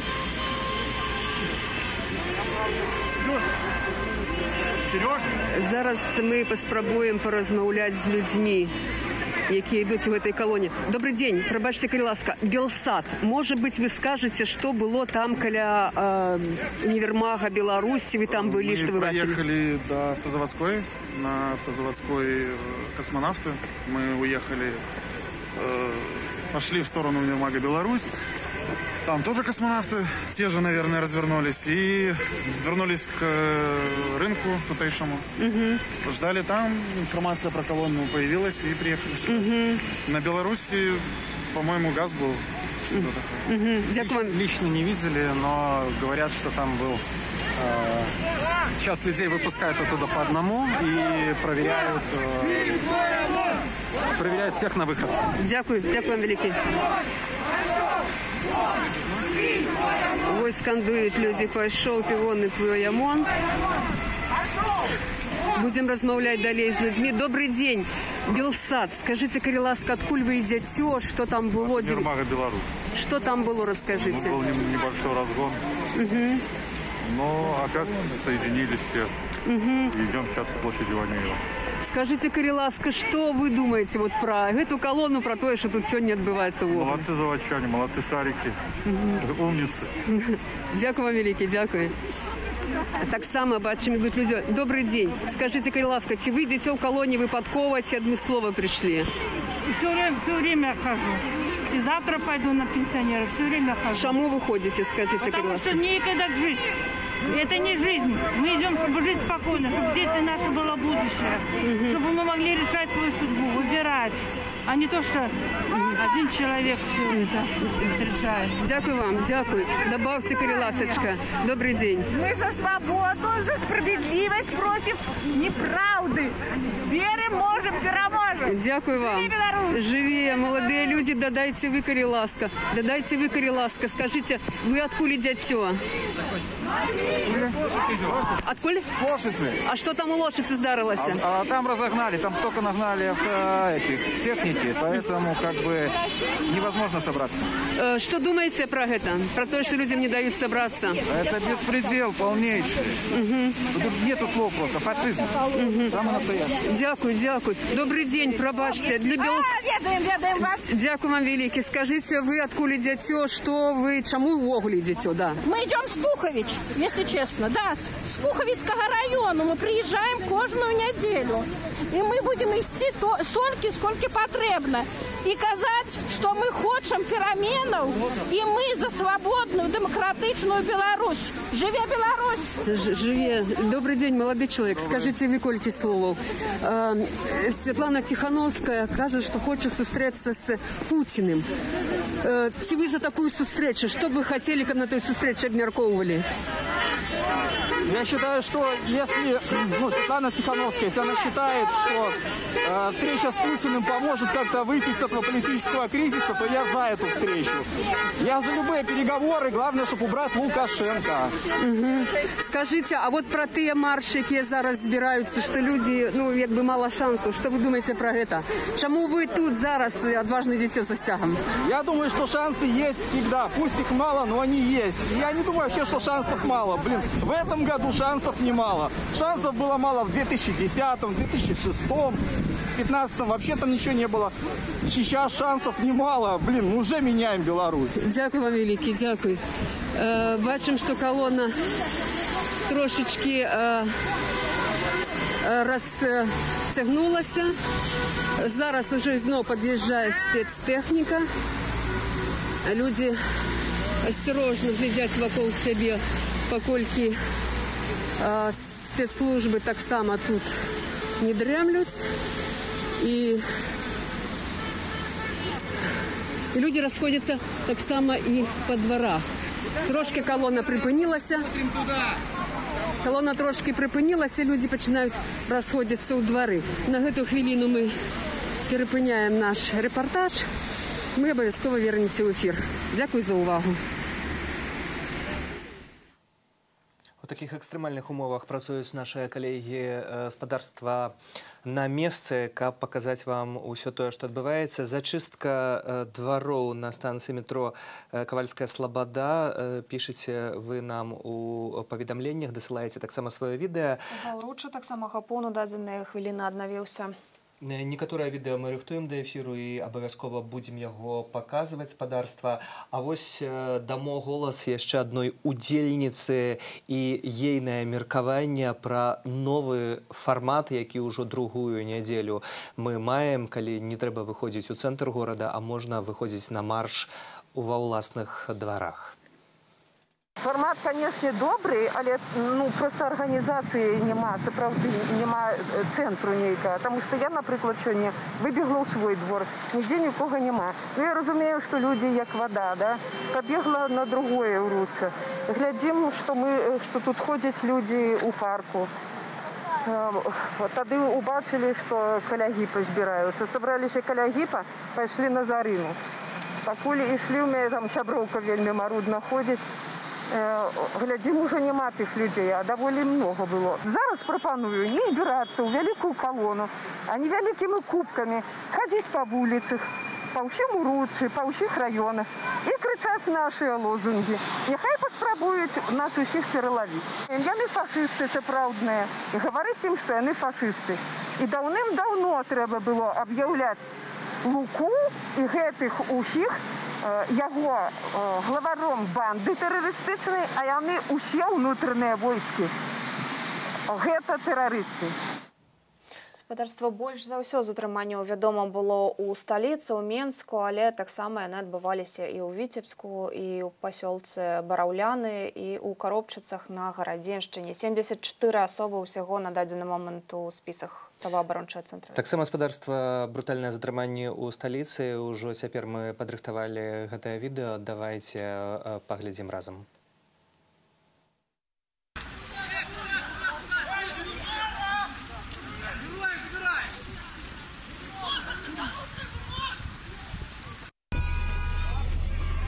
Упал. Упал 2 раза. По-моему.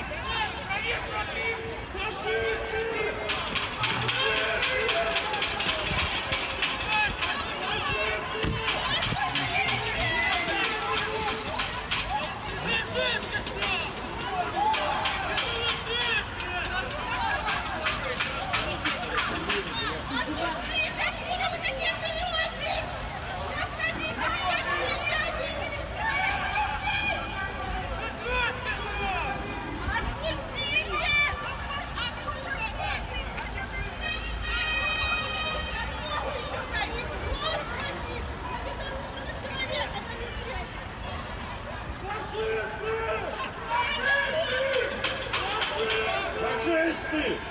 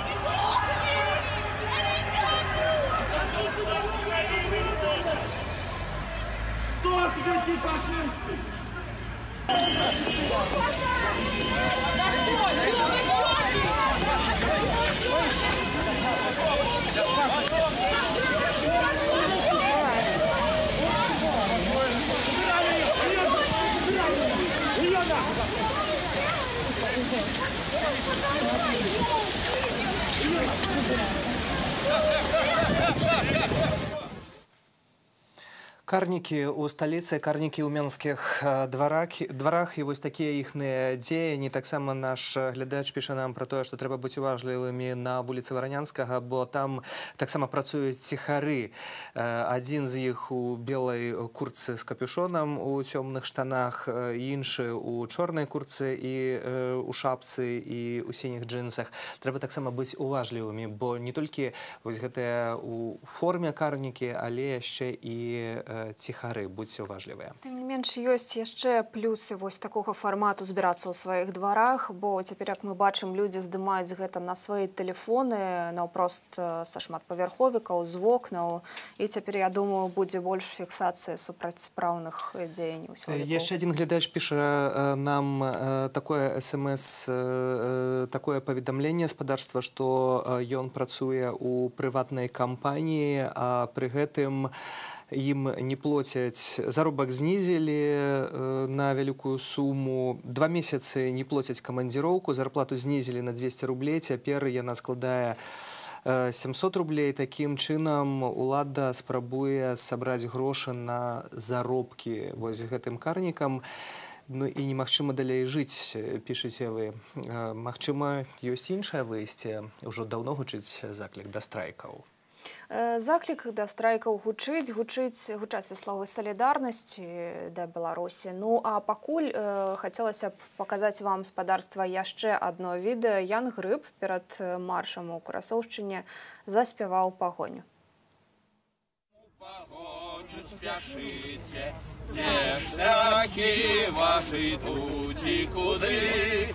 О, яны Беларусь панесліся за тваімі дзяцьмі навздагон, што забылі цябе, адракліся, аддалі і аддалі ў палон.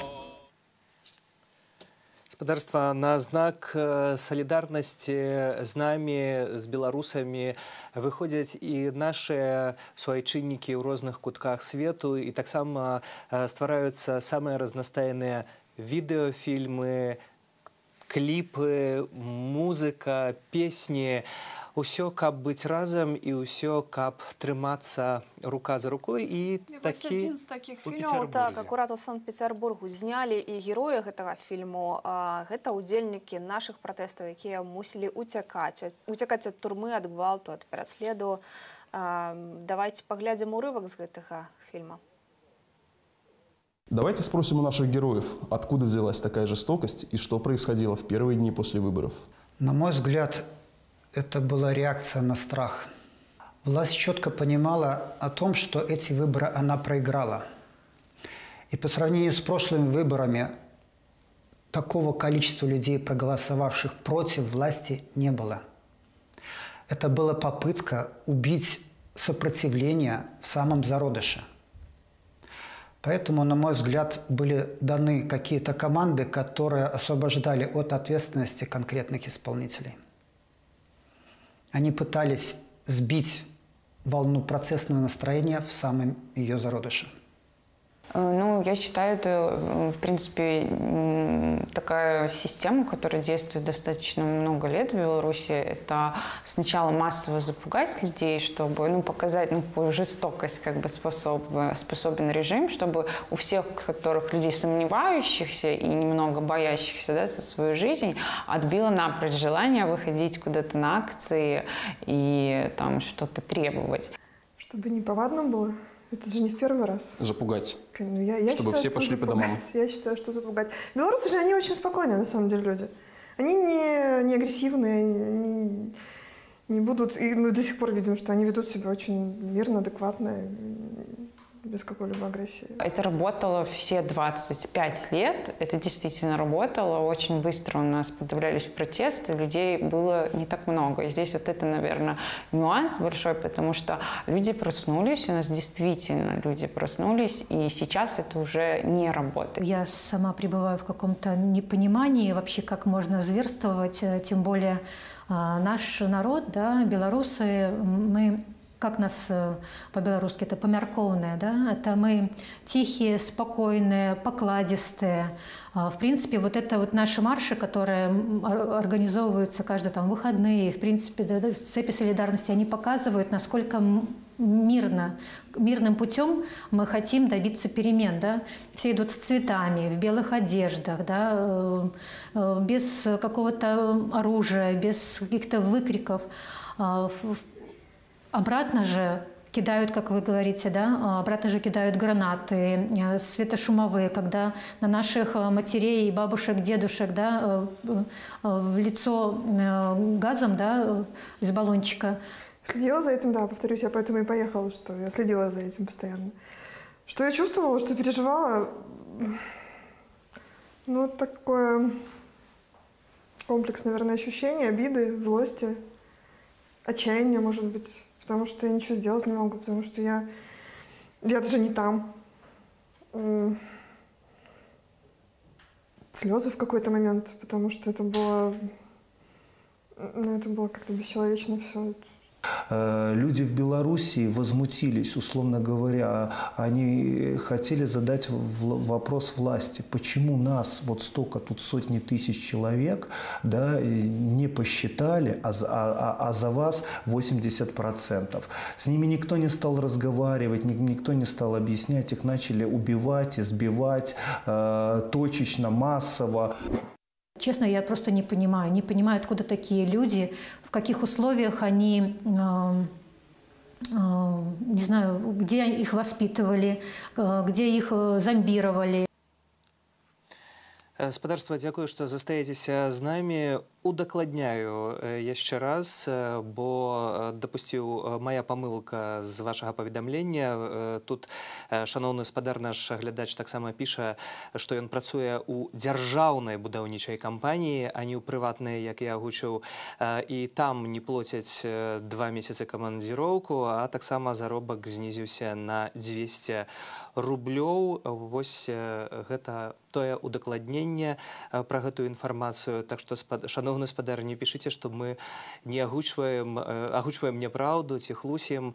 Дапушчаная памылка, бо вельмі шмат паведамленняў, каментароў, і менавіта па гэтаму так здарылася, але праўда прагучала ў эфіры. Амаль 4 гадзіны ўжо па ўсёй Беларусі адбываюцца лакальныя пратэсты, маршы суседзяў, так званыя. Людзі выходзяць у сваіх мікрараёнах, выходзяць у сваіх гарадах і мястэчках, ва ўласных дварах.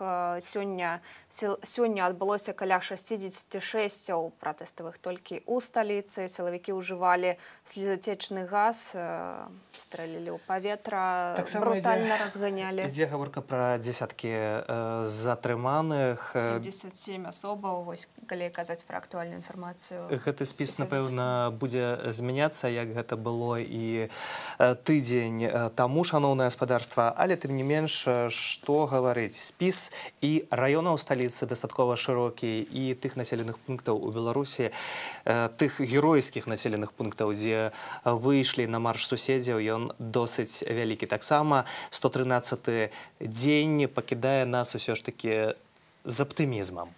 Абсалютна з аптымізмам. Гэта адчуваюць і самыя ўдзельнікі пратэстаў і сілавікі, якім для сілавікоў гэта, канешне, не такі аптымізм, але мы бачым, што супрацьстаяць так пратэстоўцам значна складаней. Мы, спадарства, за гэтыя 2 гадзіны разам дзякуем. Юлія Лабанова.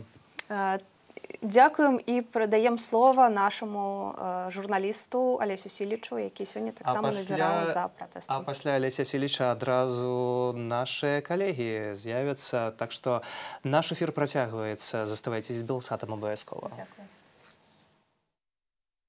Добрай раніцы. Сёння нядзеля, 29 лістапада. Чарговы нядзельны марш. Правда, зноў незразумела, дзе месца збору. Нібы было абвешчана, што гэта нейкія двары, дзе пражываюць людзі. Але сёння ўжо ўлады правялі такую прафілактыку, падвезлі з раніцы картэжы з аўтазакаў. Я ўжо з'ездзіў сёння з раніцы в Серабранку, заўважыў на скрыжаванні праспекта Ракашовскага і Пляханова 4 ці 5 аўтазакаў і мікрааўтобус з ціхарамі вярнуўся да ўнівермагу Беларусь, і тут уже вот гляжу, збіраюцца людзі, уже напэўна сабралось некалькі соцен, они вакол універмага стаяць унутры, пакуль ніякай сімволікі не бачна, але заўважна, што гэта пратэст. І уже аб'явы робяцца побач метро, што метро сёння зноў не працуе, это некая дурылка зноў панядзельная, таму што ты заходзіш в метро, ты не ведаеш, куды на цябе давязе, кудысьці на канечную станцыю, праз увесь горад, то есть цэнтр весь вырублены. І таму мы зараз вось тут стаім, і ўжо бачна, што людзі прыйшлі, і зараз мы паспрабуем з кімсьці паразмаўляць, і хай распавядуць, адкуль яны прыйшлі і чаму. Скажыце, а вы, здаецца, з Серабранкі таксама я вас бачу. Дзе вы жывеце, да? Вы...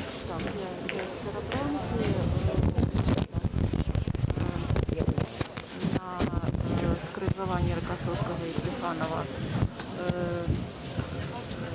некалькі аўтазакаў, штук 5-6 міліцейскія бусікі. Наколькі я чула, шмат народу збіраецца каля ГІПа. Тут каля Беларусі таксама сабралася досыць шмат народу. Ну, паглядзім. Прынамсі, у мяне настрой такі, што нельга проста даць гэтаму былому прэзідэнту, абсолютна нелегітымнаму цяпер, такое адчуванне радасці, нібыта ён нас здушыць. Уласна кажучы, я выхожу найперш дзеля таго, каб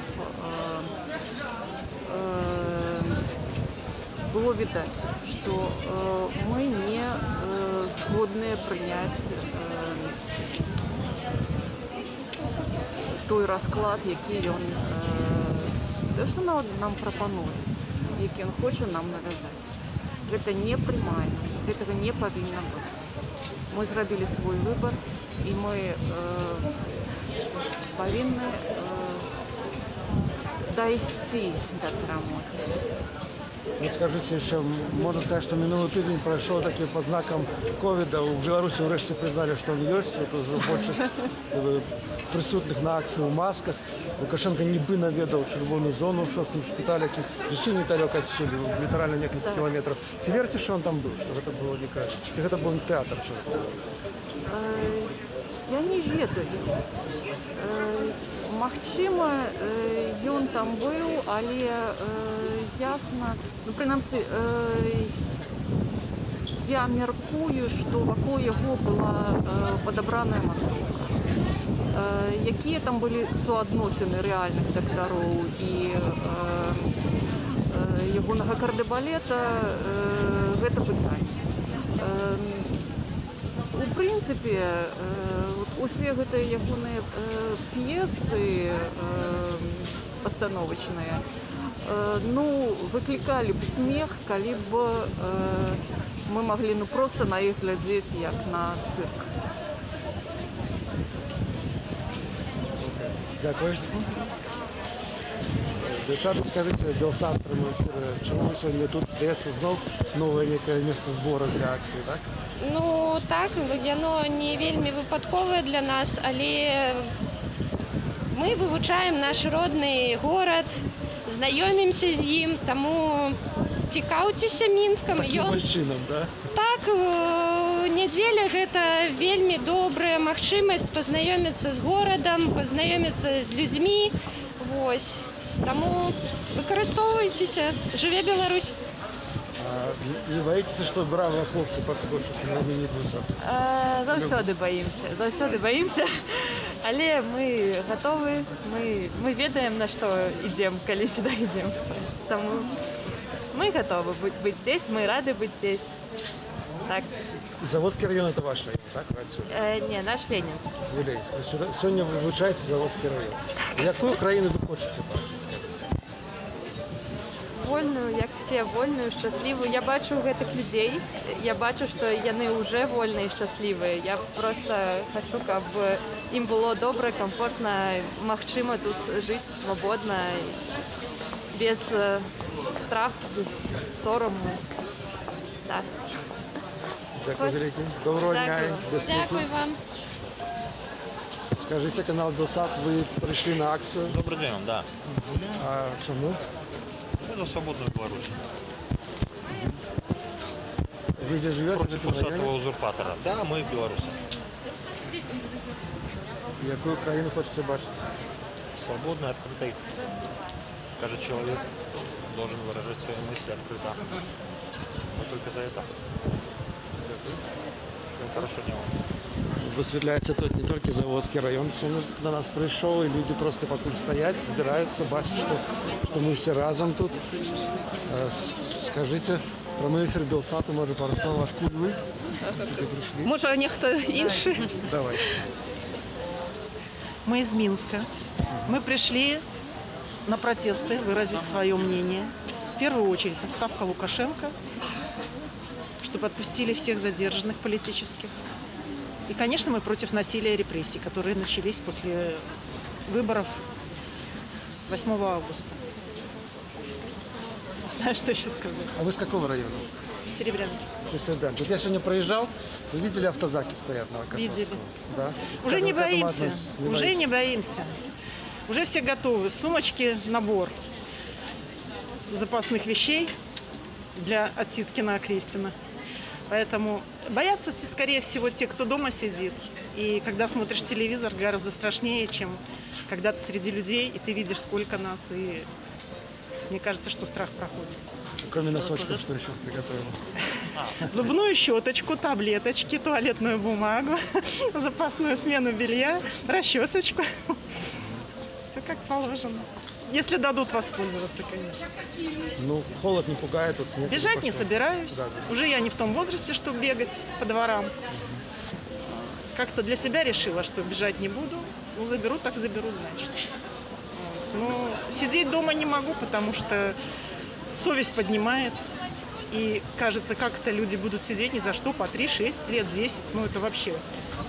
Это просто в голове не укладывается. Ну, не знаю, может, у кого-то совесть спит и дремлет, но мне кажется, что все, у кого она есть, все выходят. Спасибо. Может, еще кто-то хочет сказать? А вы откуда? Где живете? Здесь, в этом Живу районе? здесь, в этом районе. Да. Почему пришли? Как? Откуда узнали, что здесь?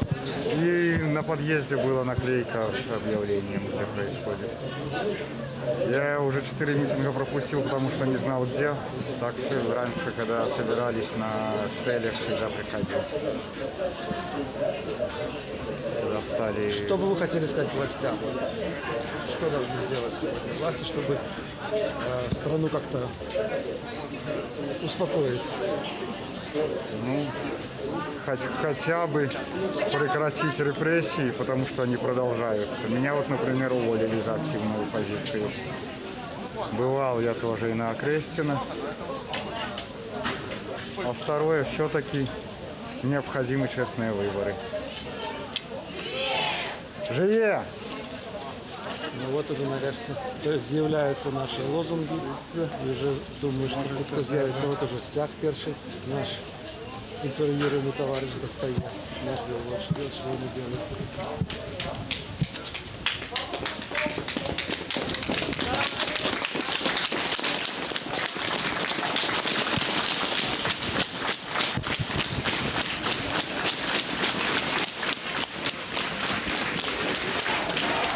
Уже народ, який собрався.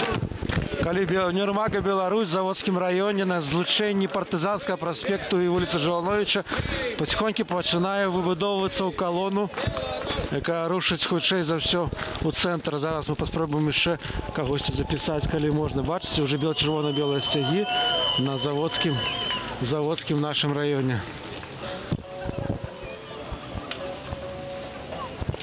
Скажите, можете пару слов Белсату сказать? Вот вы с палочкой, не тяжко вам на акцию?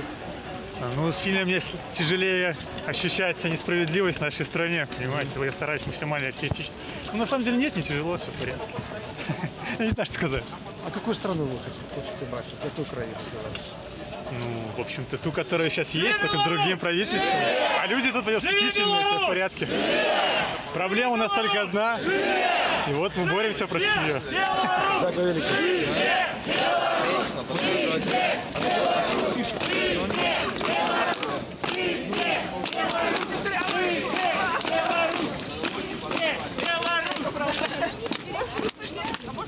Скажите пару слов каналу Белсат, почему вы сегодня тут?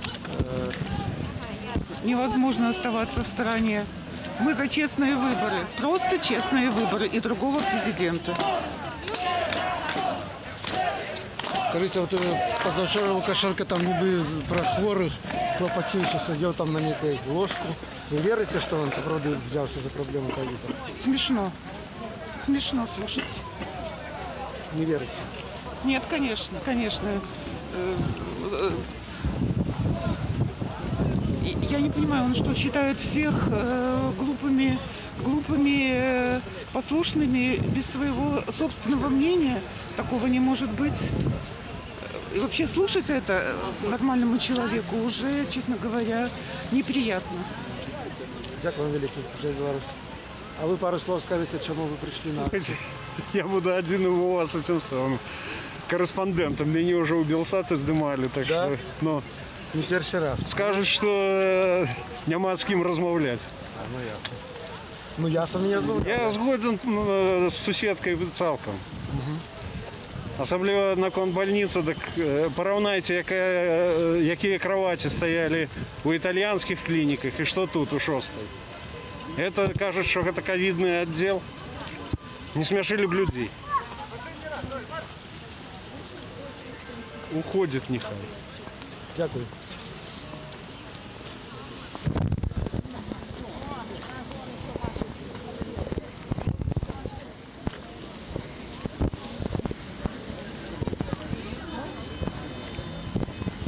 Колонна, дійшовши до Партизанського проспекта, починає рушити в бок, ускрайку город, у бок Ангарську, у бок Шабанов. Ось. Покуль ніхто не ведає, куди вона рушиться, але вже напевно більше тисячі, навіть каля 2000 чоловік зібралося. Це все у нас район. І люди підходять з усіх боків, з усіх дворів, достають до червоно-білої стяги. І Шестьцев-Заводський район, в Шестьцев-Заводському районі починається. Ось хочеться зняти цю пригожу бабулю. Для чего на белым стягом, может мы, конечно, запытаемся. Скажите, Шаровна, я Белсат, не бойтесь меня, только вотчи. Скажите, чему вы тут сегодня? Я не хочу. Добро. Я стесняюсь. Вот бачите, какая ситуация в Беларуси, люди боятся часом показывать свой твар, часом маски допомагають ковідні, але переслід, ті суди, ті безконці гонки адамапаўцаў, яны, конечно, крышечку стамілі людей, але стамілі фізічна, можа быць, але не моральна.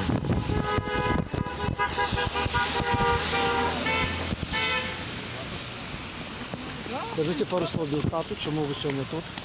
Свободы хотим. И верим, что мы ее добьемся. Дякую. И колонна рушит в бок. И колонна перекручивая Партизанский проспект в районе Заводского выконкаму. Вы бачите машины, которые проезжают, они вітають протестовщиків знаком «Віктор» і так само. І колонна починає збиратися в районі Партизанського проспекту. Ще хочу сказати таку річ. Я не дарма сказав, що цей тиждень під неким знаком ковіда проходить не тільки тому, що Лукашенко навідав 6-й шпиталь. Що це починають убігати. Але так само мені здається, що влади неяк штучно хочуть заразити ковідом тих, хто змагається за свободу. Недавно ми з колегами були у суді, де розглядали справу так званих графіті. Полову тільки частки судебного залу, все доволі просторне. Так, все, убегаем. Все, убежали.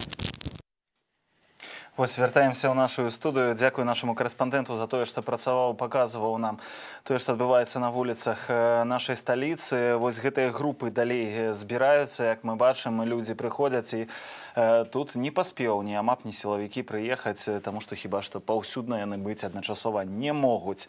Вярнуліся ў студыю калега мой Кірыл Смяглікаў. Ігор Кулей. Працягваем эфір. У нас 113-й дзень пратэстаў, марш суседзяў, ужо паводле вясны 75 затрыманых.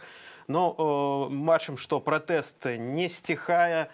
Нават можна такую паралель прыгадаць, што цяпер мы бачым першы снег. Усе казалі, што пратэст здуецца, пратэсту не будзе. А што мы бачым? Мы бачым першы снег у Менску, і пратэсты працягваюцца. Дакладна. Але і працягваюцца, на жаль, затрыманні. І вось як гэтыя затрыманні адбываюцца, давайце яшчэ раз зірнем.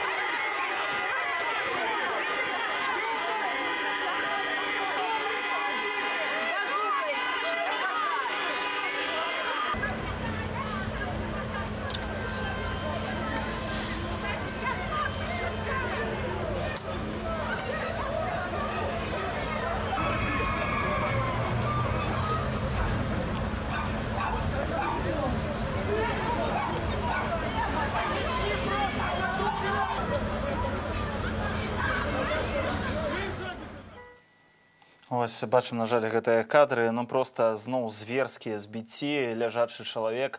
Яго проста, ну я не ведаю слова, месяц гэтымі дубінкамі, людзі спрабуюць яго адбіць. І бачылі, вось там ззаду падбягае чалавек у курцы, нібыта апрануты па грамадзянскай, але ў яго такая жоўтая, тут нарукаўная такая павязачка. Гэта вось так себе пазначаюць гэтыя ціхары, дарэчы, яны калі падбягаюць, яны каб ідэнтыфікаваць. Тым часам Галіна Абакунчык, якая ездзіла сёння па розных раёнах Менска, назірала за тым, як у розных кварталах адбываюцца пратэсты, з намі на сувязі.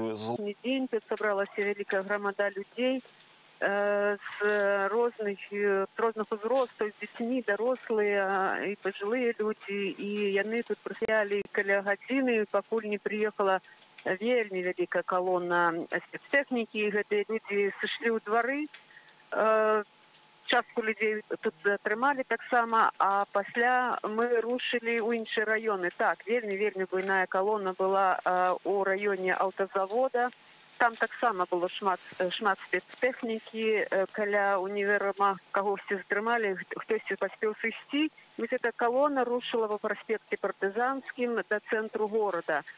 Да тае пары, пакуль ізноў даехаць Дзяржынскага, гэта было ў Курасоўшчыне. Бачна было, што людзі збіраліся, і таксама, відаць, мы не маглі быць. Таксама вельмі шмат было такіх жа самых груп, дзе у цэнтры раёне Нямігі. Некаторыя людзі былі з чырвона-белымі сцягамі, это былі в пераходах, менавіта там, дзе немагчыма пад'ехаць гэтым мікрааўтобусам. А пасля мы вярнуліся ізноў ужо ў Лошыцу, людзі тут стаялі, і зноў выйшлі вялікай групай, і зноў да іх пад'ехала вот эта вся кавалькада, і зноў працягваюць з тымі ж самымі вадамётамі, з мікрааўтобусамі, з аўтазакамі. Літаральна вот у некалькіх сотнях метраў тут яшчэ акраіна горад такая з паркам такім. Вось гэтыя ўсе служывыя, вось такая прыбіральная на прыродзе для іх. На гэтую хвілю пакуль што не бачна. Галина, мы бачым, што зараз вельмі кепскае надвор'е у Менску, ідзе снег, ці неяк гэта ўплывае на настрой людзей, як падаецца? Ведаеце, што да настрою, то людзі вельмі аптымістычныя, вельмі настроены вельмі добра. Я не чула сёння ніводнага выказвання, размаўляючы з людзьмі, што вось неяк бессэнсоўна, што не мае выніку. Наадварот, людзі кажуць, што мы пераможам, і гэта перамога блізкая. Бо нават тыя людзі, якія не выйшлі менавіта вот з гэтага надвор'я, хтосьці па здароўю, шмат хварэе людзей. Тым не менш, гэтыя людзі таксама настроеныя на перамогу, на перамены, і той час яшчэ прыйдзе, калі і гэтыя людзі з'явяцца, якія сёння не змаглі сысці. А нават калі яны выйшлі, яны ўсё роўно настроеныя на лепшае, настроеныя на змены. Дзякуй вялікі, Галіна. Дзякуй, што сочыш за тым, што адбываецца ў сталіцы. Будзем яшчэ спрабаваць з табой звязацца, калі будзе нейкая інфармацыя, будзем перадаваць яе ў эфіры. Тым часам стала вядома, што ў Берасці затрымалі таксама журналіста брэсцкай газеты, машыну Станіслава Коршунова і Максіма Хлебца спыніла машына ДАІ. Зараз журналістаў вязуць у Ленінскі РУС. Як бачым, зноў знаходзяцца нашыя калегі яшчэ з 2 тыдняў таму, 15 лістапада, калі ў нас быў стрым і відэакадры вось гэтага народнай паніхіды па забітым Рамане Бандарэнка, нашыя карэспандэнткі Кацярына Андрэева і Дар'я Шульцова працавалі на гэтым месцы. Іх затрымалі 15-га, асудзілі на 7 сотняў, яны не выйшлі пасля гэтага.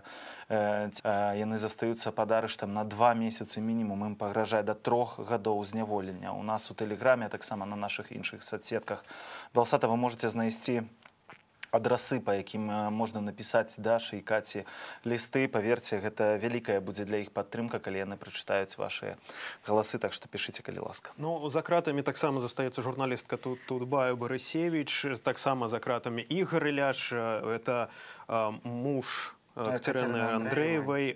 Увогуле там сітуацыя была вельмі змрочаная, дзіўна. Па сутнасці ўварваліся да яго дадому і забралі проста, цяпер ён знаходзіцца. Так, Кацярына Барысевіч таксама па крымінальнай справе за тое, што нібыта апублічыла дадзеныя медычныя экспертызы забітага Рамана Бандарэнкі, які, па словах Александра Лукашэнкі, быў п'яны, а яна дастала сведчанне. Кажемся за Алеся Марчанкам, які знаходзіцца з намі на тэлефоннай сувязі і можа распавесці нам яшчэ больш падрабязнасцяў пра тое, што адбываецца на вуліцах Менску. Алесю, табе голас, калі ласка. Добрый день, коллеги. Гэта самая яркая каля сумнавядомого меморыала загінуламу Тарайковскаму. Свежыя клеткі, знічы, але побач стаіць міліцейскі бус і автозак. Так же само я бачыў, што, відаць, была зачистка с боку готеля «Орбита» и кинотеатра «Аврора», потому что люди у черной вопратцы, у черной форме вертались в этот милицейский бус. Ну, никого при мне не затрымлівали, но, видовочно, разогнали, як у них сильно такая тактика дзеянняў. Так само по улице Притыцкого стояли для домов 73 автозак и милицейская машина, и для дома 89 стояло несколько грузовиков с неустановленными. Люди, я уже сказал, разбегаются по дворам, перешкоджая, але люди упартые, их разгоняют, и они якісь там полгодины, про 10 хвилин стоят, вертаются на свое попереднее место. Зазначыў, што зараз знаходзішся на Пушкінскай, ля месца гібелі Александра Тарайковскага. Можа, больш падрабязней, як там выглядае зараз ситуация? Ну, ситуация такая, что литерально я подъехал, видать, перед этим была какая-то зачистка, разгон, что людей как раз снимают, но видовочно, что свежие клетки, которых не было там ранее там зранку, у это самое 12 годин я был только и свежие букеты, и я думаю, что даже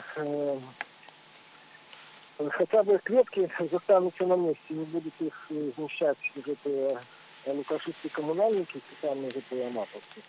Вот. И люди так вот с одного боку, с другого стоять просто як звичайні юнаки назирають, що відбудеться далі. Ось я просто впевнений, як тут автозак їде, то всі вернуться на своє попереднє місце і будуть притягиваться акция протеста. Дзякуй вялікі Алесю за тое, што сочыш за гэтай сітуацыі. Алесь Марченко з вуліц нашай сталіцы.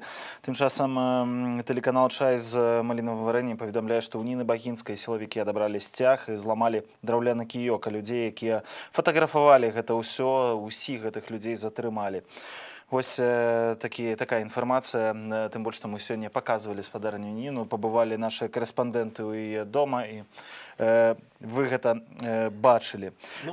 Яшчэ, можа, зараз вернемся на секундачку ў сталіцу, паглядзім самыя свежыя відэакадры таго, што там адбывалася, а пазней вернемся ў студыю, і ў нас будзе госць спецыяльны.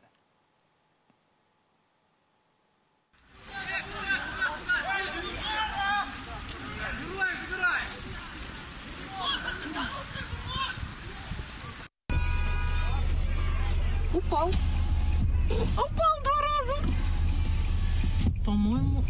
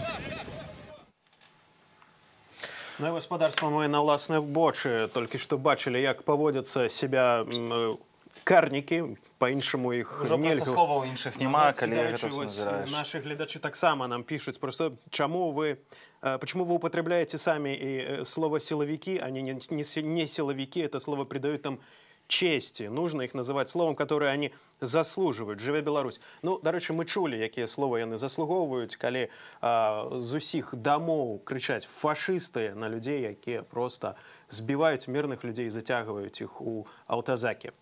Так, абсолютно недопушчальне. А мы, так як і я абяцаў, пераходзім до нашага гостя. Гэта палітолог Вольга Харламова. Гаспадарня Вольга, добрый дзень. Добрый дзень. Хацеў вас запытацца, вось пытаюся ўсіх нашых экспертаў, якія прыходзяць да нас у студыю, ці вось гэтая новая тактыка выхаду ў двары людзей, яна спраўджваецца. Ці яна псіхалагічна таксама, бо пра гэта шмат хто казаў, дае таксама людзям пачуццё локця, калі людзі не збіраюцца ў вялікую 200-тысячную калону, а выходзяць толькі ў свае двары. Псіхалагічна гэта, канешне, значна больш моцная тактыка, ну, прынамсі на пэўны час. Таму што свой дом, свой двор, свой раён – гэта тое, што для беларусаў заўсёды было вельмі важным, вельмі адчувальным. Калі казаць, наколькі гэта тактыка эфектыўная з пункту гледжання рэакцыі сілавікоў, давайте паглядзім 3-4 тыдні. Я думаю, што гэта тэрмін, праз які яны навучацца натаскаюцца рэагаваць на гэтую тактыку.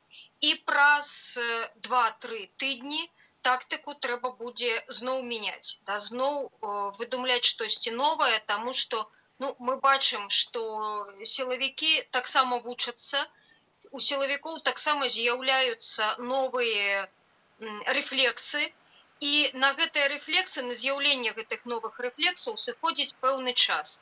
Але, у прынцыпе, гэта тактыка пакідае вельмі такія станоўчыя эмоцыі і выглядае, што людзям камфортней і упэўненей быць у сваіх раёнах, быць у сваіх дварах.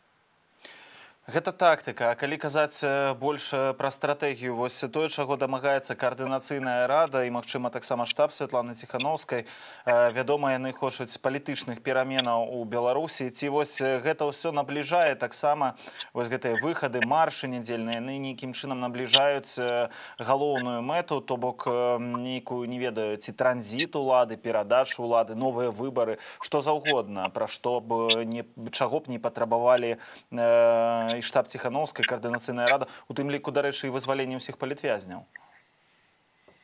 У любым выпадку і транзіт улады, і змена улады яны будуць. І як стратэгічная мэта, безумоўна, любыя дзеянні, любая актыўнасць, яны набліжаюць дасягнення гэтай мэты. Другая справа, другое пытанне, якім коштам і наколькі гэта кошт, які плоцяць людзі, выходзячы, рызыкуючы сабой, адпавядае тым дасягненням, тым вынікам, які прыносяць такія выхады і такія акцыі. Тут узнікае пытанне, наколькі адпавядае кошт рэакцыі і вынікам. Ну вось і на вашае меркаванне, наколькі яны адпавядаюць адзін аднаму? Людзі у наш час самае галоўнае. І дзеля дасягнення мэты варта памятаць, што калі зменіцца ўлада, калі да ўлады прыйдуць іншыя людзі, ім трэба будуць грамадзяне, ім трэба будзе з кімсьці працаваць, з кімсьці будаваць новую Беларусь. Таму самае галоўнае, самае каштоўнае з таго, што ёсць зараз у Беларусі, гэта людзі, іх жыцці, іх здароўе і іх упэўненасць у тым, што ўсё будзе добра, што ўсё будзе. Так вось ці зараз якраз і не адбываецца вось гэтае станаўленне гэтага касцяку людзей, на якіх можна абапірацца пры нейкіх зменах. Відавочна, што людзі, якія адзін раз выйшлі, напрыклад, на пратэсты, якія патрапілі на сотні, яны ўжо не будуць вось так баяцца гэтых, не ведаю, выхадаў на вуліцу, гэтых пераменаў, зменаў. Яны якраз і становяцца найбольш актыўнымі. Вядома, частка з іх з'язджае па тых жа падліках, калі заводзяць там крымінальныя справы. Каля 17 тысячаў асобаў Координацыйная рада так падлічыла. Беларусы ўжо выехалі ад пачатку пратэстаў з Беларусі, таму што асцерагаліся ці за сваю сям'ю, ці за сябе. Вось. Але ці не адбываецца вось якраз крысталізацыя вось гэтага асноўнага, можна сказаць, будучага, найбольш актыўнага і электарату, і вось гэтай групы людзей, якая будзе падтрымліваць перамены, іх набліжаць? Ну, наколькі я ведаю, контролем і у пэўнай меры адсочвае інфармацыю аб затрыманых і пацярпелых Весна, а не Координацыйная рада. Магчыма, Координацыйная рада падтрымлівае контакты з Весной і мае інфармацыю ад яе. І мы забываем, што 17 тысяч гэта тыя, хто непасрэдна патрапілі пад адміністрацыйную адказнасць. Але у іх ёсць сябры, у іх ёсць сем'і, у іх ёсць блізкія людзі, якія ў любым выпадку будуць падтрымліваць сваіх. І 17 тысяч, якія пацярпелі ад той сітуацыі, якая зараз ёсць у Беларусі, гэта рэальна далёка не 17. Гэта каля 100 тысяч, якія маюць да рэжыма, маюць да беларускай улады свае уласныя рахункі, свае уласныя прэтэнзіі. Спадарня Вольга, прабачце, 17 тысячаў, я меў на ўвазе 17 тысячаў, гэта тыя людзі, якія выехалі з Беларусі з-за палітычнага пераследу ў апошнія 3 месяцы ад пачатку пратэстаў. Ну, гэта прыкладна і столькі, колькі ў Беларусі патрапілі пад адміністрацыйную адказнасць. Таму гэта людзі, якія ў любым выпадку не прымуць тую уладу, не прымуць тую сітуацыю, не прымуць тых людзей, якія прымусілі іх жыць у тых умовах, прымусілі нас жыць у тых умовах, якія мы бачым вот апошніх больш за 3 месяцы. Ну, а па вялікім рахунку 26 год. Спадарня Вольга, вось такое яшчэ пытанне. На вашу думку, ці гатовы Лукашенко вось цяпер у гэтай сітуацыі ўжо пачаць выпускаць палітвязняў? Чаму пытаюся? Таму што учора Павел Латушка падчас стрыму са Сцяпанам Святловым агучыў такой інсайт, нібыта свой, што улады перамаўляюцца пра тое, што каб вызваліць Бабарыку, і нават каб Лукашенко хоча, каб Бабарыка вылецеў на Кіпр. Як на вашу думку, ці гатовы ён гэта зрабіць? Мы бачым, што ён гэта ўжо робіць. Пасля гістарычнай сустрэчы ў СІЗА КДБ ён пэўную колькасць затрыманых, абвінавачваных па крымінальных справах выпусціў. Да, і там выпушчаны быў не толькі Воскресенскі. Выпушчаны былі людзі, якія рэальна дзейнічалі, рэальна штосьці хацелі і хочуць змяніць. Сітуацыя па Бабарыкі, пытанне па Бабарыку, гэта пытанне часу. У любым выпадку гэта адбудзецца, і гледзячы па ўсім, аб Бабарыку Лукашенка нагадваюць рэгулярна, у тым ліку і пры апошнім візіце Лаврова ў Менск. Яму і нагадалі, і на яго з гэтай нагоды таксама ціснуць. Наконт вылеціць, не вылеціць Кіпр на Кіпр, гэта пытанне, ну, насамрэч не істотнае. І якая розніца? Гэта будзе Кіпр, гэта будзе Польша, гэта будзе Літва ці Украіна.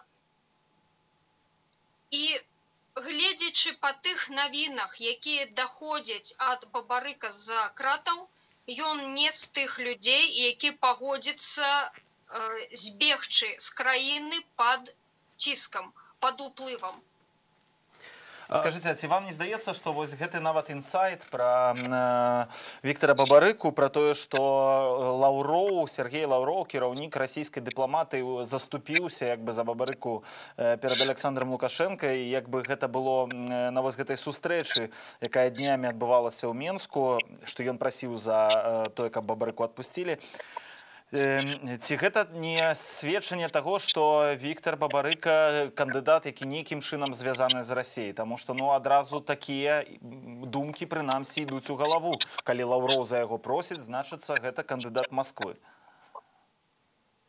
Мы не можам казаць, чый ён кандыдат, але тое, што гэта чалавек, які звязаны з Расіяй, гэта відавочна, таму што ён столькі часу адпрацаваў на расійскі банк, на расійскі капітал і адпрацаваў нешараговым супрацоўнікам, ён топ-менеджер. Людзі такога ўзроўню, яны ў любым выпадку маюць і пэўны ўзровень кантролю, і пэўны ўзровень допуску, таму, безумоўна, ён нават мусіць валодаць той інфармацыяй, якая робіць яго цікавым і для Беларусі, і для Расіі.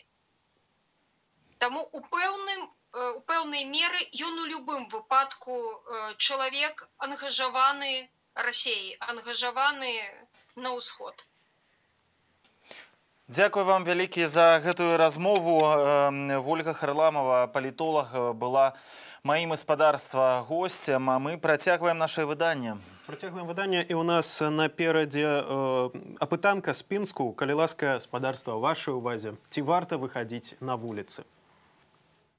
Меня не устраивает нынешнее политическое положение, так как я присоединяюсь к тем, которые считают, что выборы были сфальсифицированы.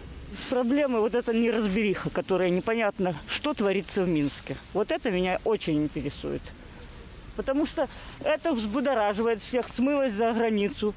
Так ты тут вместе со всеми по лбу получай, да и все. Насилие идет, и людей, обманывают, дорожание. Вот, сейчас даже в данный момент дорожание. Я получу пенсию 18 числа, а мне уже иду в магазин и не знаю, что мне купить. Как мне выжить, до 18 декабря. Зарплата маленькая. Ой, никаких проблем, все хорошо. Ездил в заработки, сейчас на пенсии, трохи пенсии есть, помимо пенсии еще работаю. Меня устраивает? Все устраивает. Для меня мама говорила, самое главное, дети, для вас, что в магазине много хлеба есть. Чиновничество не устраивает, отношения как-то вот сейчас видно, как-то оно сейчас конкретно стало видно. Наш режим, как говорится, очень строг. Уголовный кодекс не изменен, Конституцию не меняют. Права человека унижены немного. На данный момент не устраивает, власть, скорее всего. Скорее всего, власть, то, как она поступает с людьми, то, что творится на улицах, я не могу свободно пройтись даже по своему родному городу. У нас никакого нет прогресса. Надо что-то делать, чтобы жизнь была лучше. И для этого нужны какие-то перемены. Ось, як бачыце, тое, пра што выказваюцца жыхары Пінску, гэта што і перадусім не задавальняе ў сучаснай Беларусі. І іхныя адказы, і нагадваю яшчэ раз, што мы не выразаем меркаванні, вось прапорцыю заўсёды захоўваем, нават калі яны не зусім супадаюць з мейнстрымам, тым, якія мы записываем, усё роўна гэта захоўваем і вам паказваем. А цяпер давайте вернемся ў сталіцу, зноў у Бараўляны, дзе сёння стралялі, дзе сёння таксама людзей палівалі слезацешным газам. Давайте паглядзім з іншых ракурсаў, як усё гэта выглядала.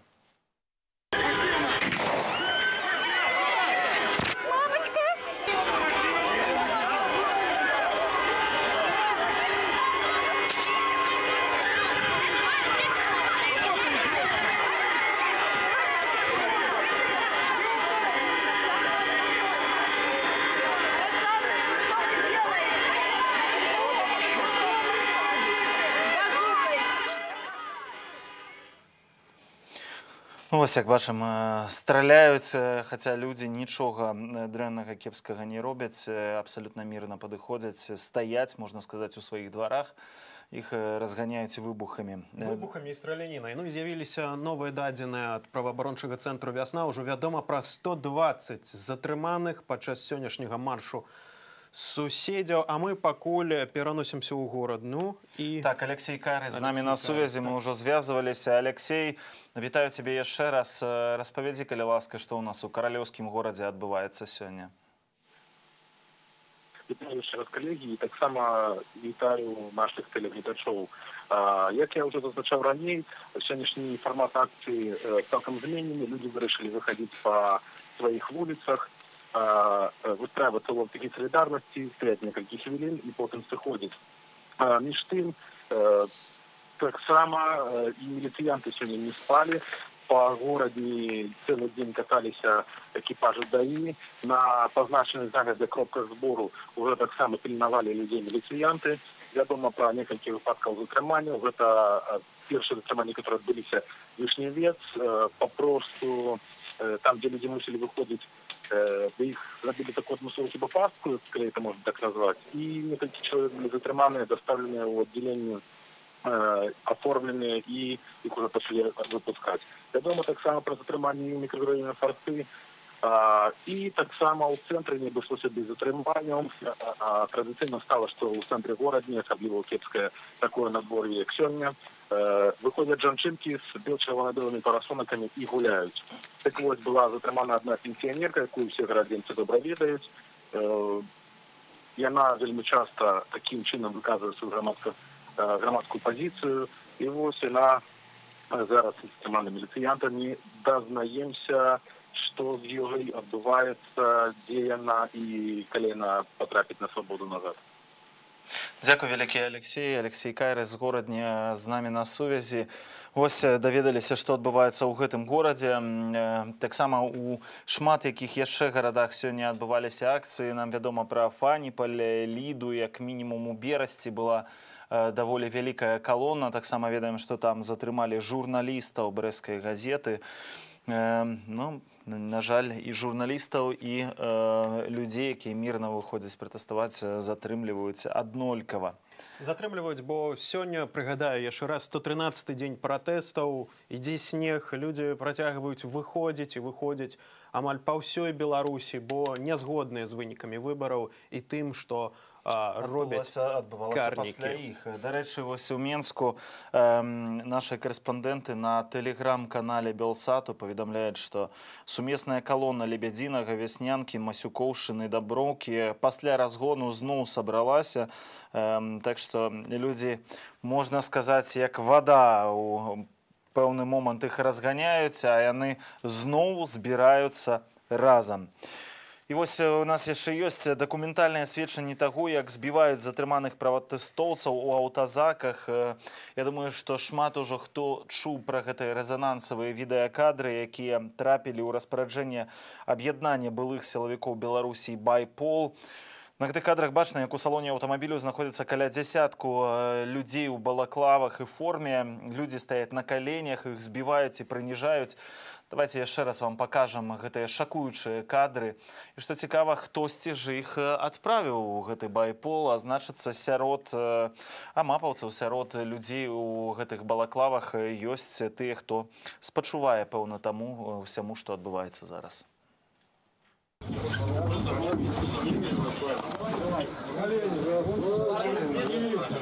После этого со всей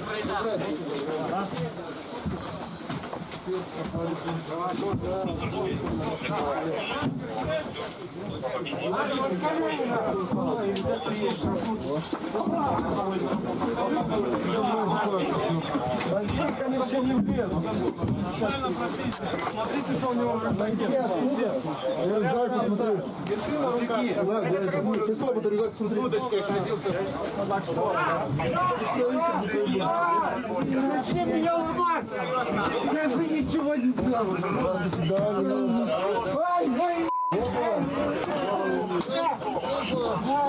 Я уже не влазит, братан. Есть марка, мужики. И ручки.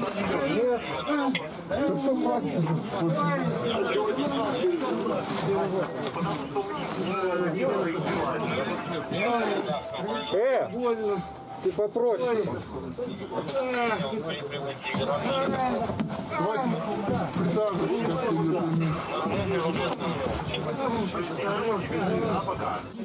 Мы с мой рюкзак смотрели. Скажи, пожалуйста, точку свою. Ну, здесь я на всех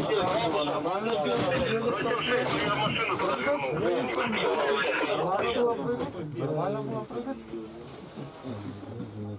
Прыгать нормально было? Да, прыгать. Куда ты прыгал? Руки завязаны краской. Держи официально. В городе творится не получил. Кому это сопротивлялся? Подскочили. Ты заходишь на фон? Я вообще на сканеру. Как обычно. А телефон твой где?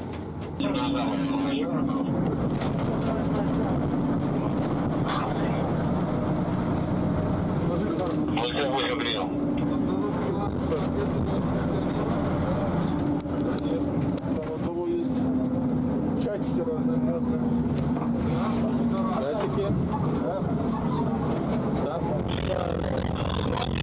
Серый портфель, там какие-то записи. Домовой чат.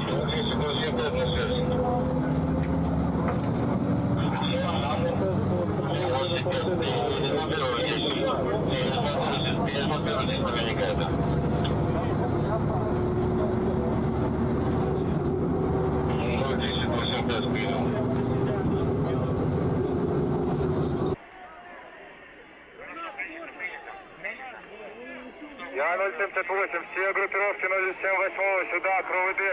Спешиваемся, подтягиваемся.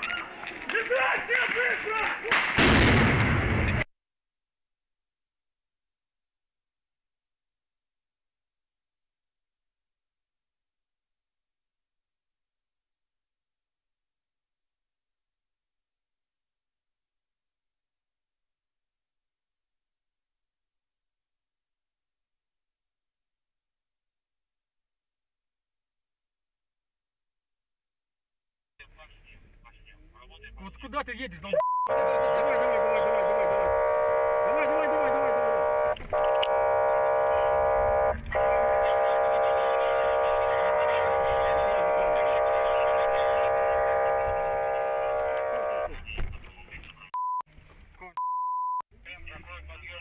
Стой сзади. Бери, пацаны, бери это! Все, стой, стой, стой. Давай, все, давай, красота. Нога, нога!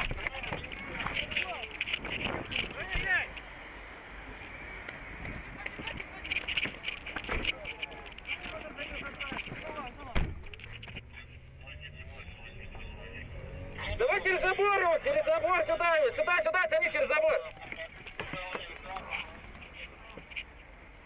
Сюда его, давай, сюда.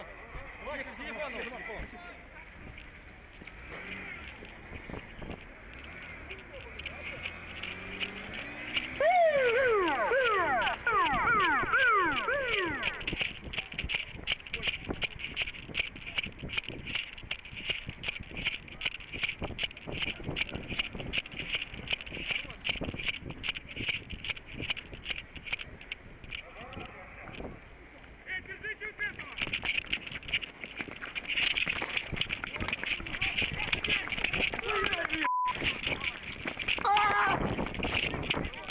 Пошли,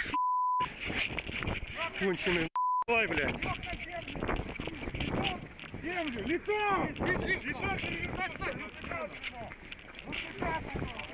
Морозот. Сюда, не пи***.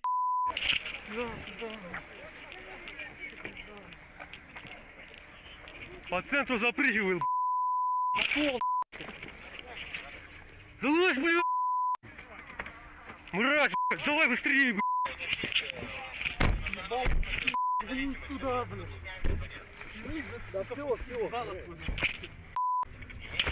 Да все. Что ты столько бегаешь?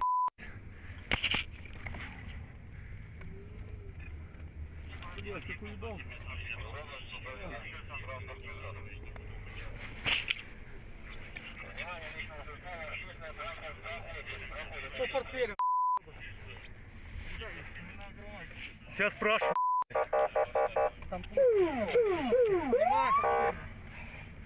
Позвольте, я.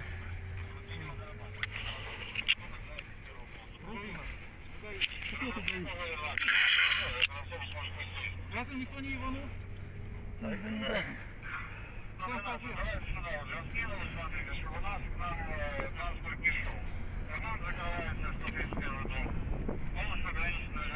Через останавливайся, когда ты сигналит. Вниз опусти. Ну вось бачылі гэтыя відэакадры, якія апублікавала гэтая група Байпол, якая займаецца расследаваннямі вось гэтых злачынстваў сілавікоў. Я некалькі хацеў рэчаў проста вось сказаць пасля гэтага ўсяго ўбачанага, як бы пракаментаваць. Цікава, што нават у аўтазаку гэтыя амапаўцы не здымаюць балаклавы. Настолькі яны баяцца, што іх будуць памятаць. Калі ты памятаеш, на самом пачатку людзей заводзяць у аўтазак, яны нават там застаюцца сярод сваіх, як бы дзе ўжо няма нібыта камераў, яны ўсё роўна застаюцца ў масках, так ім страшна вось страціць гэтую ананімнасць. Таксама адметна, што галасы вельмі добра чуваць усіх гэтых людзей. Я думаю, што па галасах таксама пэўна, калі будзе расследаванне гэтых усіх злачынстваў, можна будзе вылічыць гэтых усіх людзей. Ну і самае... Калі мы пра галасы, ты заўважыў, што там апрача мату фактычна нічога і не чуваць. Але што яшчэ вельмі важна, што калі іх ёсць людзі, якія выслалі, даслалі вось гэтыя відэакадры ў Байпол, калі ёсць людзі, якія могуць гэтую ўсю інфармацыю мець і маюць да яе доступ, яны ў пэўны момант і распавядуць, хто гэтыя людзі, як іх прозвішчы, дзе яны жывуць. Так што я думаю, што ў пэўны дзень людзі, якія былі пакрыўджаны, якіх білі, якіх прыніжалі, яны атрымаюць пэўную сатысфакцыю. І ўсе тыя, хто гэтыя рабіў злачынствы, будуць знойдзеныя. Як казаў Александр Лукашенко, сёння тэхнічныя сродкі дазваляюць кожнага вылічыць. Я думаю, што вылічым. На сувязі з намі Марыя Арцыбашава, якая знаходзіцца на плошчы Незалежнасці. Марыя, калі ласка, распавядзі, што адбываецца вакол цябе.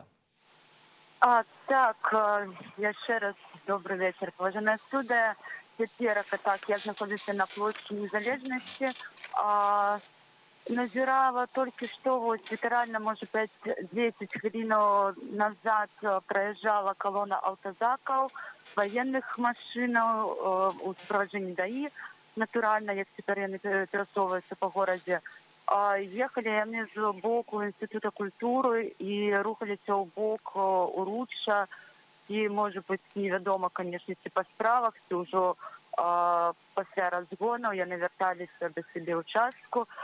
Вось, людзі, перыядычна я назіраю людзей, кампаніі людзей, якія абмяркоўваюць, куды яшчэ можна прайсці на яшчэ нейкія, можа быць, адбываюцца падзеі. Вось цяпер назіраю жанчыну, якая проста гуляе ад плошчы Незалежнасці да Михайлаўскага скверу і цяпер павярнула ў адваротны бок з чырвона-белым парасонам. Ёй таксама перыядычна сігналяць машыны, натуральна, ў падтрымку. Вось. Ну, і натуральна цяпер па горадзе, па дварах рухаюцца бусікі з амапам унутры, якія сядзяць у балаклавах, нават у гэтых бусах яны не здымаюць свае балаклавы. І высочваюць, вылазячы з вокнаў, глядзяць на людзей, на тых, хто цяпер по городе ходить, что яны роблять. Ну, я так разумею, что готовые зновку до чергового хапуна.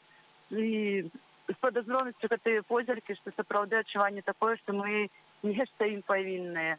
Ну, вот неяк таким чынам цяпер адбываецца ў Менску на плошчы Незалежнасці.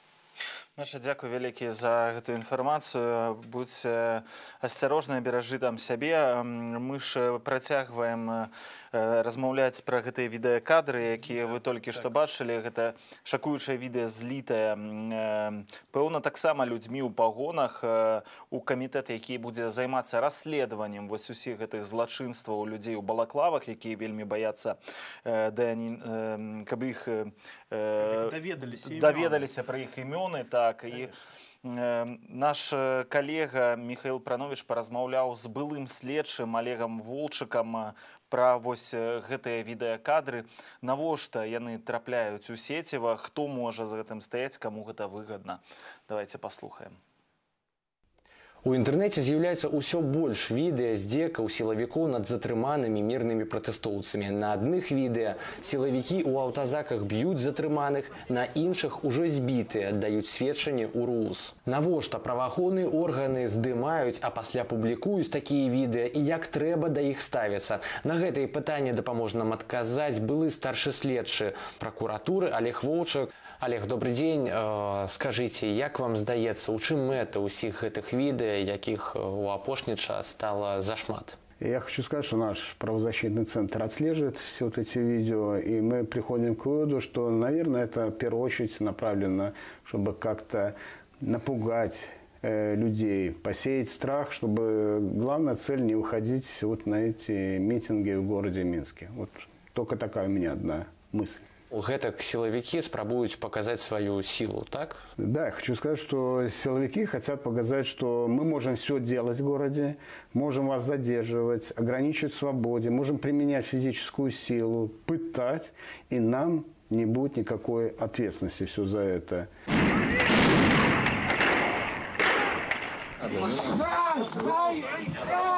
И действительно, до сих пор мы видим, что еще ни прокурор, ни Следственный комитет, никто не привлек ответственности вот за такие видео, где людей действительно в избитом состоянии показывают. И всем очевидно, что там применялись к ним жесткие пытки. А им не может быть страшно, что потым гэтыя відэа могуць быць скарыстаныя супраць іх на суде? Я вам так скажу, как старший следователь прокуратуры Фрунзенского района, когда работал, это видео очень классное доказательство превышения власти. То есть зафиксировано все это будет. Есть же лица, кто это все делал, когда делалось, дата установлена. То есть это будет такое хорошее доказательство. То есть фактически они сами себя подставляют. А вось хто можа зліваць гэтыя відэа? Немагчыма такое, што гэта зліваюць тыя сілавікі, якія вырашылі перайсці на бок пратэстоўцаў? Ну, у меня две версии. И по моей информации, как уже Павел Латушко заявлял, что действительно есть силовики, которые внутри системы уже работают на преобразование демократически, то есть собирают всю информацию и передают к ним туда, в Коалиционную Раду. Так? Но есть и другая проблема. Еще, возможно, они из-за непрофессионализма вот это представляют, ну, кто-то выслужиться хочет, кто-то показать свою работу, что вот я классно сделал, вот у меня человек признался, ну, за премию, за звание, за должность, возможно. Но в целом я считаю, что там все-таки есть люди, которые уже сейчас думают о своей перспективе в будущем. Поэтому я думаю, что это есть подстава правоохранительных органов вот через такое видео. А вось як вы думаете, тыя сілавікі, якія попали на гэтае відэа, вось ім не страшно? Конечно, сегодня силовикам страшно, и поэтому они применяют такую силу, и они все понимают, что рано или поздно все равно маски снимутся, и все знают, что это будет 426 статья «Превышение власти до 10 лет лишения свободы». И ну, каждый потом уже думает. То есть по факту они сначала делают, О последствиях они еще не думают. Но сегодня я вижу из комментариев уже, кто уволился, говорят, да, действительно, в силовом блоке есть люди, которые уже задумываются, что может быть ответственность, потому что вопрос, 2, 3, 4 месяца, но не более, что ситуация может измениться в Беларуси. Ну и галоўнае пытанне, як трэба ставіцца да гэтых відэа беларусам? Я так скажу, общаясь со многими людьми, это видео, вот эти все видео, они наоборот как-то людей солидаризируют.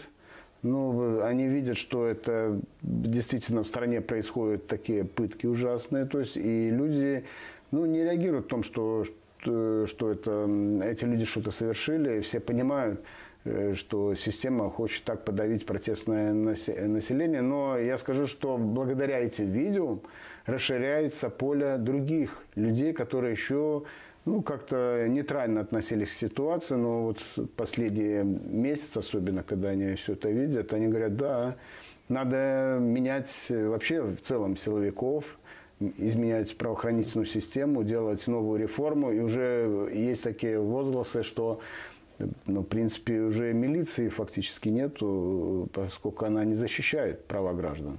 Да? Дякую за размову. На тему апублічвання здзекаў міліцыянтаў затрыманых пратэстоўцаў мы размаўлялі з Олегом Воўчыкам, былым старшым следчым прокуратуры. Михаил Пранович, Белсат. Ну, гаспадарства, вы толькі што слухалі былога следчага Олега Воўчыка, які каментаваў гэтае відэа, якое трапіла ў распараджэнне аб'яднання былых сілавікоў Беларусі «Байпол». І маем яшчэ адно сведчанне таго, што робяць АМАП у Менску на вуліцы Голубева. Быў затрыманы кіроўца Ford Focus, ён быў моцна збіты, чалавека спрабуюць падставіць. І вось далей пішуць нам у Тэлеграм гледачы, што супрацоўнік АМАПа выцягнуў са свайго мікрааўтобуса нож, сякеру, свечку, паклаў гэта ўсё на капот аўтазатрыманага кіроўцы для дэманстрацыі, нібыта гэтыя рэчы былі знойдзены ў багажнікі. Але ёсць шмат сведак, якія бачылі, што гэтыя рэчы былі подкінутыя. Так што і такіх Па-вашым, сёння ўвечары, пэўна, гэта на БТС, ТВ вось пакажуць, яны вельмі любяць такія кадры. Пратэстоўцаў дастаюць сякеры. Пратэстоўцаў дастаюць сякеры, коктейлі Молотава ў машынах. Дарэчы, наконт, вось мы тут размаўлялі пра тое, што баяцца сілавікі здымаць балаклавы нават у аўтазаках, калі нібыта іх ніхто не здымае. Вось спадар Сямён, наш глядач, піша, яны ж нават спяць у балаклавах. Ну, канешне, гэта смешна, але зараз, на жаль, з тым, што робяць гэтыя людзі, чыняць з беларусамі, не зусім да смеху. Тым часам мы ведаем, што з намі на сувязі ўжо зараз знаходзіцца Барыс Гарэцкі, так, з Беларускай асацыяцыі журналістаў. Барыс, прывітанне, ці чуеш нас? Так, добрый вечер, я на свободе. Барыс, сёння затрымалі журналістаў, ведаем прынамсі пра 2 затрыманых у Берасці. Ці ёсць нейкая яшчэ інфармацыя дадатковая пра сённяшнія праблемы ў нашых калегаў? На сённяшнюю раніцу за кратамі знаходзілася 10 нашых калегаў. Вот літаральна праз 2 гадзіны мы чакаем вызвалення Марыны Канстылянчанкі, якая знаходзіцца за кратамі ўжо 30 сутак. Я вельмі спадзяюся, што ў Баранавічах сёння яе вызваляць. І таксама папаўняецца гэты спіс. Цяпер ужо 12 чалавек за кратамі разам у Берасці затрыманыя нашыя калегі. Ёсць, конечно, невялікі шанец, што іх вызваляць, але больш шансаў, да, апошнія все затрыманні журналістаў звычайна сканчаюцца протаколам за нібыта ўдзел у акцыі альбо непадпарадкаванне міліцыянтам. Вот, і цяпер яны дастаўлены ў Ленінскі раус, я спісваўся літаральна недавно з імі, калі у іх яшчэ былі тэлефоны, іх машыну затрымалі і даставілі ў Ленінскі раус Берасця. Пакуль новай інфармацыі пра іх няма на дадзены момант. Барыс, чаму адбылася вось такая трансфармацыя дзеяння ўлады? Калі на пачатку акцыі пратэставых у жніўні мы бачылі, што журналістаў звычайна затрымоўвалі, адпускалі, нават часамі і не затрымлівалі, яны маглі весці нават стрымы на пачатку жніўня, то цяпер зусім усё так кепска, і людзей, калі іх ужо затрымліваюць, нашых калегаў, то звычайна садзяць на сотні, і вось нават з'явіліся крымінальныя справы. Такая трансформация назирается не только в дочинении до журналистов, а до и всего громадства, что тычыцца калег менавіта, то ясна, што ўлады робяць то магчымае, каб журналісты не асвятлялі польскія пратэсты, каб з'яўляліся кадры з вуліцы. І вот затрыманні, асабліва затрыманні Кацярыны Андрэевай і Дар'і Шульцовай яскрава паказваюць, што палююць менавіта на журналістаў, якія вядуць трансляцыі, перадаюць кадры з вуліц. Гэта, напэўна, вельмі в вачах уладаў, дзесь там на нейкім эшелоне улады, нейкім зашкварам, напэўна, выглядае, калі журналіст проста робіць сваю працу і паказвае кадры, праўдзівыя кадры таго, што ёсць на вуліцах. Улады робяць все магчымае, каб журналісты не працавалі на вуліцах, але мушу ад імя всіх калег падзякаваць людзям, якія дасылаюць свой карыстальніцкі контент, бо цяпер сапраўды апрануць камізэльку прэса гэта раўнасільна затрыманню, нават калі камізэлькі няма, ёсць верагоднасць, але дзяка всім чытачам і гледачам дасылаюць свае кадры, фотаздымкі і гарачыя паведамленні. Барыс, дзякую вялікі за тое, што распавёў нам пра сітуацыю з журналістамі. Барыс Гарэцкі з Беларускай асацыяцыі журналістаў быў нашым гаспадарства госцем. Дзякуй вялікі. А я хачу яшчэ раз гледачам нашым нагадаць, што нашыя журналісты зараз знаходзяцца за кратамі, і некаторым з ім тром дакладна асобам мы ведаем, што яны праходзяць па крымінальнай справе. Адрасы гэтых людзей вы можаце знайсці ў нашых сацыяльных сетках, а таксама ў тэлеграм-канале. Калі ласка, напішыце ім у турму, таму што гэта заўсёды вельмі моцная падтрымка. Менавіта гэтых лістоў нашыя калегі чакаюць ад вас. Нават калі вы іх не ведаеце асабіста, ім будзе вельмі прыемна атрымаць ад вас нейкую вестачку і даведацца. Можа, гэткім чынам вы неяк просто дапаможаце гэтым людзям псіхалагічна перажыць вось цяжкія ўмовы ў турме. Сапраўды, таксама заахвочваю напісаць ліст падтрымання. Гэта вельмі важна ў турме, дзе нейкай інфармацыі няма, і нейкія лісты становяцца проста абсалютна запатрабаваныя і падвышаюць настрой.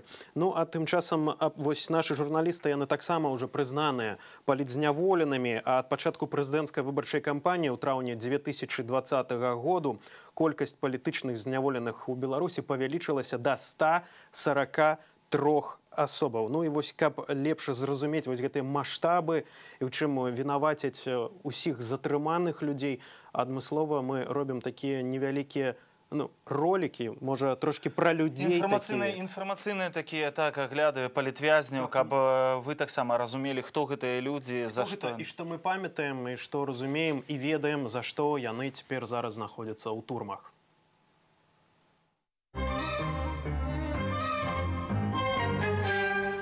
Марыя Калеснікава нарадзілася ў 82-м годзе ў Менску. Скончыла Беларускую дзяржаўную акадэмію музыкі па спецыяльнасці флейтыст і дырыжор.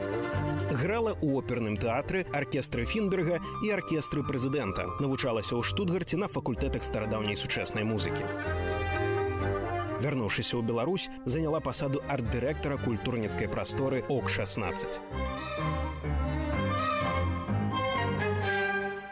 У 20-м годзе Калеснікава ўзначаліла штаб Віктара Бабарыкі на прэзідэнцкіх выбарах. Паводле Бабарыкі у іх знайшоўся супольны погляд на вядзенне выбарчай кампаніі. Пасля затрымання Бабарыкі Калеснікава бярэ ўдзел у шматлікіх мітынгах і аб'ядноўвае намаганні з выбарчымі штабамі Цапкалы і Ціханаўскай. 7 верасня Марыю затрымліваюць у Менску, а пасля спрабуюць сілай вывесці на тэрыторыю Украіны. Яна рве пашпарт. Пасля гэтага яе затрымаюць ужо афіцыйна паводле падазрэння ў крымінальным злачынстве, нібыта за заклікі да дзеянняў, якія шкодзяць нацыянальнай бяспецы Беларусі, прызнаная палітзняволенай. Максім Знак нарадзіўся ў 81-м годзе ў Менску, скончыў юрыдычны факультэт БДУ, абараніў дысертацыю і атрымаў навуковую ступень кандыдата юрыдычных навук. У 2007-м засноўвае юрыдычную фірму «Юрзнак». Пасля атрымоўвае ступень магістра бізнеса MBA у Польшчы. Аўтар шматлікіх публікацый у эканамічнай газеце, займаецца трыатлонам, мае жонку і сына. Грае на гітары і нават выступаў на фэсце «Бардаўская восень».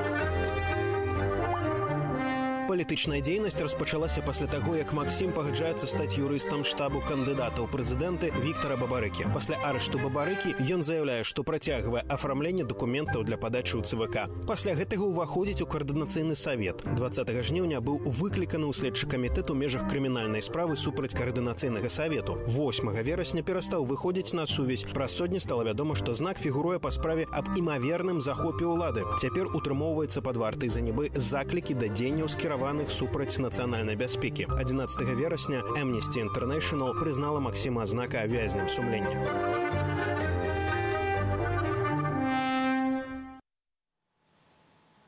Ось усіх гэтых людзей мы будзем паказваць вам, мы будзем распавядаць пра іхныя лёсы, пра іхную біяграфію, каб вы ведалі, хто гэтыя 143 асобы, якія прызнаныя ў Беларусі палітвязнямі. Неўзабаве вы зможаце на Белсаце бачыць усё больш і больш гэтых твараў. Герояў трэба ведаць у твар. Сапраўды, і проста яшчэ я асабіста займаўся гэтым праектам, і гэта вельмі дзіўна, калі хтосьці кажа, ведаеш, у Беларусі, ну а хто апроч Лукашэнкі ці іншых людзей? Давось, паглядзіце. Чалавек з Замбіі, выдатны, разумны, спартовец.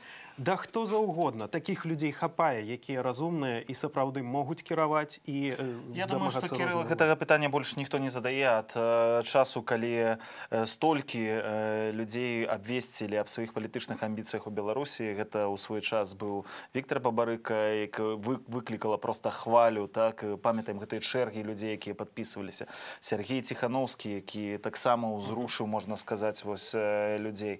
Нават Валер Цапкала, усе вельмі здзівіліся. Гэта людзі, якія раней, можна сказаць, стаялі за вельмі паспяховымі праектамі ў Беларусі, а значыцца, маюць і пэўны багаж даверу з боку беларусаў. А цяпер і Павел Латушка, былы міністр, амбасадар. Гэта ўсё людзі, я думаю, што зараз вельмі ўсё становіцца на свае месцы. Усе бачаць, хто ёсць хто. І я ўжо казаў, ёсць каму, так, і каманды ў людзей, якія ёсць. Я ўжо раней казаў, што вось гэтая сітуацыя, якая адбылася зараз у Беларусі, яна вельмі ўсё паставіла на свае месцы. Больш няма шэрага. Ёсць белае, ёсць чорнае, і ўсе зразумелі, што ёсць тыя, хто стаяць альбо на гэтым баку, альбо на тым баку, і трэцяга боку няма, так што цяпер усё нашмат больш празрыста. Што ж, мы яшчэ зазірнем у Вільню, ўжо спрабавалі звязацца з нашай карэспандэнткай Ганнай Русінавай. Там таксама выходзяць беларусы на тое, каб выказаць сваё незадавальненне тым, што адбываецца ў нашай краіне. Але на секундачку, яшчэ перад тым, як пакажам вам Вільню, пераключымся на Берасце, на мой родны горад, дзе Алесь Ляўчук распавядзе нам усё, што адбывалася сёння ў горадзе над Бугам. Алесю, вітаю. Добрый день. Калі ласка, падсумуй сённяшні дзень пратэставы ў горадзе над Бугам. Сёння ў Берасці адбылося шэраг невялікіх акцый. У мікраёне «Усход» людзі сабраліся. Гэта была добра арганізаваная акцыя, таму сілавікі пра яе не ведалі. Людзі прайшлі па янкі купалы з сцягамі. Там было прыкладна 40-50 чалавек. Потым яны разышліся і ніхто не быў затрыманы. Але калі падобная акцыя адбылася ў раёне Граеўка, там затрымалі Алену Гнаук і яшчэ некалькі чалавек. І там былі затрыманы нашы калегі Максім Хлебец і Станіслав Каршунов. Яны знялі акцыю, ехалі дадому, і іх спыніла машына ДАІ, пасля чаго яны былі дастаўлены ў Ленінскі раўд з горада Берасця. І, наколькі я ведаю, зараз на іх складаюць протоколы, але па якім артыкуле пакуль невядома. То бок ніякіх большых падрабязнасцяў няма, таму што мы толькі што размаўлялі з Барысам Гарэцкім з Беларускай асацыяцыі журналістаў. Вось ён казаў, што яны дастаўленыя ў РУС, але не было падрабязнасцяў пра тое, што супраць іх складаюць, аднак, пратаколы. А гэта значыцца, што хутчэй за ўсё, на жаль, калегі могуць застацца за кратамі. Алесю, дзякуй вялікі за твой каментар. Добрага табе вечара. А зараз пераносімся ў Вільню, як і казалі, паглядзім, чаму беларусы выходзяць там з нацыянальнай сімволікай, таксама куды яны збіраюцца, таму што месца даволі важнае, цікавае, адмысловае. Давайце Ганна Русінава зараз пра гэта нам якраз і распавядзе. не затрыманым па палітычных матывах. Так, за свабодную Беларусь. Сёння беларусы неабыякавыя да нашых падзей у краіне сабраліся ў Вільні каля ратушнай плошчы у месцы, дзе быў адпраўлены ў ссылку вялікі знакаміты паэт Адам Міцкевіч. Гэта адбылося каля 200 гадоў таму. Гэта таксама сімвалічная дата, бо гэта дата ягонай смерці. Для беларусаў гэта таксама магчымасць выказаць сваю салідарнасць, падтрымку усім беларусам, якія змагаюцца за нашу свабоду, незалежнасць у краіне.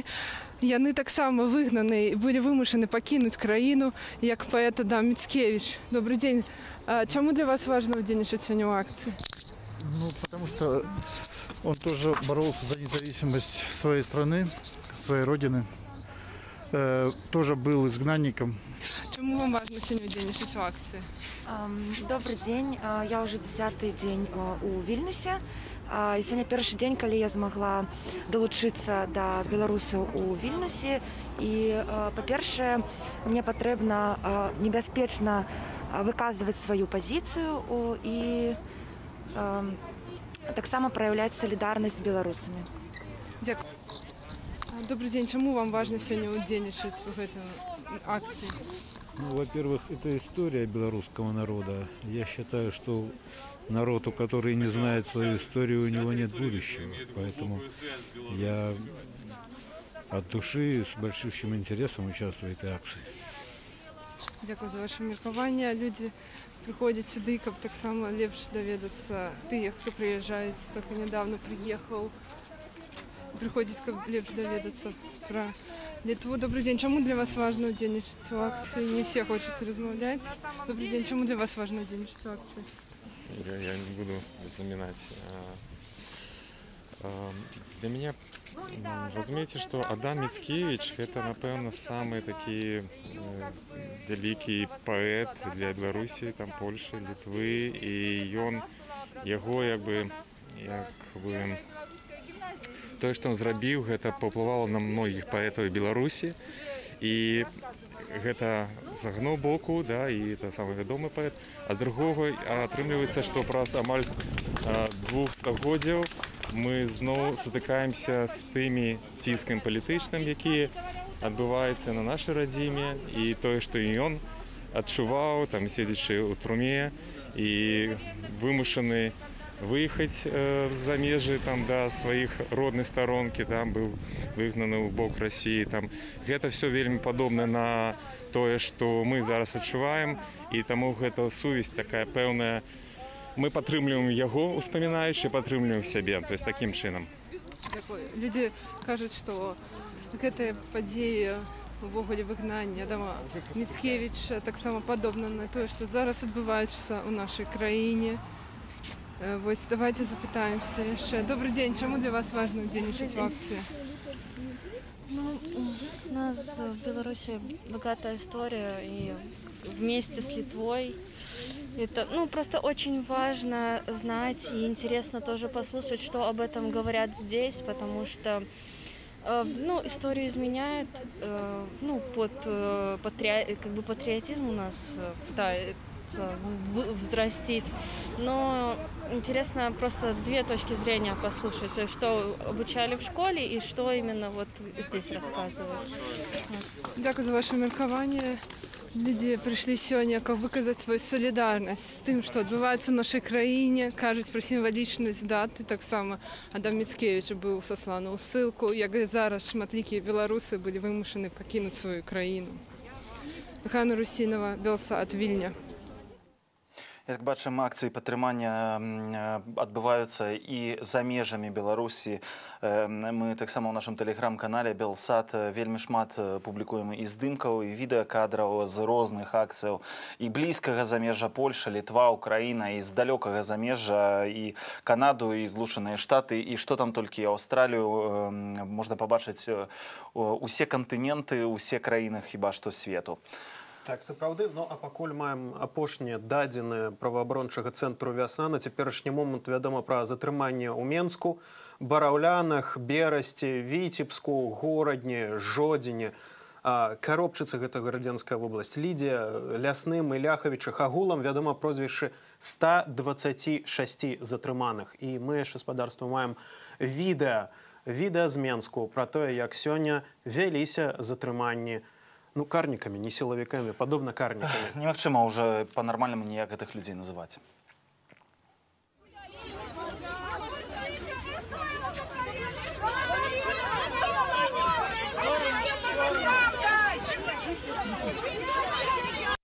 Отпустите человека! Господи, он же старый! Вы, блядь, нормальные! Да как вы задолбали, господи! Дурдом какой-то, отпустите! Да вам самим стыдно должно быть, господи! О, господи, 200 человек пригнали, блядь, на 20-рых! Дебилы! Ой, когда вы уже успокоитесь? Хіба не толькі у нас, Кірыл, нервы не вытрымліваюць, але не вытрымліваюць, я бачу, нервы таксама і ў жыхароў Менску, якія бачаць усё гэта ў сябе на раёнах. Тым часам на сувязі з намі далучыўся ў студыю Павел Латушка, сябра прэзідыума каардынацыйнай рады, а таксама былы міністр культуры і дыпламат. Добрый вечар вам. Добрый вечар. Хацеў пачаць з вамі размову вось з гэтых акцыяў, са змененай тактыкі выхаду у двары, а не агульнымі калонамі на цэнтральныя вуліцы Менску. Як вы ацэньваеце другі тыдзень, як дзейнічаюць вось гэтыя новыя правілы выхаду людзей на вуліцы? Ці задаволеныя вы тымі вынікамі? Галоўная, якая рэакцыя будзе ў саміх людзей, удзельнікаў маніфестацыі, а незадаволенасць тых, хто сёння можа ацэньваць гэта.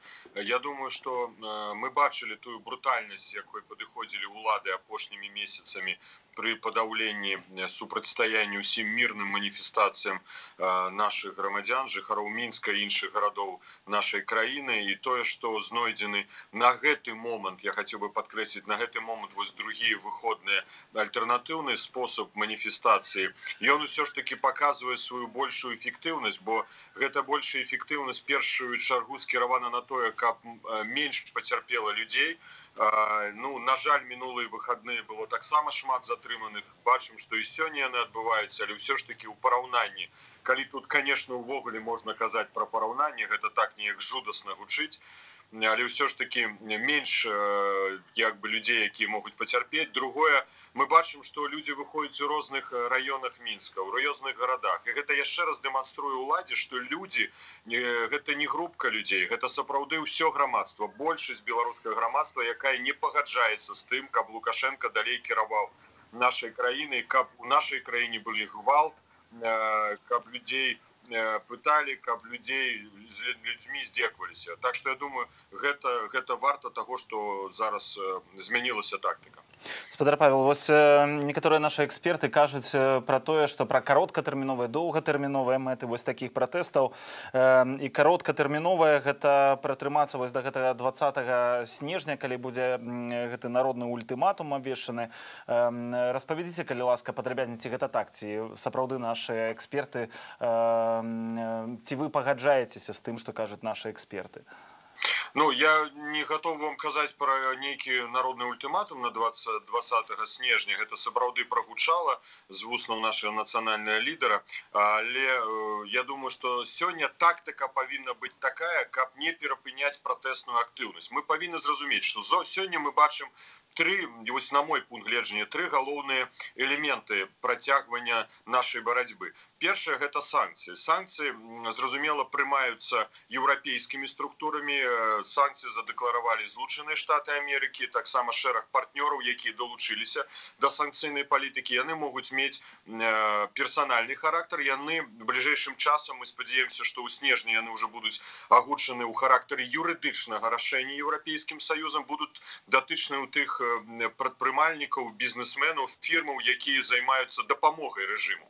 Другі элемент вельмі важны, гэта эканамічная сітуацыя. І тут трэба зразумець, што эканамічна, менавіта сваімі ўласнымі рукамі урад, які не прапануе ніякіх інструментаў выхаду з цяжкай эканамічнай сітуацыі, далей паглыбляе эканамічны крызіс у нашай краіне. Калі мы кажам, што сёння заробкі ў Беларусі паменшыліся з пачатку года на $100, калі мы бачым, што курс нацыянальнай валюты падае, калі залатавалютныя рэзервы таксама памяншаюцца, калі пенсія зараз уже складае $180 США ў сярэднім у месяц, гэта пры тым, што Лукашенко аб'явіў, што з 1 снежня ён падымае пенсію, яна будзе 10 каля $180. Усё гэта паказвае, што ўрад не мае інструментаў, не мае нават аналітычных, інтэлектуальных магчымасцяў дзеля таго, каб прапанаваць праграму выхада. Так што другі фактар гэта эканамічны. Ну і трэці гэта пратэсная актыўнасць. Але мы павінны зразумець, што без пратэснай актыўнасці, як цяжка гэта не было, як не складана не было, як жорстка не падыходзілі бы ўлады, на жаль,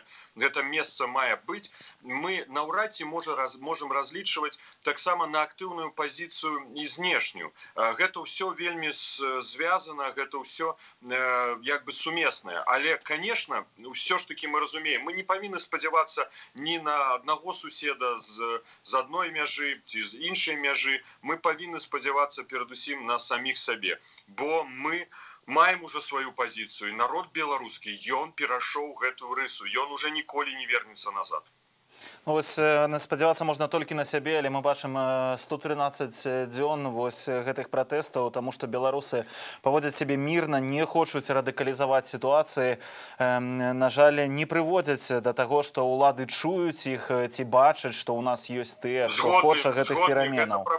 Гэта праблема, і мы разумеем, гэта ўсе тыя, хто ўдзельнічае, хто падтрымлівае гэты рух, і мы заўсёды прачынаемся кожную раніцу і ставім перад сабой пытанне. Ну вось калі ж гэтая перамога, калі яна наступіць. Але калі пратэсты скончацца, калі яны перапыняцца, то і надзея на перамогу таксама пойдзе, мне падаецца, што ў іншы бок. Таму ёсць яшчэ вельмі шмат дадатковых элементаў. Ну, напрыклад, мы чулі, што штаб Светланы Ціхановскай у пятніцу агучыў вельмі добрую ініцыятыву, ну не толькі што добрую, важную ініцыятыву. Гэта прыцягненне да адказнасці, крымінальнай адказнасці ў адпаведнасці з нацыянальнай юрысдыкцыяй тых злачынцаў, якія здзяйсняюць злачынства ў адносінах да беларусаў, мірных беларусаў. Калі гэта ўсе дадатковыя элементы, спіскі, эканамічныя элементы санкцый, гэта эканамічны дэфолт, да якога ідзе краіна, калі гэта будзе прыцягненне да крымінальнай адказнасці асобаў, якія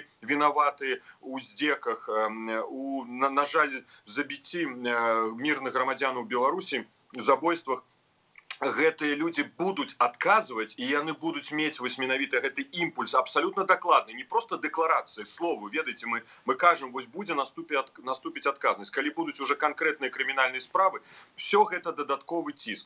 Але пратэсты павінны быць надалей. Да, мы показываем сваю сілу, мы показываем беларусы сёння сваю волю, мы выключнасць зноў-такі показываем, бо мы практычна ў свеце сталі такім выключнай з'явай, грамадскім рухам. Беларусы, гэта гучыць па ўсім свеце. І з такім гонарам, і нават людзі зайздросцяць, гледзячы на нас, як доўга беларусы змагаюцца. Ведаеце, гэта вельмі цяжка зразумець, таму што нам, самім беларусам, вельмі цяжка зразумець, таму што калі мы бачым пратэсты ў нейкіх іншых краінах, Арменія, Грузія, не ведаю, любая іншая краіна, нам здаецца, вау, людзі выходзяць на вуліцу. А калі выходзім мы, немагчыма вось выйсці з гэтага потоку, так, зрабіць 2 крокі назад, глянуць на гэта ўсё і сказаць, якія мы малайцы, так, беларусы. Гэта ёсць з гэтым пэўная складанасць, а вось з гэтай універсальнай юрысдыкцыі таксама вельмі цікавы і важны момант, таму што таксама неаднаразова пра гэта казалася, будзе вялікая неспадзянка, калі такі адзінамапавец выедзе сабе ў Турцыю адпачыць, а кажацца, што ён, напрыклад, у спісах Інтэрполу і яго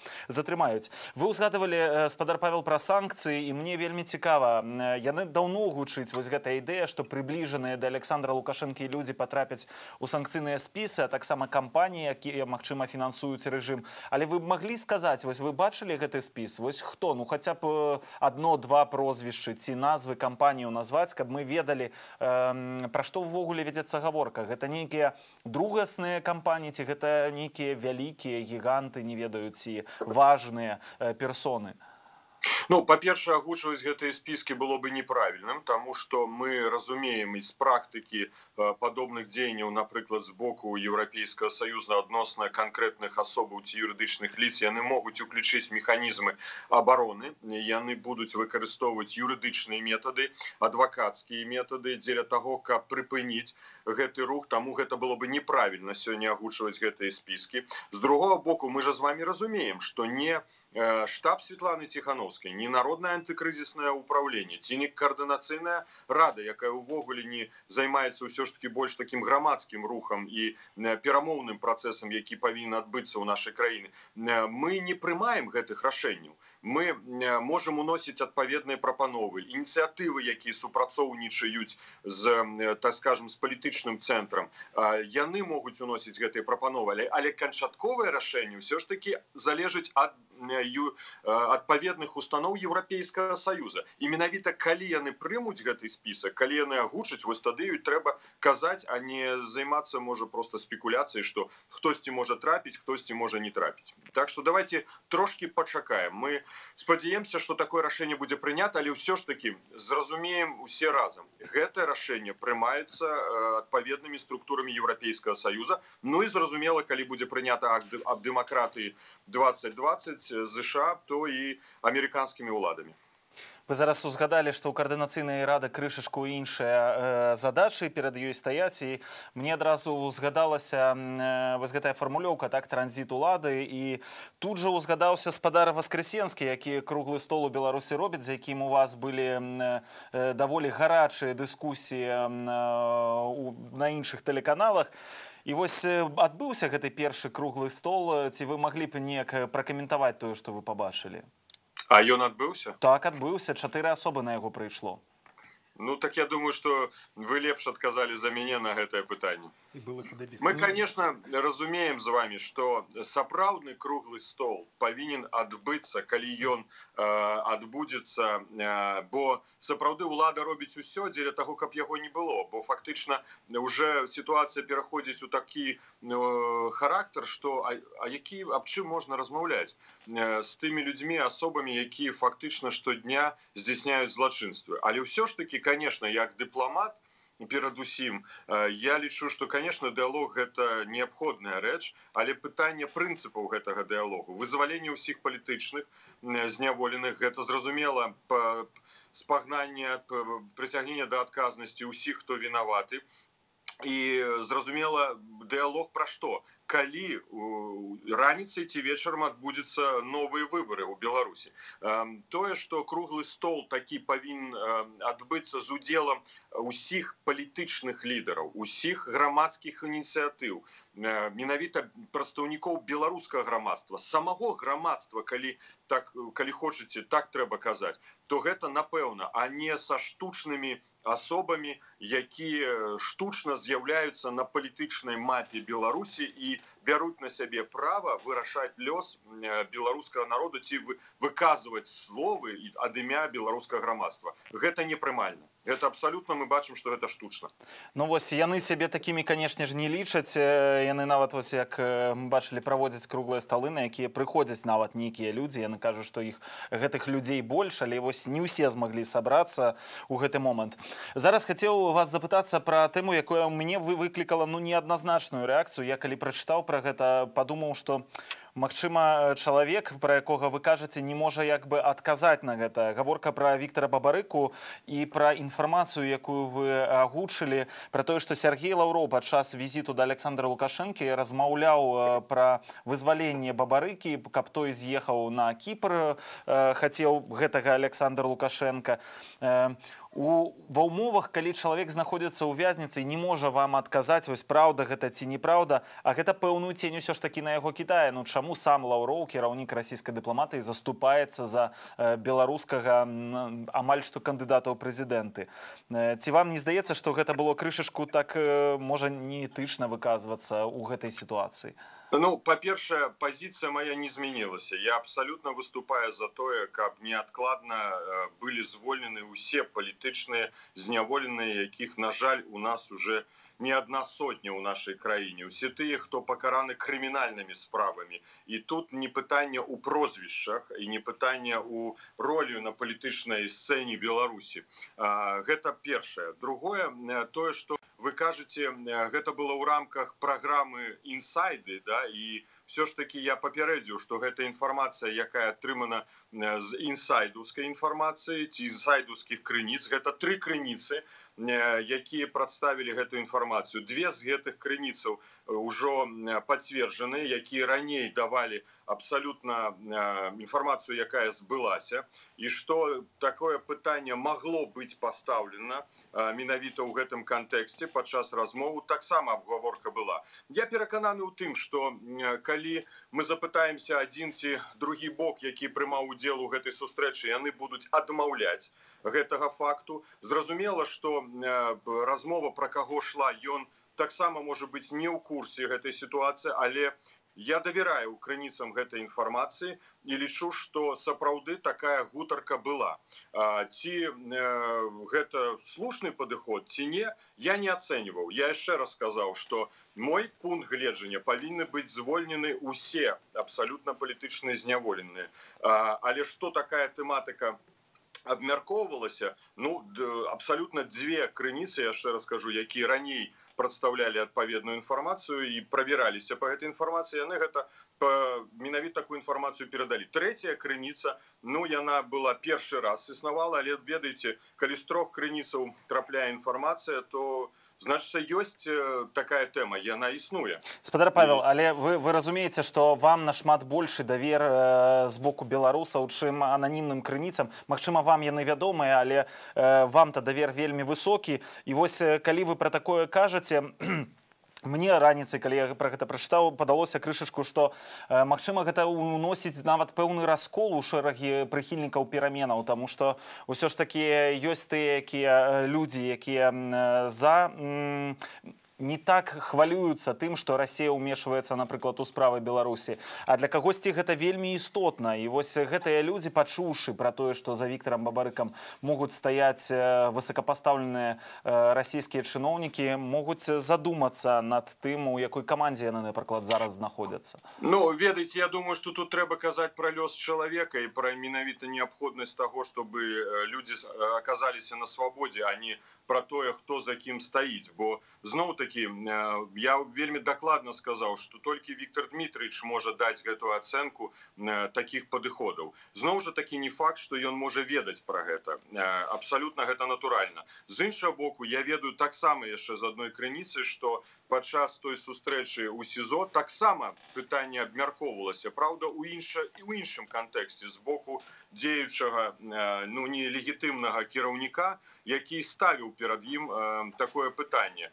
Ну, ведаеце, сапраўды, мы зараз змагаемся за тое, каб людзей вызвалілі. Мы змагаемся за тое, каб не было палітычных зняволеных у нашай краіне, а не за тое, каб выкарыстоўваць нейкія механізмы ці інструменты вонкавага характару дзеля таго, каб іх звольніць. Калі медыятары з аднаго боку, бо такія запыты былі і з боку заходніх палітыкаў, я ўжо таксама прыадчыню трошкі дзверы, калі медыятары з аднаго ці з іншага боку гатовы на гэта паўплываць, ну, чаму ж не? Ну, дай Боже, каб людзі выходзілі з вязніцаў. Мой падыход толькі ў гэтым звязаны. А не таго, каб перацягнуць кагосьці на іншы лагер ці паказаць кагосьці ў іншым святле. Спадар Павел, ну і можа тады апошняе пытанне, давайте тады паставім такую кропку невялікую. Навошта быў увогуле візіт Лаўрова цяпер патрэбны да Лукашэнку? Як вы лічыце? Можа, нейкай таксама падзеліцеся інфармацыяй інсайдерскай? Ну, дарэчы, вось працягваючы тэму, вас не здзівіла такая сітуацыя, што якраз напярэдадні візіта Лаўрова было прад'яўлена абвінавачанне Віктору Дмітрыевичу па крымінальнай справе, якая была заведзена, ну, мы разумеем, штучна яшчэ раней. Гэта таксама дае як бы нам магчымасць для таго, каб аналізаваць. Зноў-такі, трэба разумець, што ёсць афіцыйныя заявы, ёсць інсайды, якім можна давяраць, якім можна не давяраць. Я заходзіў з такой інфармацыі, якой я магу давяраць, і што такое пытанне абмяркоўваецца, я абсалютна упэўнены. Я нават не маю тут не толікі сумневу. Пытанне ў тым, у якім характары яно абмяркоўваецца, як яно падаецца, гэта ўжо можна тут дыскутаваць. Што тычыцца візіту Лаўрова, візіт Лаўрова меў абсалютна ясную мэту прадэманстраваць, што Масква працягвае ставіць умовы перад Лукашэнкам, умовы звязаныя з рэформай Канстытуцыі і умовы звязаныя з новымі выбарамі. І пацверджаннем гэтаму з'явіліся і выказванні Лукашэнкі ў пятніцу, які мы пачулі падчас наведвання 6-й бальніцы гарадской, дзе ён сказаў уже зноў-такі, што будзе змены Канстытуцыі, нават што ў характары, ў якасці прэзідэнта ён уже па гэтай Канстытуцыі не будзе працаваць. Але тут таксама аналітыкі уключыліся ў дыскусію, кажуць, што маецца на ўвазе, што ён у характары прэзідэнта не будзе працаваць з гэтай Канстытуцыі. Гэта азначае, што толькі ў характару прэзідэнта, тады кім ён будзе працаваць. Гэта ўсё зноў-такі такія дыскусіі, мы можам тут паглыбляцца ў розныя бакі, і не ў гэтым наш сэнс і задача. Задача зразумець, што адбываецца. Фактычна мы зноў-такі павінны зразумець, што лёс беларусаў павінны вырашаць самі беларусы. Зноў жа такі, калі мы паглядзім пытанне на платформе «Голас», мы глядзелі, калі самі галасавалі, вы ж, я думаю, таксама прымалі ў гэтым удзел, то 85% беларусаў выказалася за тое, каб Расія выкарыстала свае ўплывы на тое, каб Лукашенко адышоў ад улады. 15% выказалася за нейтралітэт. І толькі менш процента, полпроцента выказваецца за тое, чтобы Россия спрыяла захаванню Лукашэнкі пры ўладзе. Так што тут у грамадства у нас таксама падзеленае, пагадзіцеся. Хтосьці кажа, няхай расіяне і зробяць гэта сваімі рукамі. Мы ўсё ж такі лічым, што беларусы павінны самі вырашаць. Я лічу, што важна роль медыятараў, як з усходу і з заходу у вырашэнні гэтай сітуацыі, але тут павінна быць такая сістэма здзержак і процівавесак, як любяць казаць, бо інакш узнікаюць дадатковыя рызыкі. Вось вы самі ўзгадалі зараз пра Расію і пра яе пагрозу. Памятаеце, перад выбарамі вельмі папулярны быў такі тэзіс, што не трэба расхістваць гэтую сітуацыю ўнутры краіны, таму што Александр Лукашенко будзе залежны вельмі моцна ад Масквы. Вядома, што не ад захада, а ўвогуле залежнасць ад любой краіны дрэнная, ад Расіі, казалі, дрэнная двая. І тут зноў мы вяртаемся да той же самай сітуацыі, калі ёсць людзі, якія кажуць, вось гэтыя санкцыі заходнія, гэтыя зараз пратэсты, якія працягваюцца, і гэтая эканамічная стагнацыя, якая можа за ёй ісці за гэтымі пратэстамі і санкцыямі, яны зноў жа штурхаюць Александра Лукашэнку, просто гатовенькім аддаюць Владзіміру Пуціну, а там ужо будуць вырашаць лёсы нашай краіны, магчыма, будзе пэўная інтэграцыя, Беларусь страціць сваю у выніку незалежнасць. Вось як вы гэта бачыце, ці вы бачыце такую сёння рэальную небяспеку беларускай незалежнасці? Вы ведаеце, мне падаецца, што часта мы спрабуем з тых людзей, якія павінны прымаць рашэнне і адказваць за свае рашэнні, рабіць іх аналітыкамі. Вось я бы не хацеў ператварацца менавіта ў такого чалавека, які будзе аналізаваць усе гэтыя рызыкі. Зразумела, рызыкі ёсць, але ёсць палітычная воля. І ёсць людзі, якія павінны браць на сябе адказнасць, прымаць гэтае рашэнне і ісці да іх рэалізацыі. Тады, прабачце, адказ толькі адзін. Добра, не будзем мы зараз маніфеставаць. Мы не будзем дабівацца адстаўкі Лукашэнка. Не будзе паглыбляцца эканамічны крызіс, хаця ж зноў-такі не з віны беларусаў, а з віны абсалютнай палітыкі безадказнай ураду дзеючага. І што? Мы гатовы жыць пры Лукашенко, які даваў загады Міністэрства ўнутраных спраў забіваць людзей, нішчыць людзей, катаваць людзей, саджаць у турмы, арыштоўваць. Які выбар, шаноўныя? Ну так вось давайте выбіраць. Альбо мы ідзем да таго, чтобы змяніць гэтую сітуацыю, і ўзнікаюць сапраўды дадатковыя рызыкі. Іх не пазбегнуць. Але для гэтага павінна быць палітычная воля і адказнасць, што мы рызыкуем, але ідзем наперад. Ну, формул ідэальных не бывае ў палітыкі. Мы ж з вами разумеем, правильно? Так што пагрозы яны будуць існаваць, але трэба сапраўды мець абсалютную згоду людзей, што людзі гатовы ісці на гэты варыянт вырашэння сітуацыі. Яны падтрымліваюць гэты варыянт. І вось калі мы все разам будзем ісці гэтым шляхам, калі ў нас будзе максімальна шырокая падтрымка палітычных лідараў, грамадства палітычных лідараў, тады ўсе рызыкі будуць памяншацца. Я ў гэтым перакананы. Дзякуй вам вялікі за гэты разгорнуты каментар, за нашу размову. Добрага вам вечара. Павел Латушка, сябра прэзідыума каардынацыйнай рады, а таксама былы міністр культуры і дыпламат, амбасадар Беларусі ў Польшы быў з намі на сувязі. Ну а пакуль на сувязі ўжо па тэлефоне з намі наша карэспандэнтка Марыя Арцыбашева. Марыя, дзе ты і што адбываецца? Так, добрый вечер еще раз.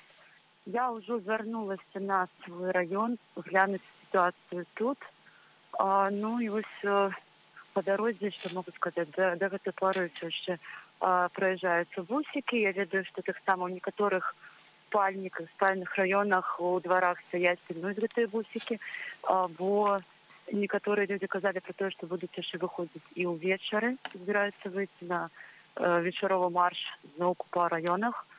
И тому я так разумею, что гэтыя бусики, магчыма, пільнуюць такія акцыі, ну, альбо тых людзей, якія будуць уже вяртацца сёння дадому пасля сённяшняга дзённага маршу.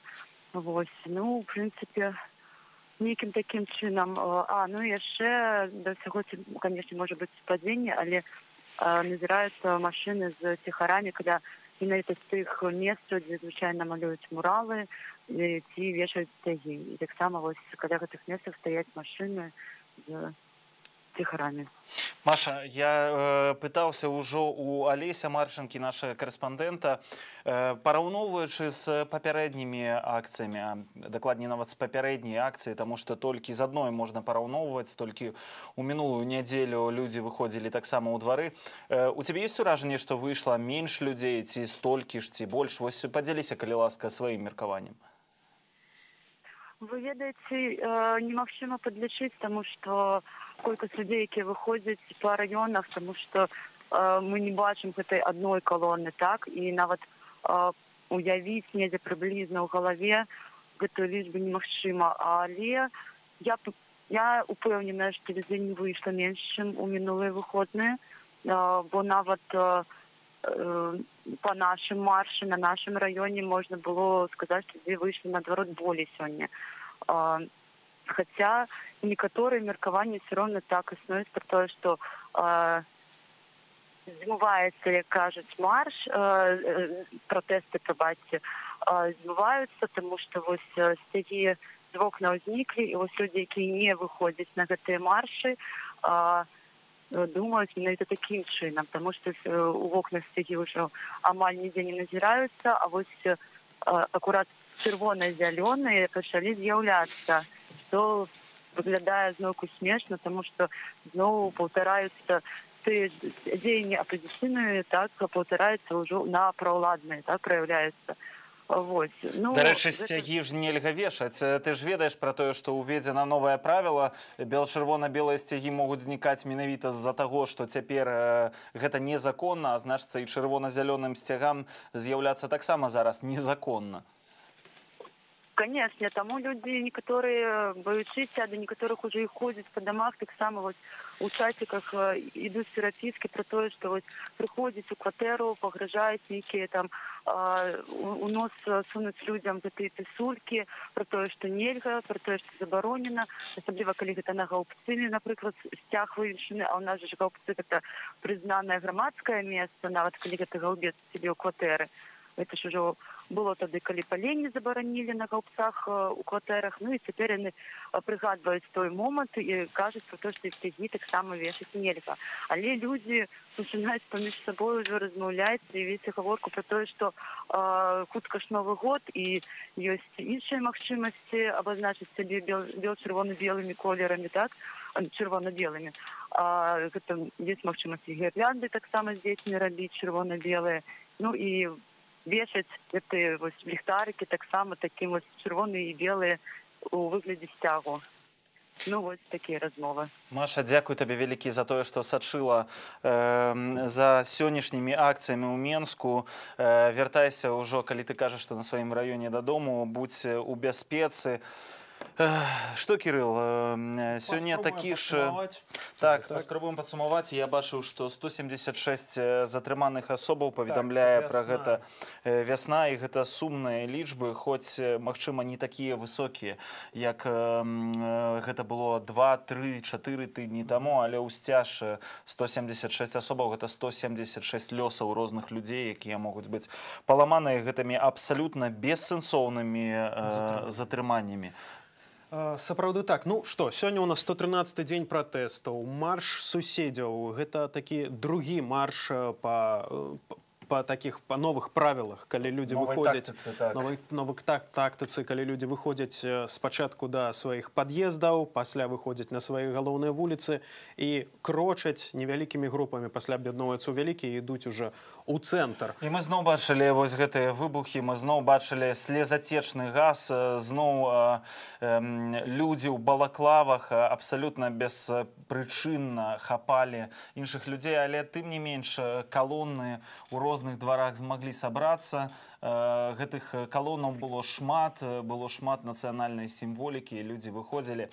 І бачу таксама, што ў Менску вярнулі гадзіну таму мабільны інтэрнэт, і хацеў яшчэ раз нагадаць нашым гледачам, хто не бачыў на самым пачатку, што менавіта наша прылада Белсату, калі вы яе спампуеце на тэлефоны кампаніі Apple у App Store, можна знайсці, у тэлефонах на Android гэта можна знайсці ў Google Маркеце, знаходзіцца наша прылада Белсат. Нават калі адключаюць у Менску мабільны інтэрнэт, то пуш-паведамленні праз наше прыкладанне яны даходзяць, і вы можаце нават у такім абмежаваным інтэрнэце атрымоўваць ад нас вось гэтыя маленечкія крупіцы інфармацыі, так, пра тое, што адбываецца зараз у сталіцы, ў іншых гарадах.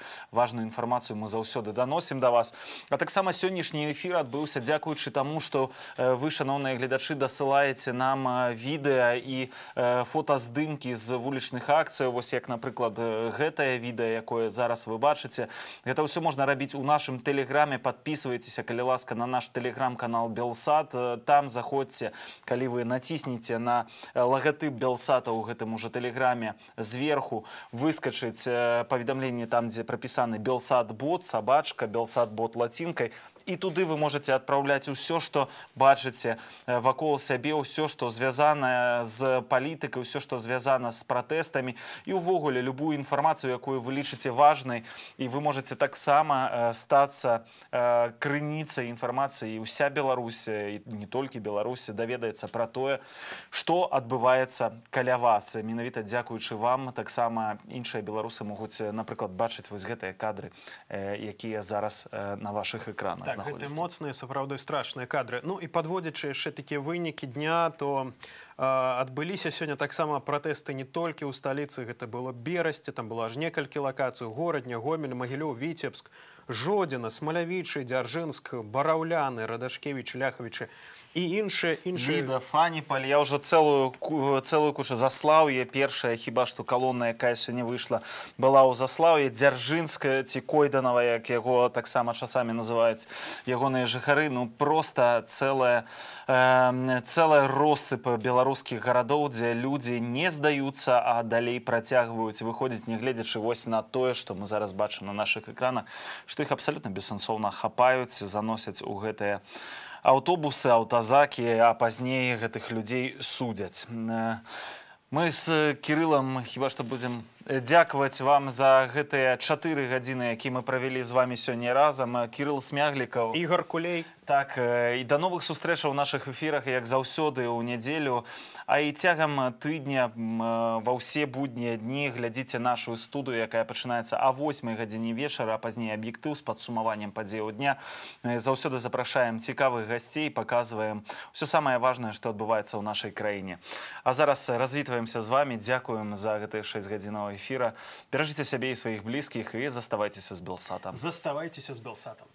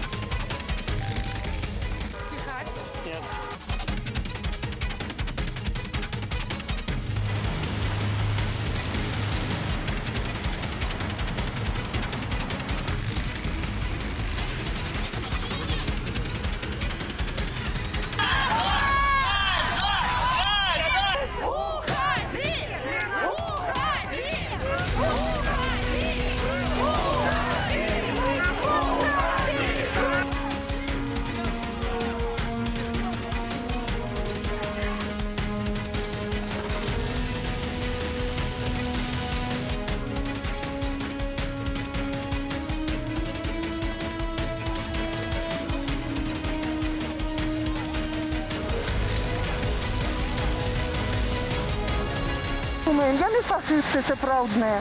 Гаварыць ім, што яны фашысты.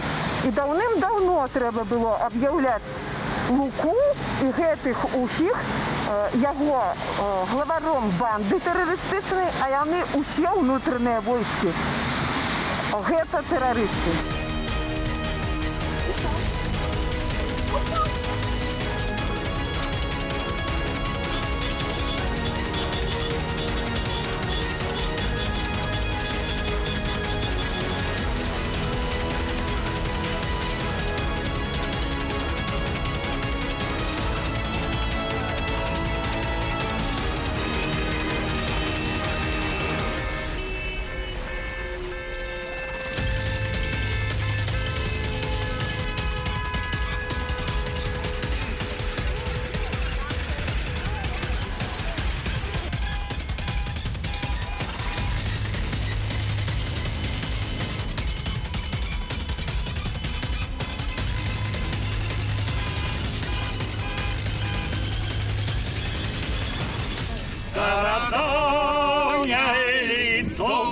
Погони не разбить, не спынить, не стримать.